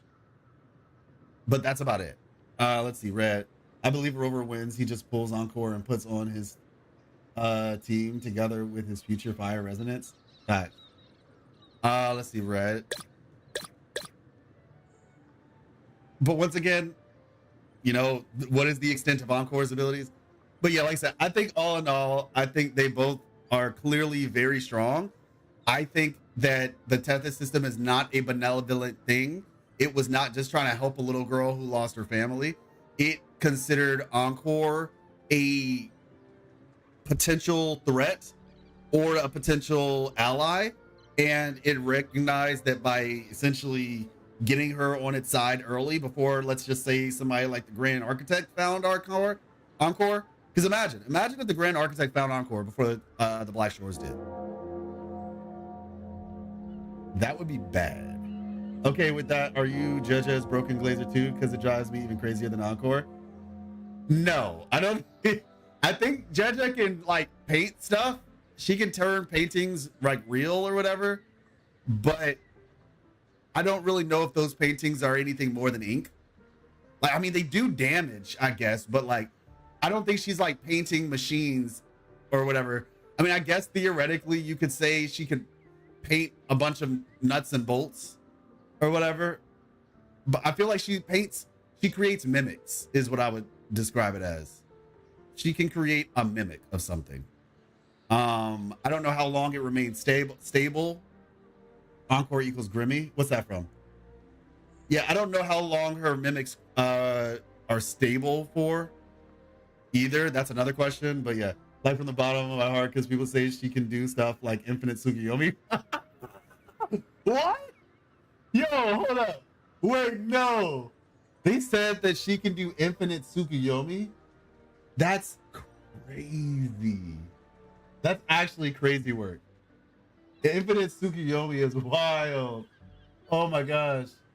That one, yeah, y'all got me on that one. I never would have imagined that one being. How exactly is she supposed to create an Infinite Tsukiyomi? I'm curious now. Let me see. Oh, okay, that's better. That's much better, actually. Let me see. Okay.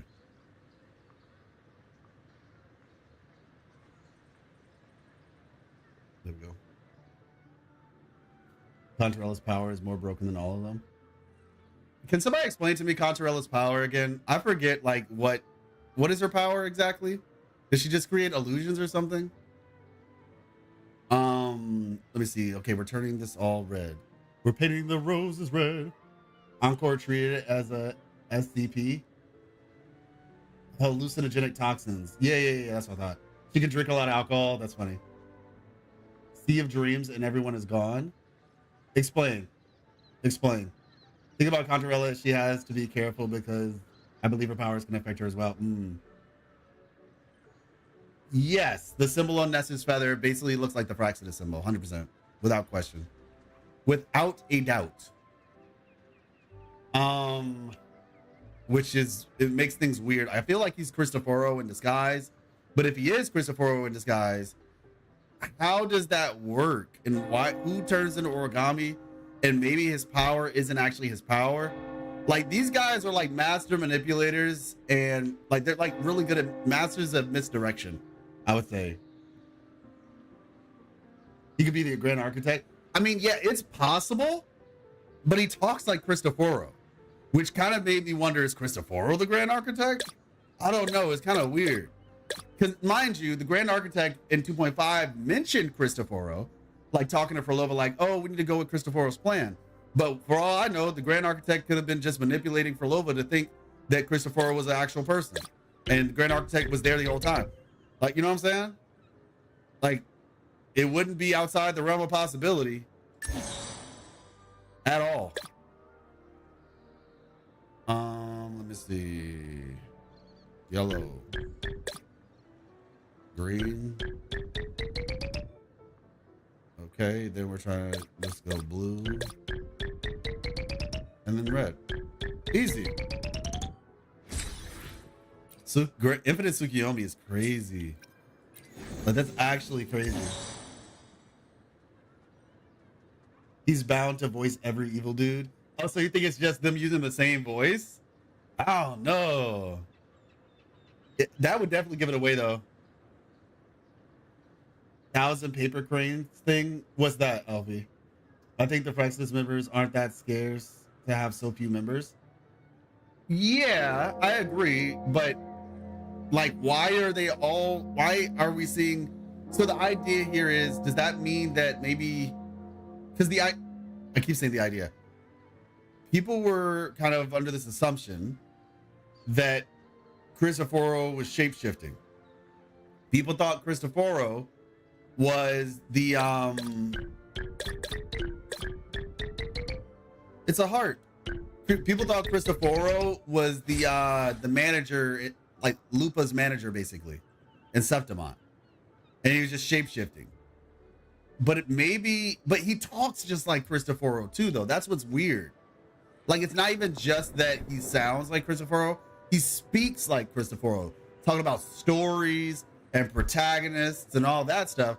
And it's just like, what's going on here? Why is, like, you could say, yeah, there's more members, sure, and I agree. But it's like, why do they all sound like Cristoforo?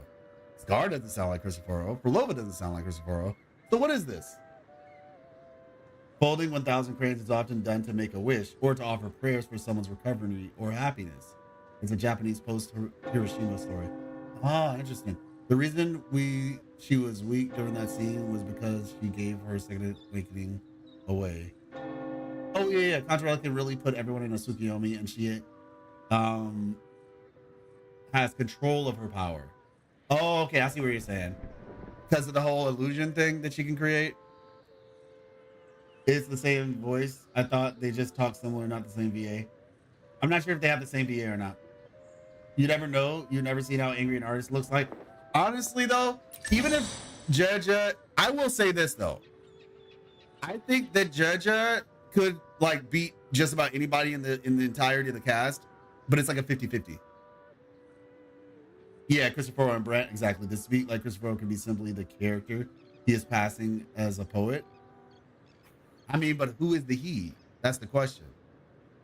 But I will say that, Alfie, you do have to acknowledge that it is kind of a 50-50 with Jaja. Like, I think under the right circumstances, she could actually beat Overthrax.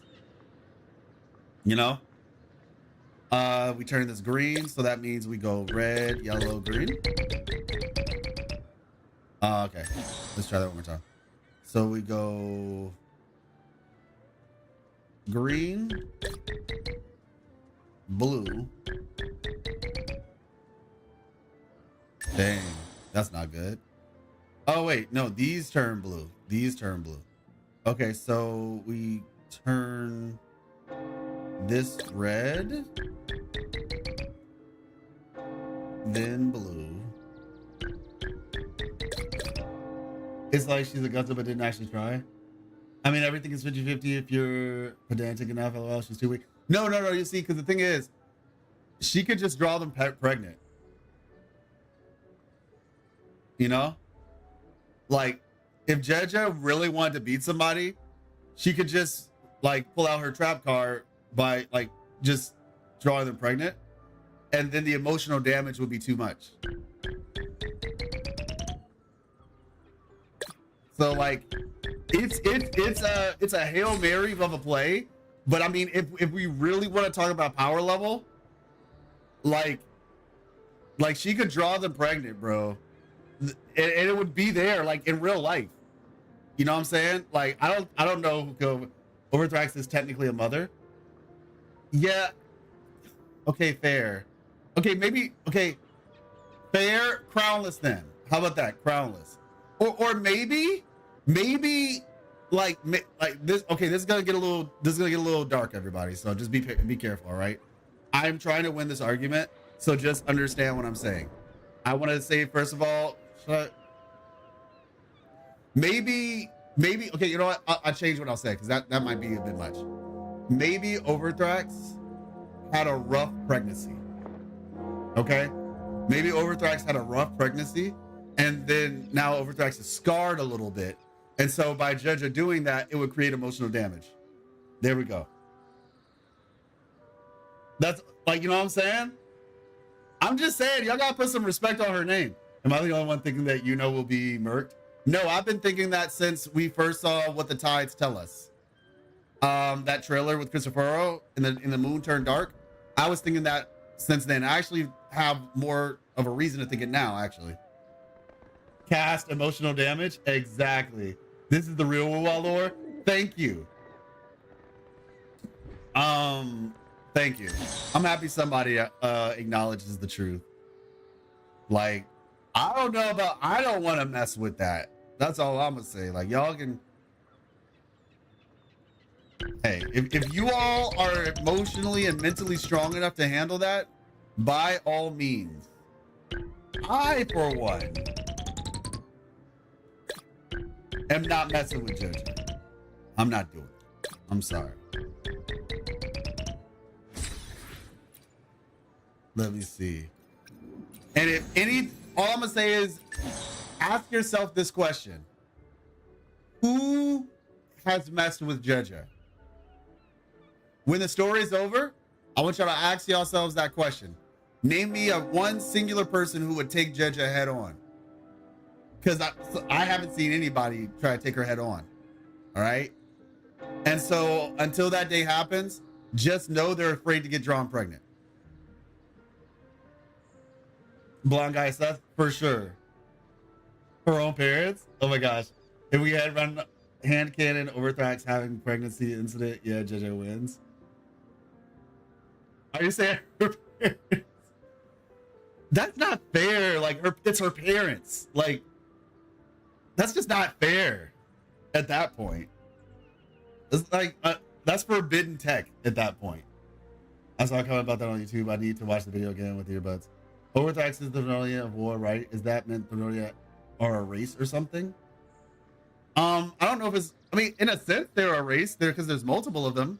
So I guess you could say that. Counter argument, she's too much of a nervous wreck to think of that strategy. Well, no, that's what I'm saying. Like, she will do that out of panic. I guarantee, like, that's what I'm saying. She'll do it out of panic. Never every fight is fair. Y'all said her parents. That's not even fair. I walked into this one. Like, her parents come up to her and say, why are you not a doctor? And then she just like KOs. Force her into artist block. She already overcame that weakness. That's the thing. She overcame that weakness already. Let's see. I guess we go yellow. Yellow, blue, red, green. Oh gosh, that was actually that was horrible. Okay, let's see, yellow. All right, we've gotten all the yellow blocks. Next we go green. Oh wait, no, I'm supposed to end on green. My bad. So yellow, but that was blue. Eesh. Okay. Red. Okay. Red, then yellow. Easy. Blue, then green. Wait. Sheesh. All right. New strat. We get rid of yellow. So we make this blue. All right. Then we make this, I guess, red. I feel like it doesn't even matter now. I think that was actually the solution. So we can make it red and then green.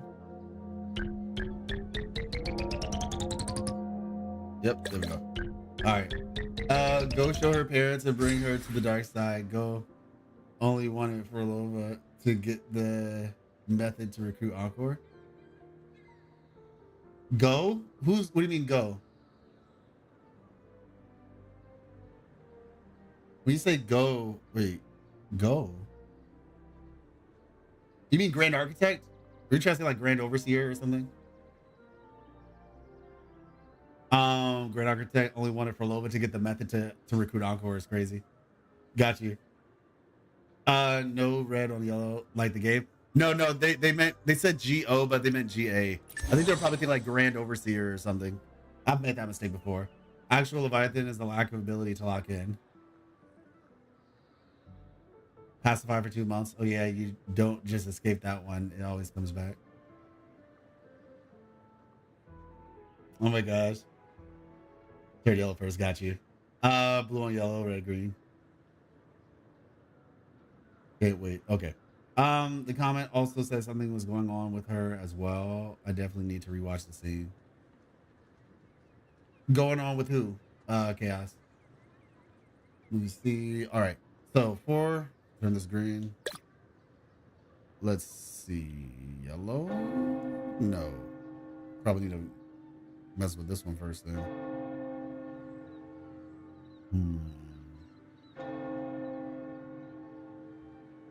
This one's a little bit trickier.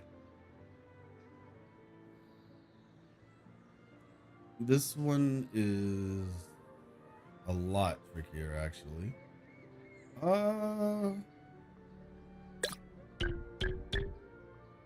Okay, I think, yeah, that's good. That's the right way. All right, so that's that. Then we can make this yellow go red, and then blue, and then green. Easy. Lovely. Oh, Augusta. Apparently in the short story quest, people said they could hear whispers and that there was something about going with her eyes. I saw the thing where she had whispers, but like, I don't know. I got to look at it again, I guess. Because the thing is, I thought that the Threnodian could only affect people who, the Threnodian could only affect people from Raguna. I thought that was the idea. Why, that's why it used Mia to get into the higher ups, because it couldn't affect the higher ups like it did in Renacida. Yeah, but that's what I'm saying. Like, I thought it only worked against people from Raguna. Now, you could argue and say, oh, we never knew where she was from, and so turns out she came from Raguna. I could see that. Did they say that she came over the water? Grandma, they mentioned she could be a Threnodian resident. The grandma? Wait, how's the you talking about Lilibet, Grandma Lilibet or Granny Lilibet? The high priestess? Well, yeah, we don't, do we know where she's from? We don't know where she's from, I don't believe. I think maybe it did in the story say something like her coming across the water, in which case maybe she is from Raguna then. Which would therefore make her vulnerable to Leviathan.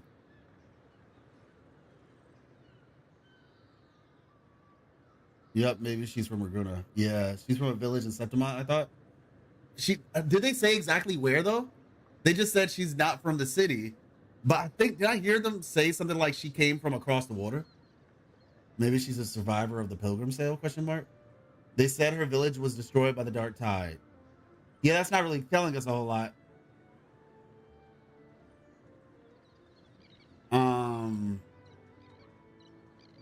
Yeah, that doesn't really tell us where she's from.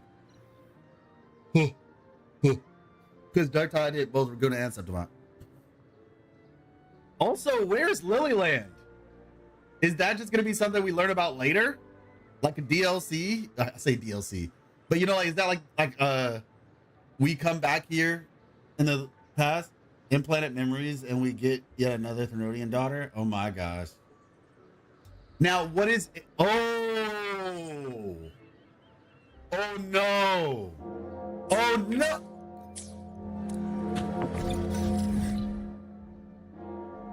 Couldn't Leviathan use faith in the strength of Septimontian people as Source do? I mean, I don't think so. I think that would be kind of going back on their story. Because they literally told us that Leviathan couldn't get a foothold in Septimont because they don't have faith in the Sentinel. The only reason why Leviathan works is because it's able to manipulate people's faith. The whole point of the devs telling us that this is a faithless group of people, that checks out. Now, what I just realized is this might actually, oh my gosh. You just gave me a thought.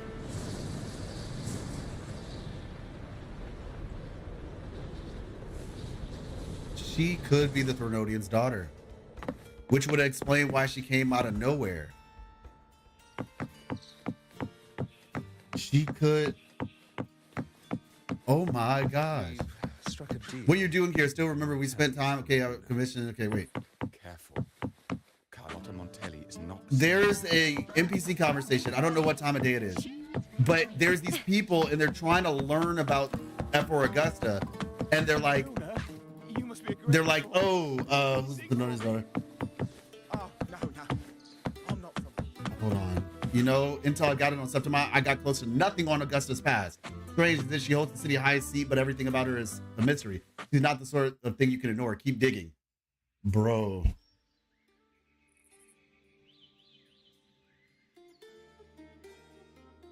Augusta might be the Thronodian's daughter.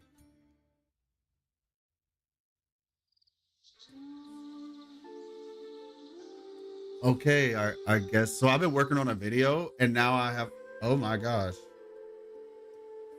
Okay. Okay, there we go. There we go. There we go. Clip it and ship it. So, I guess I'll just have to make this into a short and a video, actually. My gosh, this is huge. This is actually huge. Did they disappear? Where are they? They disappeared? Am I tripping? They disappeared, right? It was 2 researchers. It's only a specific time of day, too. Sheesh. They were trying to hide that. They did right before our eyes. It's past their bedtime. Yo! Okay, 1600. You know how the gym? Black Shores consultant and researcher. Okay, maybe they stay here. Let's try 1300 just to see how long they stay. Researchers don't know what the meaning of sleep, right? They're just going to do research somewhere else. Okay, so they're here during the day and they go at night. Stranger than she hosts the city's highest seat. Okay. Y'all. The foundation for the journeying paradise. The foundation for the journeying paradise. Yeah, so where do you see, you know, having a gym? I was wondering. Huang Long researcher? Yeah, Black Shores consultant and Huang Long researcher. Yep. I thought the live stream was today, but it's tomorrow. Yes, it's tomorrow. And here I thought she was just a castaway, but instead she's a failure. That's actually insane. And in fact, both are not from Septimont. Wait, what do you mean? Yuno's not from Septimont either, Koto? Is that true? Did we get that information? Are they both daughters? That'd be crazy.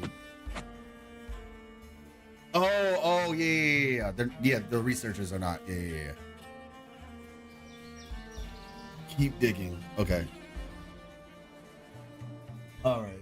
This is about to be crazy. Hey, how's it going, everybody? So I just made an insane revelation. So if you did the story for 2.5, the Overture quest with Augusta, we learned that Augusta, toward the end of that, had some really weird stuff going on. She was hearing what sounded like whispers. If you know anything about the story so far, we've seen whispers being the primary method of manipulation by, guess who? The Thronodian. All right, let me try that again. Okay. Hey, what's up, everybody? So we just had an insane revelation.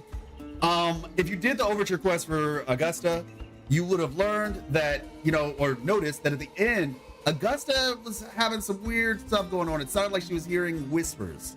And if you've been paying any attention to the story so far, you would know that the primary means of manipulation by the Thronodian is whispers. There's also talk of, you know, like her eyes looking a little strange when that happens. So the weird thing about this is the entire story, like with Mia and everything, is that the Therodian used Mia specifically. You're here. Actually, you know what? Hold on. I'm gonna mute her because this is gonna be a lot. I don't want her to talk the whole time. All right, one more take. Okay, one more take. Hey, how's it going, everybody? So, insane revelation. If you saw the Overture quest for 2.5 with Augusta and Iuno, toward the end of that quest, there was this one moment where you heard whispers. Yeah, and apparently there's some, like, you know, kind of funky stuff going on with her eyes. Okay, we know the primary means of manipulation for whispers is the Therodian. That's what we know. The Therodian uses whispers to manipulate people. What's really strange, however, is that the whole story around Mia being the one that the Therodian wanted to use to get into the inner, you know, the inner circle and the higher ups of Septimont, right? That person was, you know, it's Mia because she was from Raguna. Because the Therodian utilizes faith, basically, right? It utilizes faith to essentially manipulate people. That's why the Septimontians are kind of like safe in that way, where they can't be directly manipulated through that. They just, you know, the dark tide comes and, you know, the monsters come, but it can't really manipulate people via faith because they're faithless people. So herein lies the question. If that's the reason why the Therodian used Mia to get into the higher ups, right? Now, mind you, this was 20 years ago, okay? What else was happening 20 years ago? Well, 20 years ago, we have this lovely lady by the name of Augusta. She's showing up. Now, we don't have exact time, but you can kind of base it off of like the amount of years that have passed when the Bloody Agon was happening with Mia to present day with, you know, Lupa. It's been 20 years. You know, a couple Agons have taken place at this point, right? So we had Lupa's Agon. Then you could say not long after that, maybe Augusta's Agon, and then a couple more Agons, basically like they're every 4 years. So a couple more Agons later, Augusta becomes the person in charge. No more Agons that are bloody.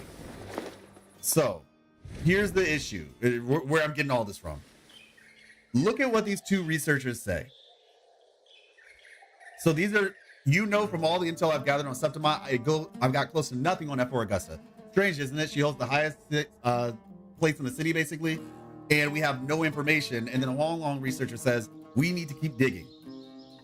So they have little to no information on Augusta, almost like she came out of thin air, right?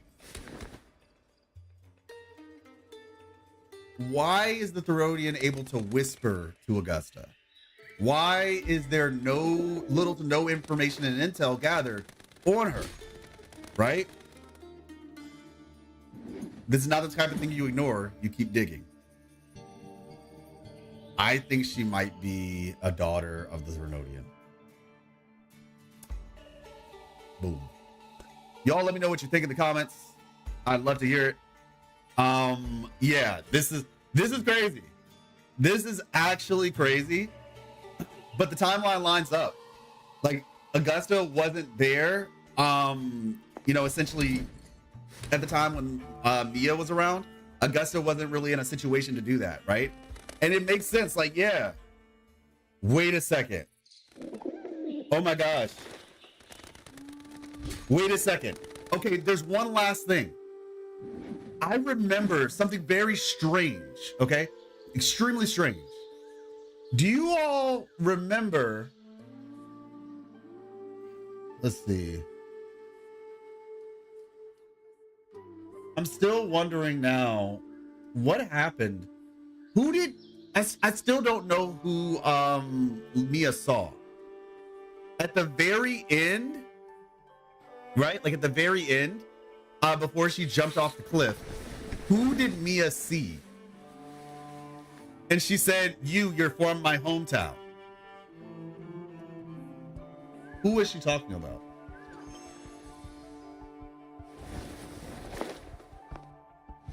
Did she win it in 4 years? Okay, 3 years ago when Go Chulin bit Overtax in the butt. Oh my gosh.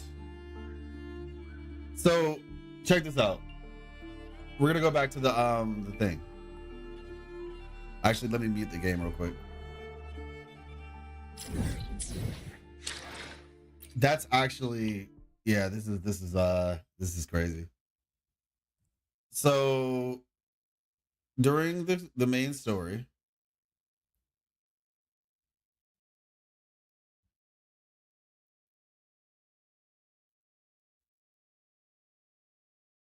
Augusta is the only survivor.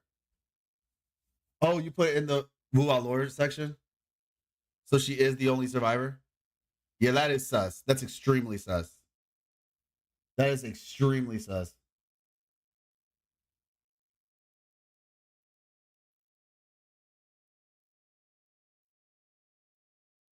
I think a daughter is reaching as Carthea should be the last one. Mia was made around the time Carthea died. Mia was made around the time Carthea did, but Augusta shouldn't have been born yet. Wait, why do you say she shouldn't have been born yet? What do you mean? Like, the Thornodian had, like, listen, the Thornodian, how like, yeah, so my question is, why do you think she's not born yet? That would be my first statement. Because the thing about it is, Augusta could have been living her life. They literally said she had an unremarkable resonance ability, right? Unremarkable. Same with Mia. Mia's ability was unremarkable. Yeah, exactly. Seemingly weak forte. So she could, mind you, resonators live a long time. She just might not have been in septimont at the time. I actually think it's quite possible the Thornodian probably may be used, like after Mia didn't work out, the Thornodian decided, at some point in there, like, oh, okay. Like, because the thing is, these characters are just living their lives. They're basically sleeper agents, right? They're basically sleeper agents. So if the Dark Tide happens 20 years ago with Carthea, right? That's likely the Dark Tide that they're referring to that destroyed Augusta's village. Dark Tide hits 20 years ago, okay? After the Dark Tide hits, her village gets destroyed. She ends up moving to Septimont. Now, as far as the Thornodian's concerned, they get trapped in the palace. And Augusta just happens to be probably a convenient reality at that point. Because once again, these people are just living their lives. Whoever these daughters are, they're just living their lives. 16 plus 4 equals 20 years. Carthea already locked Leviathan then. Yeah, I know, but I'm saying there were multiple failed experiments. Augusta could have just been another one of them. That's the whole point. Sleeper agents. Like, Augusta could have been alive already. She's a resonator. Read the point, please. Which part? Augusta won the Aegon when she was in her teens. We saw her triumphing looking around 16. It was 4 years ago. So you're saying that the Bloody Aegon stopped 4 years ago. Okay, yeah, that's fine. She won the Aegon when she was in her teens. Okay, yeah. 20 years, Carthea already locked Leviathan, bro. Okay, so you're saying that 20 years ago, why would the Leviathan create Augusta? I guess because the idea is, once again, that is technically an assumption that she's 16, to be fair. But Carthea was made 40 years ago. Okay, they are not saved somewhere in a box, then released. As soon as they are made, they start to live their life. Yes. So let's see. Like, Thornodian might not be a single entity, a race, multiple. Yeah, I agree. Well, yeah, but even if you say she's 30 when she won, Carthea was the perfect creation. Yeah, okay, I see. So you're saying that Carthea's existence would therefore make it to where Augusta wasn't necessary, right? That's the argument. She wasn't necessary. Are we certain of that timeline, though? Because Lupa talks about it like it was a while ago. Yeah, they were released from the return pod as imperative status, so maybe they have weak resistance abilities and were discarded. Is it Mia after Carthea too? No, Mia is before Carthea. It only makes sense to me, and Mia should be older than Carthea too.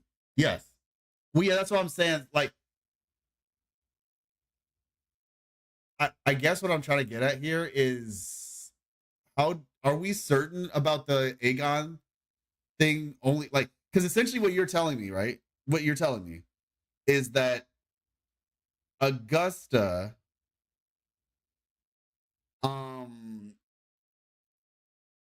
changed the rules 44 years ago.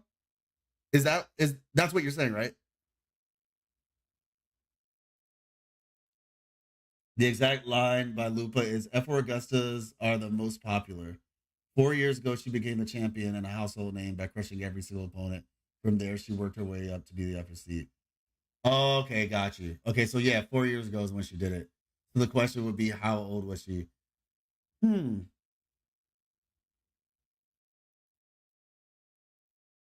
mean, the only thing I can think of is backups, I guess. Maybe when the Thermodian got... Yeah, honestly, that's fair. I guess it's just the question now is like 20 years ago is when the Thermodian got jacked up, right? It got jacked up 20 years ago. So the question I have now then is it possible that the Thermodian could have affected somebody to do it? You know what I mean?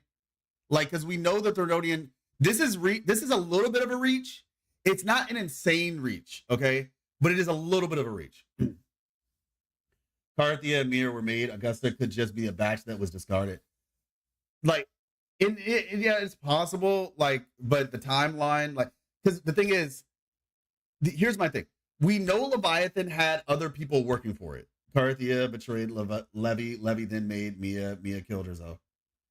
No. Mia's before. But way before Carthea. Mia is way before Carthea. So like I said, for me, the timeline that or like not so much timeline, but like what could be the case, right? Is that because the thing is we see that she got abandoned by the Dark Tide hit. She's the only one who survived, right? Now I guess you could say, okay, well, whose story is that? That's just her story. So it's like she could technically be lying, I guess, but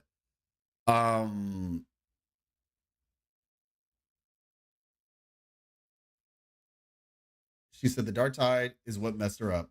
She shows up in Septimont around the age of 4 years ago or so, or maybe a little bit younger than that. But point is, she's a teen. The only thing I can think of is like if the Leviathan had one of its people that works for it, because mind you, we know Leviathan was still messing with people. Like even though it was like stuck, it could still like influence people. Let's see. By the way, what's that other person? Carlotta. I think that might just be a visual representation sort of thing of her inner psyche. I mean, saying Augusta is the daughter just from the Whispers of Reach 2, the Battle of Mid. I don't think that's a reach though. Because how else? Okay, no, maybe not a daughter, but she's from Raguna. That was the original thing. I think that at the very least we can agree she's from Raguna. Like at the very least we can agree she's from Raguna. If Levy was controlling the person who raised Augusta, she will be affected directly.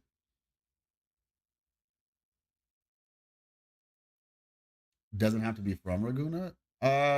Explain. You don't buy Septimontes are immune to the Thermodian. I think we kind of have to do that though. I don't think it's literally the entire point of Mia would be literally pointless. The whole point was that it used Mia to get into the upper echelon of Septimont society. That was the point.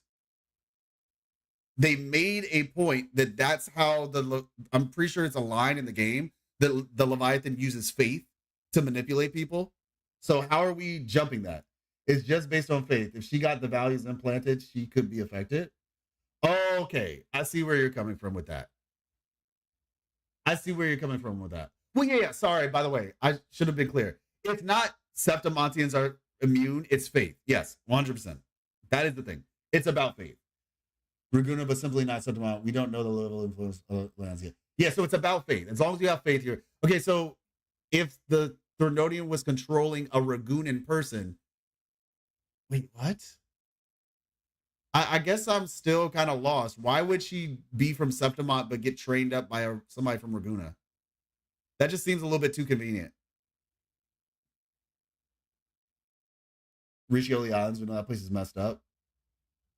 I mean, it's possible, sure, but I feel like a story would have been told to us in Riccioli Islands about a town that got destroyed. That place isn't that big.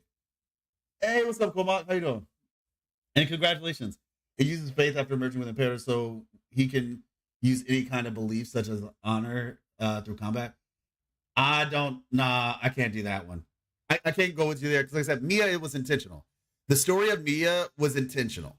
If it could just, that's like just changing the rules. Like just essentially using semantics to say, oh, that's a form of faith. Like, and I mean, yeah, I could easily, if I wanted to make that argument, I could. But for the purpose of the story, I just don't think that's fair. A lot of people are wondering why Raleigh's on the screen right now, I'm sure. But I don't see the logic behind saying, oh, she could be raised by somebody from Raguna, but live in Septimont, and the faith got transplanted. I feel like that's way more of a reach than just saying she was born in Raguna.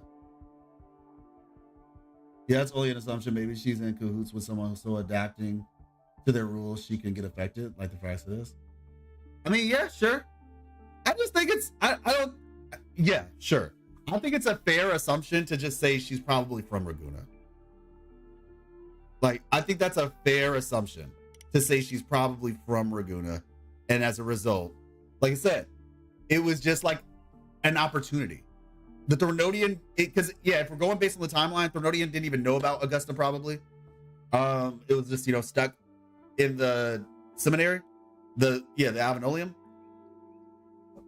Excuse me. And as a result, it really couldn't do anything. But then when it got out, it was like, oh, and it worked with Cristoforo for a bit, and then through its I guess research or whatever, I guess the curious aspect about it is, though, why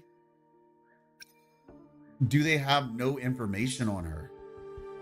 The way that it's described and her having a weak forte, it just sounds so much like a daughter of a Thornodian.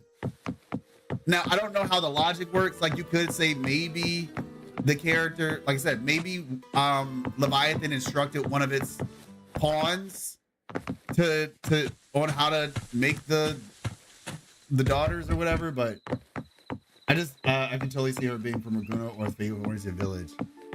Yeah, like I said, I guess the whole having a weak ability, I mean, it could just be a coincidence, right?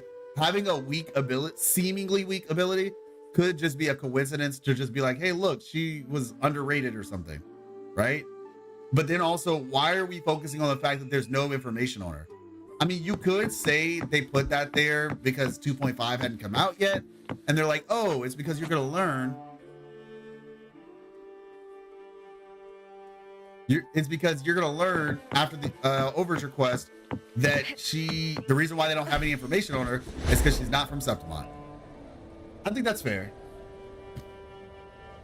It's not like Septimont ever closed doors for Regnesti. They can just sail there and infiltrate. Oh yeah, for sure. But they seem to be very, winds of the wild, mindful of that. They're like, hey, you can come, but don't try spreading anything here. On a tangent, apparently current Renacida seems to only be 1,000 years old, so maybe they were prior civilizations and peoples in the archipelago dealing with Leviathan and Imperator. Possibly. But where do you get the 1,000 years from? Where do you get the only 1,000 years old? I mean, to be completely real, since we use literary info as points, making a third daughter and therefore a third plot about Levi's creation is bad writing too, in my opinion.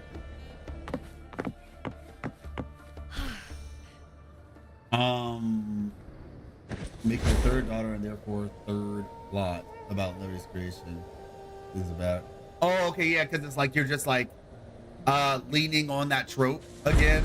I can agree to that. I can agree to that. So I guess, like I said, I think the strongest point here is that she's from Raguna. Of the wild. In my opinion, like we see it twice already. Yeah. I can agree to that.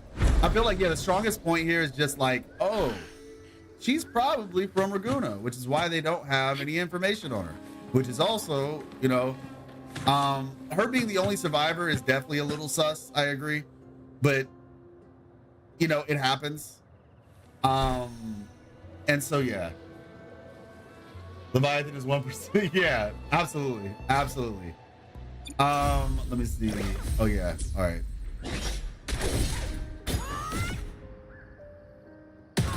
All right. Let's we're gonna finish this off then. Let me see. Reyes Ruins. Oh, what's in Reyes Ruins? Reyes Ruins might be a possibility, but isn't it too far away from a child to travel? Oh, I mean, what makes you think Reyes Ruins though specifically? Like, what about it makes you?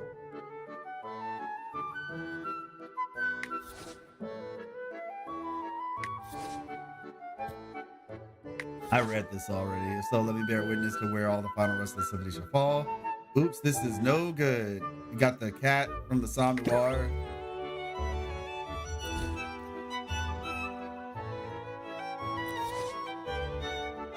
There we go. All right, there we go. That was a mistake. All right, go. Would I have to? Okay. I hate this event. I'm gonna give it a shot, but I'll probably just ask Miss Life to do it for me. Oh, this is what I forgot that this was here. Okay, picture book. How many more do we have? Okay, 2 more. Oh, technically I have to finish this one, but yeah. Notice Control is the 36th matriarch of the Phasalias, and the Phasalias were there in Arena Cedar from the get-go. Added with normal human lifespan equals we're here long before the arc. Wait, hold on. Before the arcs. We're talking about the arcs. You talking about the people who came the age of 1,000 Isles? I'm about to say, the Phasalias came. So the thing is, there was an age called the, like, Frolova. Frolova is from the, seemingly, from the first, you know, the earlier settlers, essentially. I don't know if there were people here before that, though. Hard to say. But also there are boats stranded on the hills on Reyes Ruins. Yeah, I talked about that in one of my videos, actually. I talked about that one.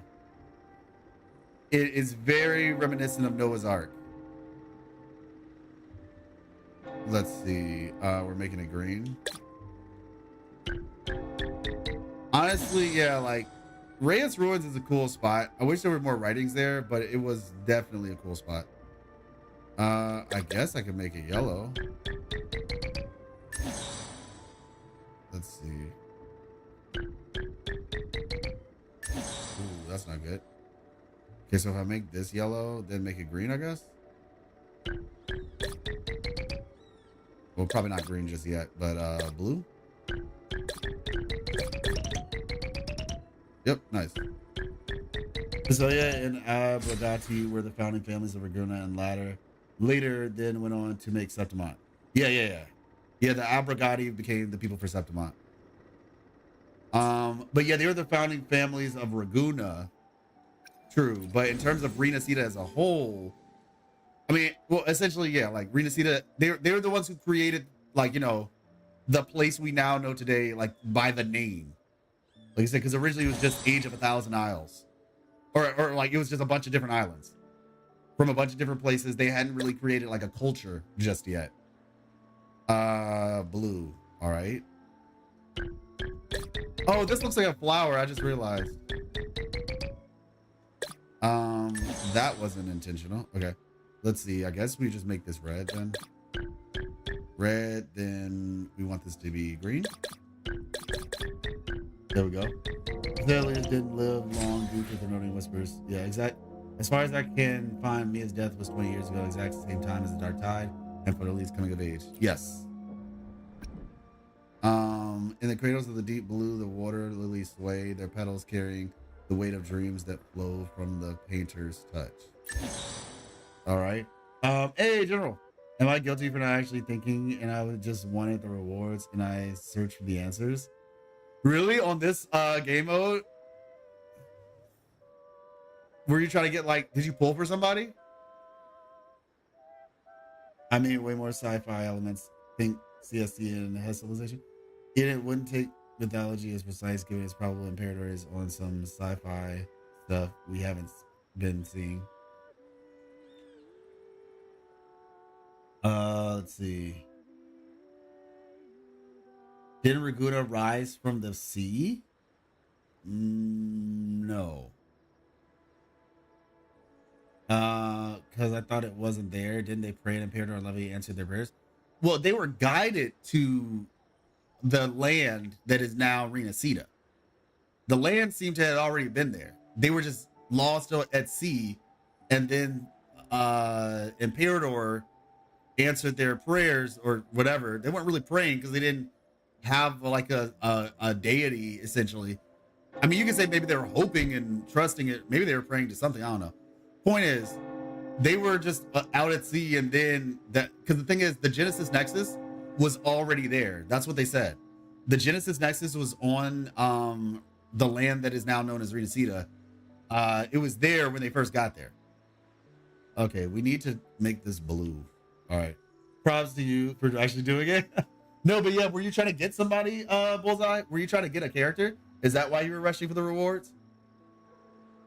Because if you're just trying to like get pulls, then I get it. But if you are saving and you just, then I might be like, all right now. We still have no clue why Nexuses were on the islands already, right? Yeah, exactly. So Imperator and Leviathan just fighting on the islands, or was there people who were there eaten by Leviathan? Yeah. Leviathan comes later. So we don't know exactly. The idea here is likely that Leviathan came as a result of the infighting. Those letters that we read, and unfortunately we can't go back to that area anymore, at least not that I know of.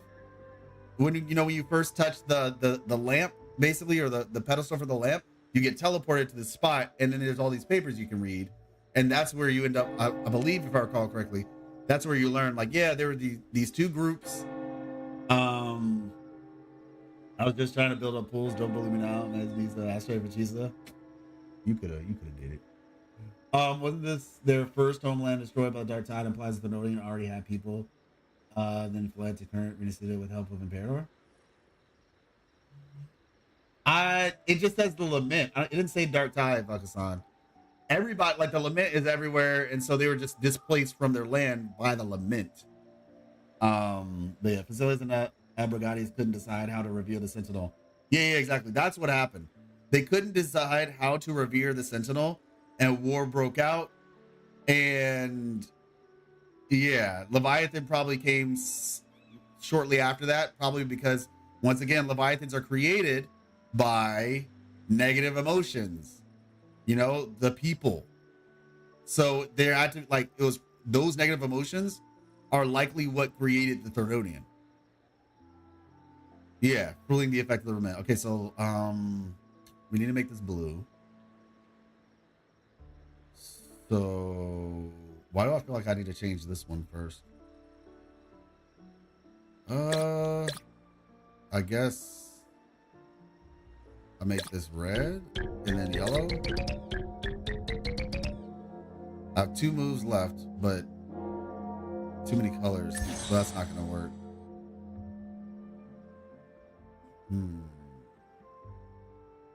Is there something that connects?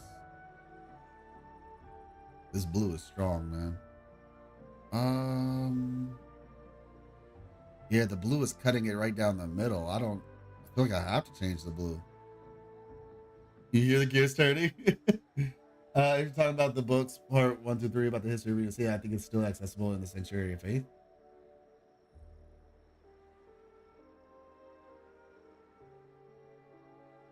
Let me check. I'm gonna check right after this. Okay, so sheesh. Like I have to change blue. Like I feel like I have to change blue. Maybe I just need to change it to the right color first.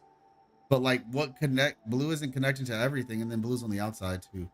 But okay, let's just, what is the strongest connection? I thought it was red. Maybe it's not. Maybe the strongest connection is green, but that doesn't make sense.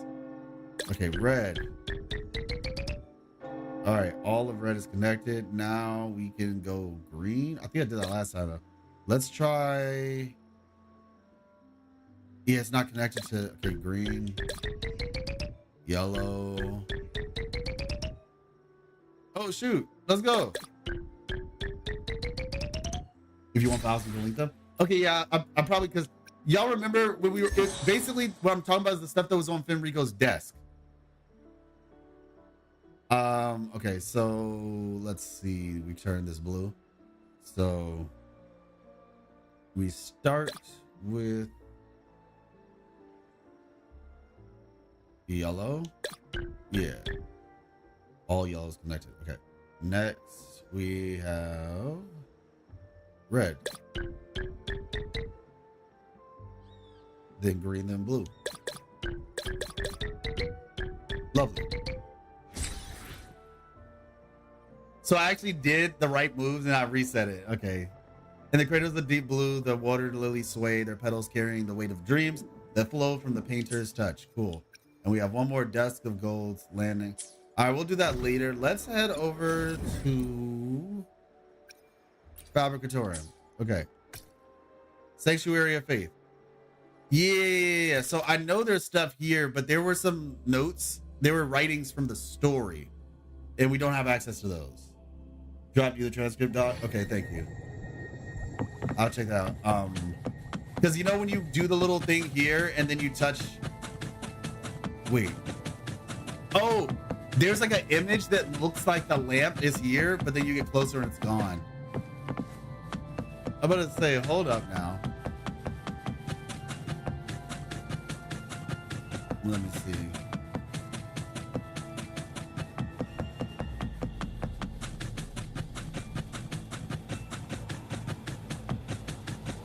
I'm about to say we don't have Phoebe Choopy, so this is how we get around. We just fast run. Well, I guess technically Storekeeper would be really quick as well. I like this music, by the way. Yeah, so you have the promises. Oh yeah, okay, y'all. I gotta tell y'all. Napoleon II. I mean, not Napoleon. Here for some reason. Oh, interesting. The ones at Federico's desk isn't accessible. You are right, but I think they were most about him. Yeah, but let me see. Society flourished, marked by the remarkable advancements. Okay, y'all, this right here threw me off. Patini, rest in peace to Patini, y'all. Oh my gosh. Yeah, I know this isn't what I was talking about. This is just crazy. This is funny. Rest in peace to Patini, y'all. A ruler of extraordinary openness and tolerance. You want? Yeah. Patini ushered in an era of unprecedented prosperity. Society flourished and marked by remarkable advancements in technology and philosophy, right? Society flourished, marked by remarkable advancements in technology and philosophy.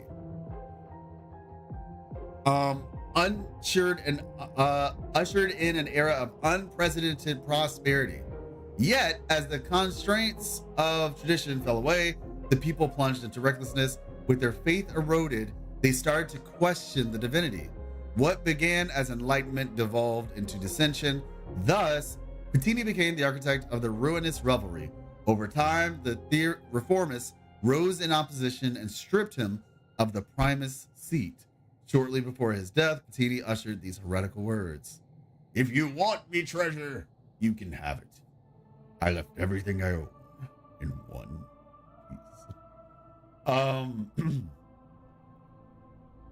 piece. So over time, the reformists rose in opposition. and stripped him of his primacy. Shortly before his death, Patini uttered these heretical words: "The Order of the Deep is already a swamp. The statues, the deeds, the words, they're all twisted beyond, we are beyond salvation. So why not just laugh?" I was like, yo, that's crazy. Then what gets crazier, because he said this shortly before his death. So it's like, oh yeah, in my mind, I'm like, oh yeah. He's like, well, I'm gonna die soon.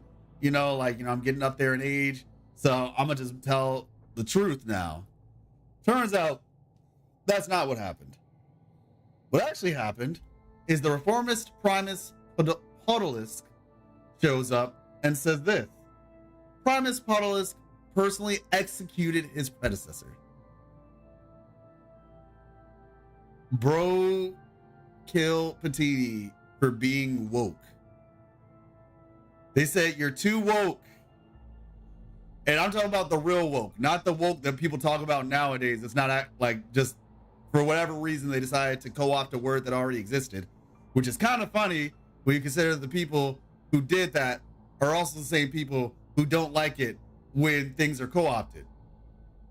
I digress. But yeah, the true form of woke, right? Being aware. Patini got murked. Personally executed his predecessor, whose reign had descended into grotesque decadence. Though through his bold action, Podolisk averted the fragmentation of Renacida and guided the people back to the path of unity. He restructured the Council of Ten into the Order Tribunal and tasked it with mediating civil disputes, prosecuting political crimes, and overseeing public affairs. In his twilight years, Podolisk enacted sweeping theological reforms that would forever alter some of the Order's doctrines.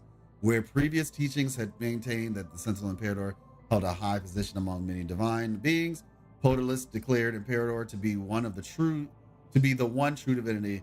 As a result, he issued a decree forbidding acolytes from venerating any other deities. So yeah. That was kind of crazy, right? Wait a second. Oh my gosh, there's 3. Oh shoot, I knew there was more. I was looking, wait, where's the 3rd one? Is the reason Renacida called off other countries and forgot about the concept of sentinels. Yeah. Wait, where's the 3rd one?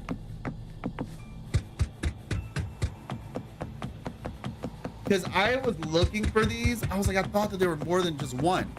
And I read this one, but I didn't read the 2nd one. And I also don't know where the 3rd one is.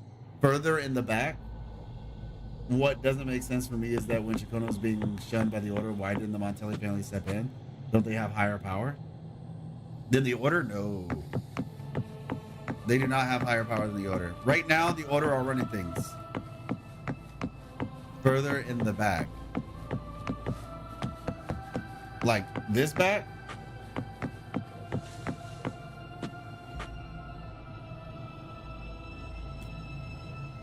Woke people aren't woken up to realize they're being manipulated by rich. Well, no, so the thing about it is, the term woke shouldn't even apply because that's not what the word means. Like, if you have an issue, like, make a different word. But the way that people essentially took what the word woke, which originally meant, like, black people created that word. Like, I'm pretty sure. Or at least they popularized it. If they didn't create it, they popularized it. But I feel like they might have created it. But I'll just say that I'm not certain on its actual genesis. But in terms of popularization, it was popularized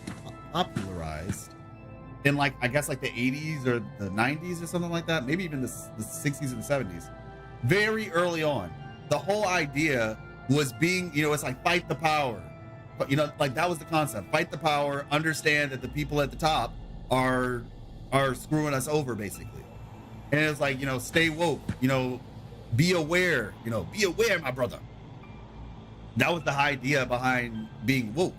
It was short for being awoken, being awake, not being sleep, meaning you are paying attention, you are focusing. That's what the term means. Then one day somebody like to somebody decided, hey, I'm going to call my political opponents woke. And I'm just like, what the heck? And then what's worse is then people on the other side decided, because I'm not on either side of that argument. Then you have what's worse, people on the other side now adopting it like a badge of honor, saying, oh yeah, like, you know, this is woke and woke is good. We need to be more woke.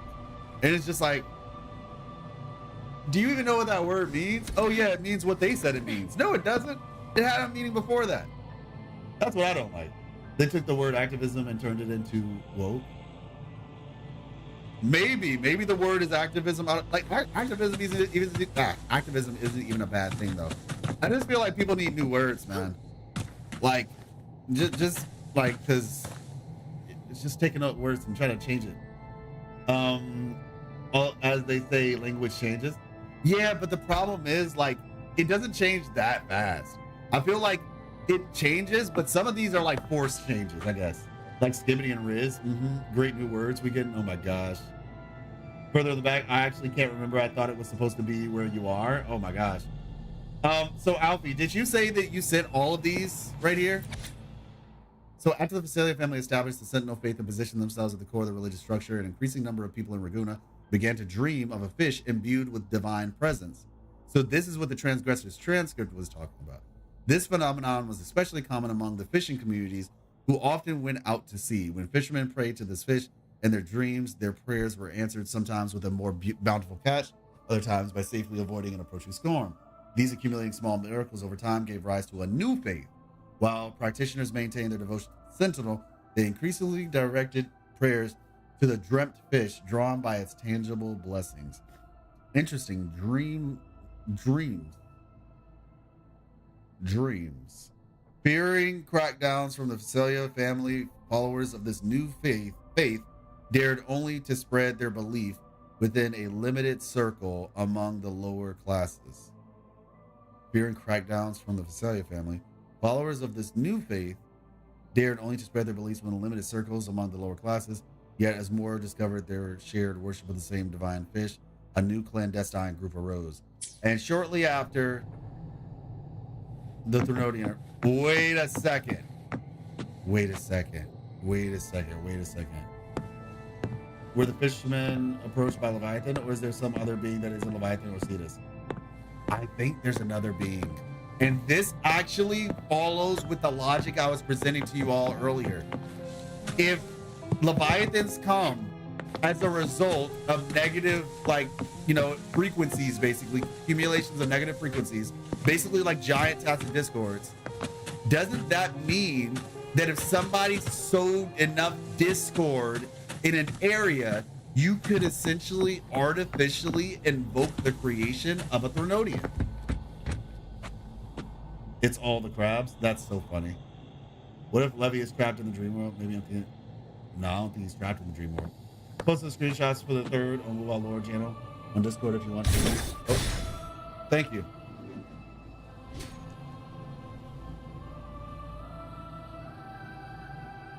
Okay, and then Alfie sent me something too. Cool. Okay, so. Commercial break. All right. Interesting. Lost Shepherd. That's an interesting little correlation. That would be very weird though, considering this guy seems to be connected to the Praxidus, and Scar hates this guy's guts. Let me see. Yeah. Wait. Huh? Wait. Oh, okay.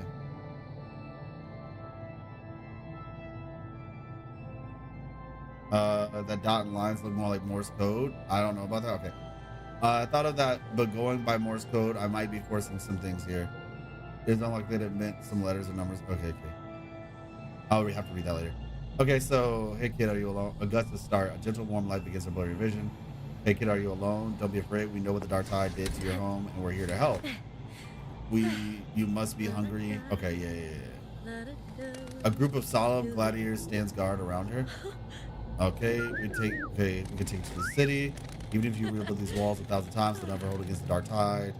In the end, you chose to leave the village. The gladiator's words revealed a bitter truth. You lack the strength to protect your home you are leaving behind in your travels.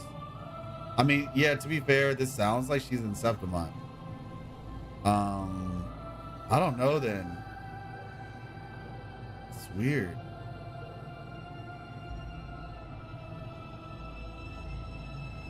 Don't buy the shepherd theory. Yeah, no, it's not. I don't buy it either. I've been seeing those kind of videos, and the thing I'm always finding about them is what they mean with woke reality. In my previous match, I slipped and left an opening. Yeah, but it's like, because activism is a word, right? And it has a meaning, and it's not a bad meaning. He gradually lost his advantage. I mean, honestly, I just feel like people don't want to call it what it actually is. Started to panic. Like, they just political opinion that I don't agree with. I knocked him down with a single blow. They just want to have a word, like a buzzword, and the problem is that buzzword radicalizes, because then you end up calling everything woke versus actually just arguing the points. Like, argue the points, but instead of doing that, we'll just buzzword it to oblivion. And it's really easy to like get people radicalized that way. Okay, so on the same day, fateful day, both leaders of the order, Napoleon I and II, received divine revelations. After deliberation, they agreed that Napoleon II would embark on a pilgrimage befitting the revelations, while Napoleon I will remain behind to lead the faithful. In the third year, Napoleon's departure. Wait, I read this already. Fell ill. Yeah, this is like where the conflict happens. Where is this though? Where is this? Wait, is this in his? You read it in the story. Oh, okay. So that's what this was then. Okay, yeah. So okay, I remember it. Yeah, it just says when they came back, the people were like, "Oh, this is what we should do," and "No, this is what we should do." And then he comes back and he's like, "Hey, I'm back. Stop arguing." It's kind of like Moses. Oh shoot, it is like Moses.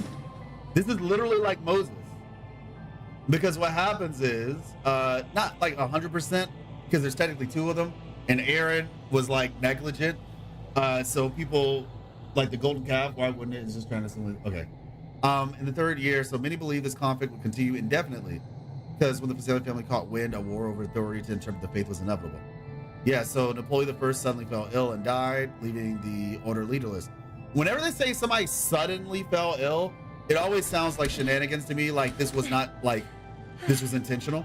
Many believe this conflict would continue indefinitely, but the dark tide broke the stalemate. Inexorable in its advance, the dark tide indiscriminately overran the homes of all antecedents.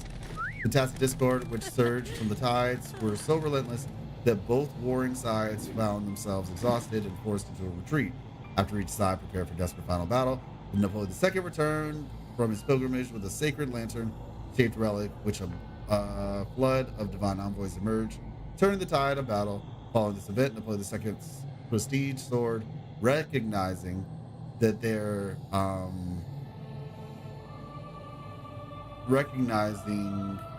situation was untenable. The Solis family initiated peace talks with the order. The precise details of the negotiation have been lost to time, as only a handful were present when Napoleon II entered the gate of the Visalia castle bearing the tightly bound sword. Following these talks, Napoleon II's coronation as primus proceeded without opposition, and the governance of Ragusa transitioned to the Order of the Deep. All right, cool. Yeah, so checks out. Oh yeah, history. Okay, thank you. All right, you know what, y'all? Let's we're gonna, because we need to end the stream soon. Let's end it here on this.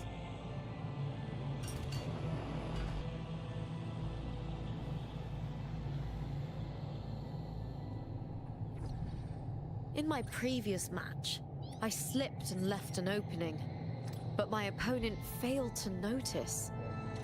There we go.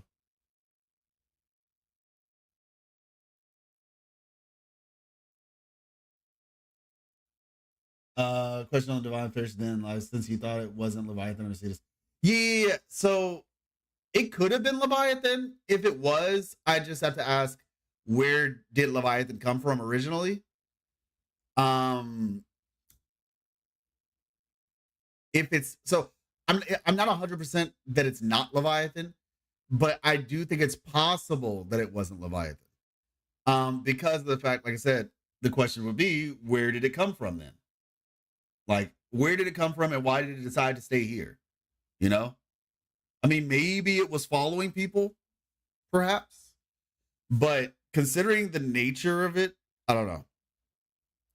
If it wasn't Leviathan, and the idea here being that, oh, Leviathan was created via negative emotions, right? And so it could have sensed like the turmoil of people. Like all these people. I mean, maybe you could say like there were all these people on the sea, like when they were traveling, trying to find a place to live. Maybe Leviathan was created then. Could it be tied to some noir cat? Hey, what's up, dude? I finally made it. Run the stream for 3 more hours. Crazy. I guess the thing is like Leviathan shows up and is like, hey, I want to, sow discourse and all that stuff to get people to praise me because they're praising the Sentinel right now. So you know what? Never mind. Now that I think about it, it could have been Leviathan. That actually does make sense. But the question then becomes, how did Leviathan get created? Like at what point? Because you'd have to find a point where people were like struggling, I guess. So mind you, Renacita was, Renacita is what it is, right? I think the answer might lie with like Frolova potentially. Like, because that was the age of 1,000 Isles. And so technically, yeah, there were still people, like, I guess you could say, like, there were still disputes, I guess. Maybe just due to, like, I don't know. Because they seemed kind of peaceful when they hit Renacita. Like, you look at, like, Frolova, and you have these towns, and they're kind of roaming or thriving. It seemed relatively peaceful.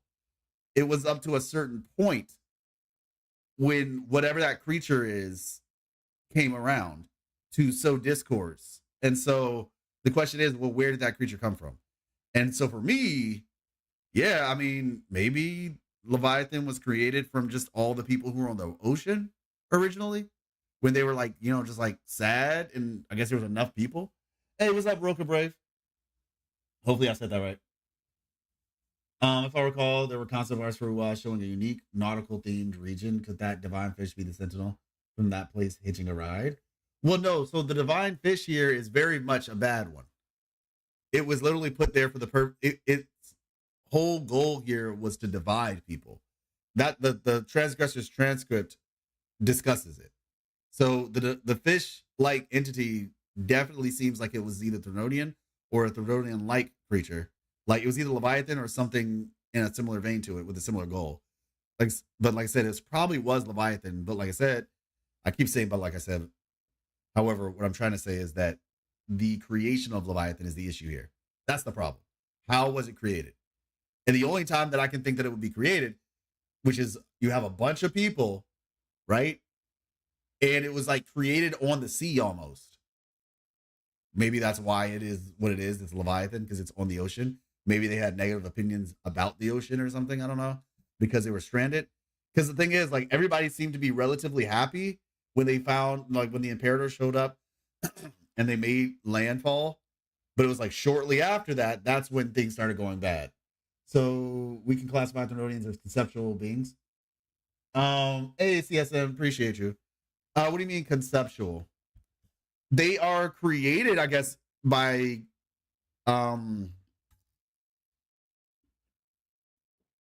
like, I guess, yeah, like a Threnodian is, I guess, kind of like a concept.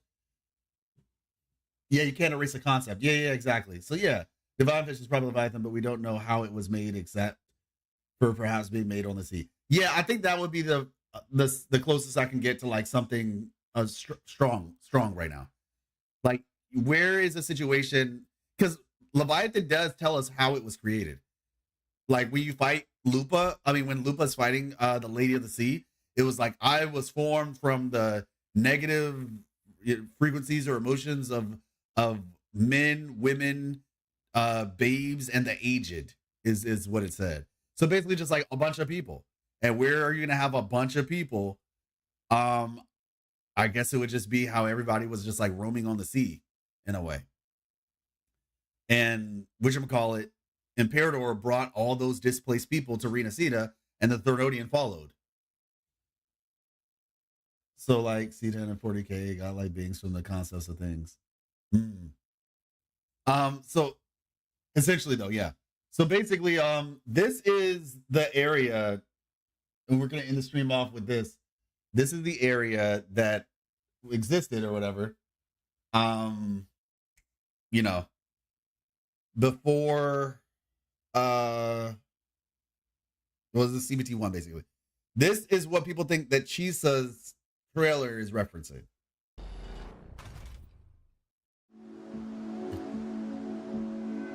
Another day, another Yeah, heroic Bakasan, exactly. So this was the city. This was so fun, man. I remember this thing. Also, it's kind of interesting. You see like this like coral like growth coming up. Well, it's probably more like fungus. It's probably more like a fungal growth, but this takes me back. I know. It looks bad and I still love it. Exactly. You like the concept of it. Yeah, like parkouring in the city, man. Oh gosh. Parkouring in the city was great.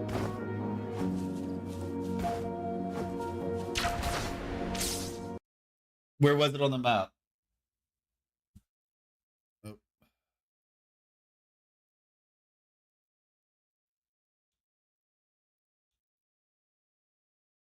On the map, it was right here.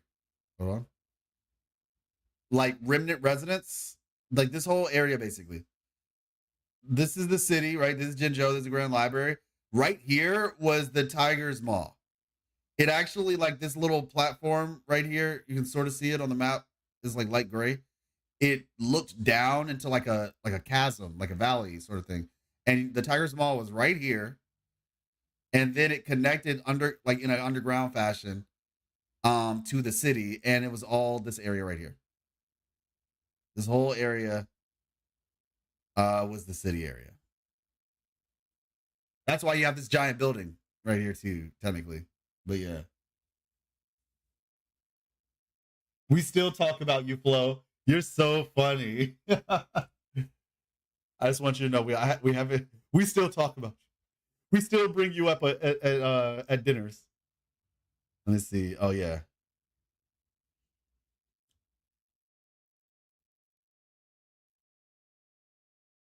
Boop. My bad. Oop. There we go. And there we go.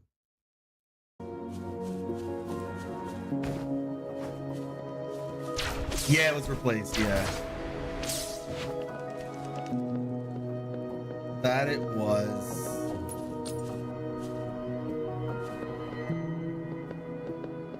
And the cool thing is too, at the tops of the buildings,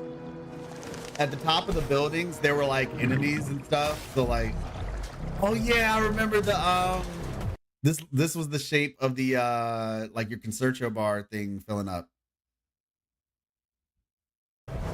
Oh.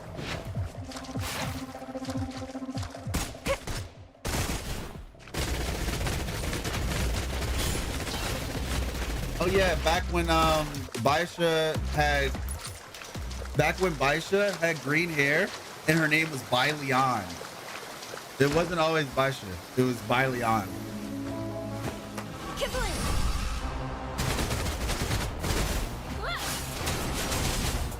I remember when this was peak. You're like, yo, this is crazy. What is this game? A lot of questions about Wuthering Waves 1.0. Yeah. Do we have the subway in Tiger's Maw? Mm-hmm. Yeah, the subway's in Tiger's Maw. Yep. That's what it was. It's that same subway. By Leon. Yep. Hey! Yo! Shout out to Encore's name when it was Anka. Shout out to Encore's name when it was Anka. Yo! I love that name, man. It was such a good name. Oh, and Marita's name was Joy Yuan. Yep. Marina's name was Joy Yuan. She also had a different outfit too. Joy Yuan. Tao Chi was busted. Oh my! Well, actually, to be Encore, Anka, and Tao Chi. And like I said before, unfortunately, my channel is deleted. The old channel that I had, and I made a whole guide on those characters, man. It was a guide about Tao Chi and Anka's synergy, because they had like some crazy synergy, and they were like, Tao Chi was so broken, you didn't even need another healer in the team. That's why they nerfed her, because her existence made healers not needed at all. And like I said, Anka, now Encore, got nerfed too. OG WUWA got cut like a pizza, and Kuro gave us a slice without the tomato. They only had the cheese on release. Encore is so much better. I like the name Encore, don't get me wrong, but it's just like when you get used to something, it's like Anka is a cool name. Like it is. I'm sorry. Like, or I'm not sorry, but give that name to somebody else. I don't remember all that. Didn't do the CBT. Yeah. Yin Lin had a different design too. Yin Lin's design was different. It was cool. I like Yin Lin's old design.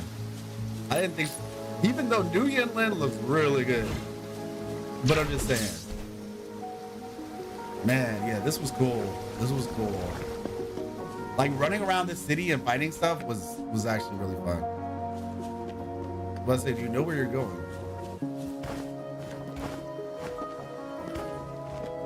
Let's see. Oh yeah. I like old Yin Lin and Donjon more, not gonna lie. When cars were actual mimics. Yeah. We're WUWA boomers, y'all. Congratulations. Oh yeah, these chests were cool. Anything you need? Let's see. Oh man, we are WUWA boomers. What car? I got jump scared by one. Yeah, I remember that. Oh yeah, it's like you scan it and then is it a chest? Oh yeah. Take it. It's okay, y'all. Civilization. Let Kuro cook. I don't think these ideas are going nowhere, man. I think they'll come back. Yep. You had this little area right here.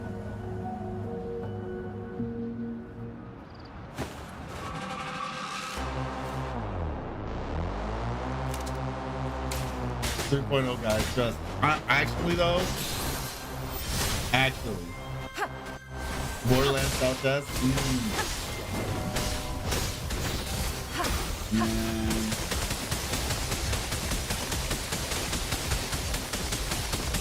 3.0 there.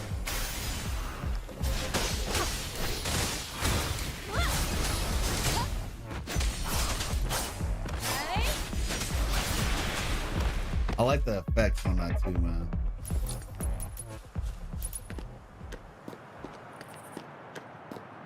Let me see.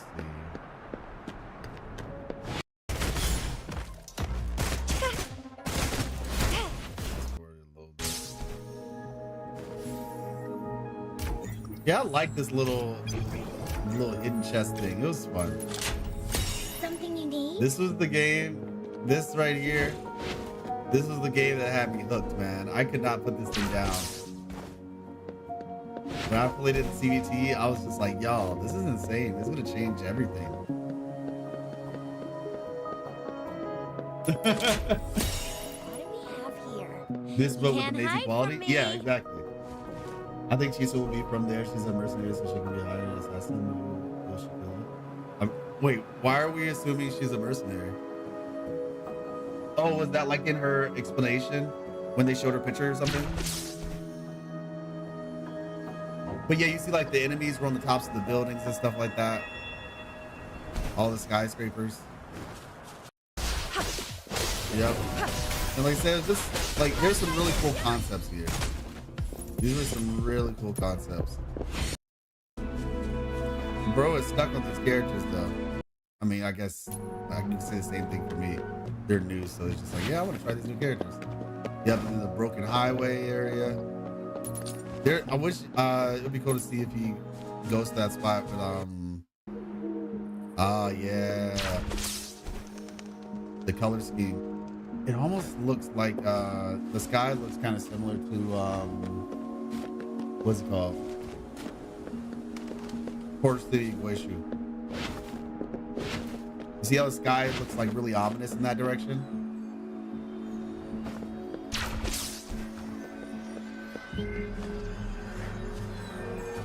More than Renacita? Yeah, that's what I'm saying. We're going to get this vibe back. I believe. I 100% believe we're going to get this vibe back. Yeah, that water down there, that's like the sewer place, and it kind of connects to the broken. I remember there was like a story connected to the subway station of like a situation where people were trying to evacuate.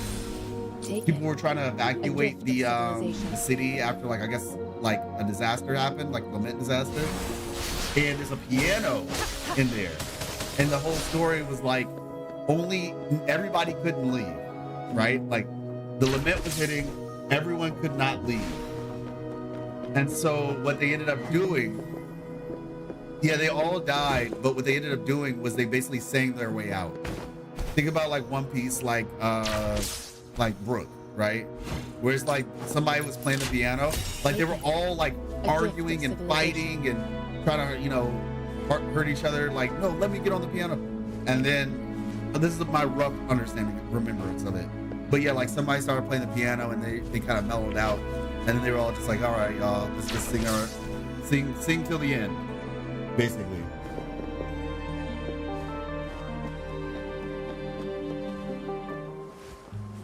But yeah.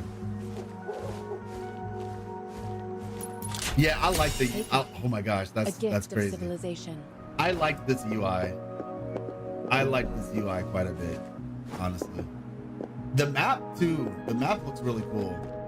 Also, you see the resonance beacon right here. The resonance beacons on the map look very similar to that thing that was like hitting the ground. Like in the old trailers, the things over in the sky, basically. It looked like a bunch of things in the sky. They look kind of similar to that. So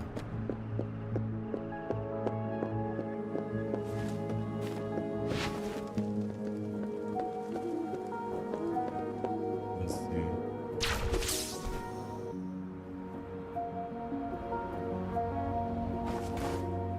Gotcha. But yeah, but we're about to head out to it. It's 8. But yeah, I just thought we could end it on a little bit of nostalgia. All right, there we go. But yeah, all right, thank you all so much for coming through. As always, I will see you tomorrow in like, what, 11 hours from now, I think? Technically a little bit less, because I'll probably start the stream at like 6. I don't know, it's 7 in the morning, so I need to get some sleep. So yeah, I'll probably start the stream around like 6:30 or 6:45 before the live stream hits. So I'm gonna do it after the stream. I'll try to dig deeper into the patterns on when the store leaves. Oh, okay, got you, Vincent. Yeah, y'all have a great night, and I hope to see you all tomorrow at, like I said, we'll be streaming the live stream for 2.6. I am very excited. Looking forward to this. So, catch you. Wake up for it. Have a nice day, y'all. Yeah, absolutely. Set your alarms. All that fun stuff. Peace.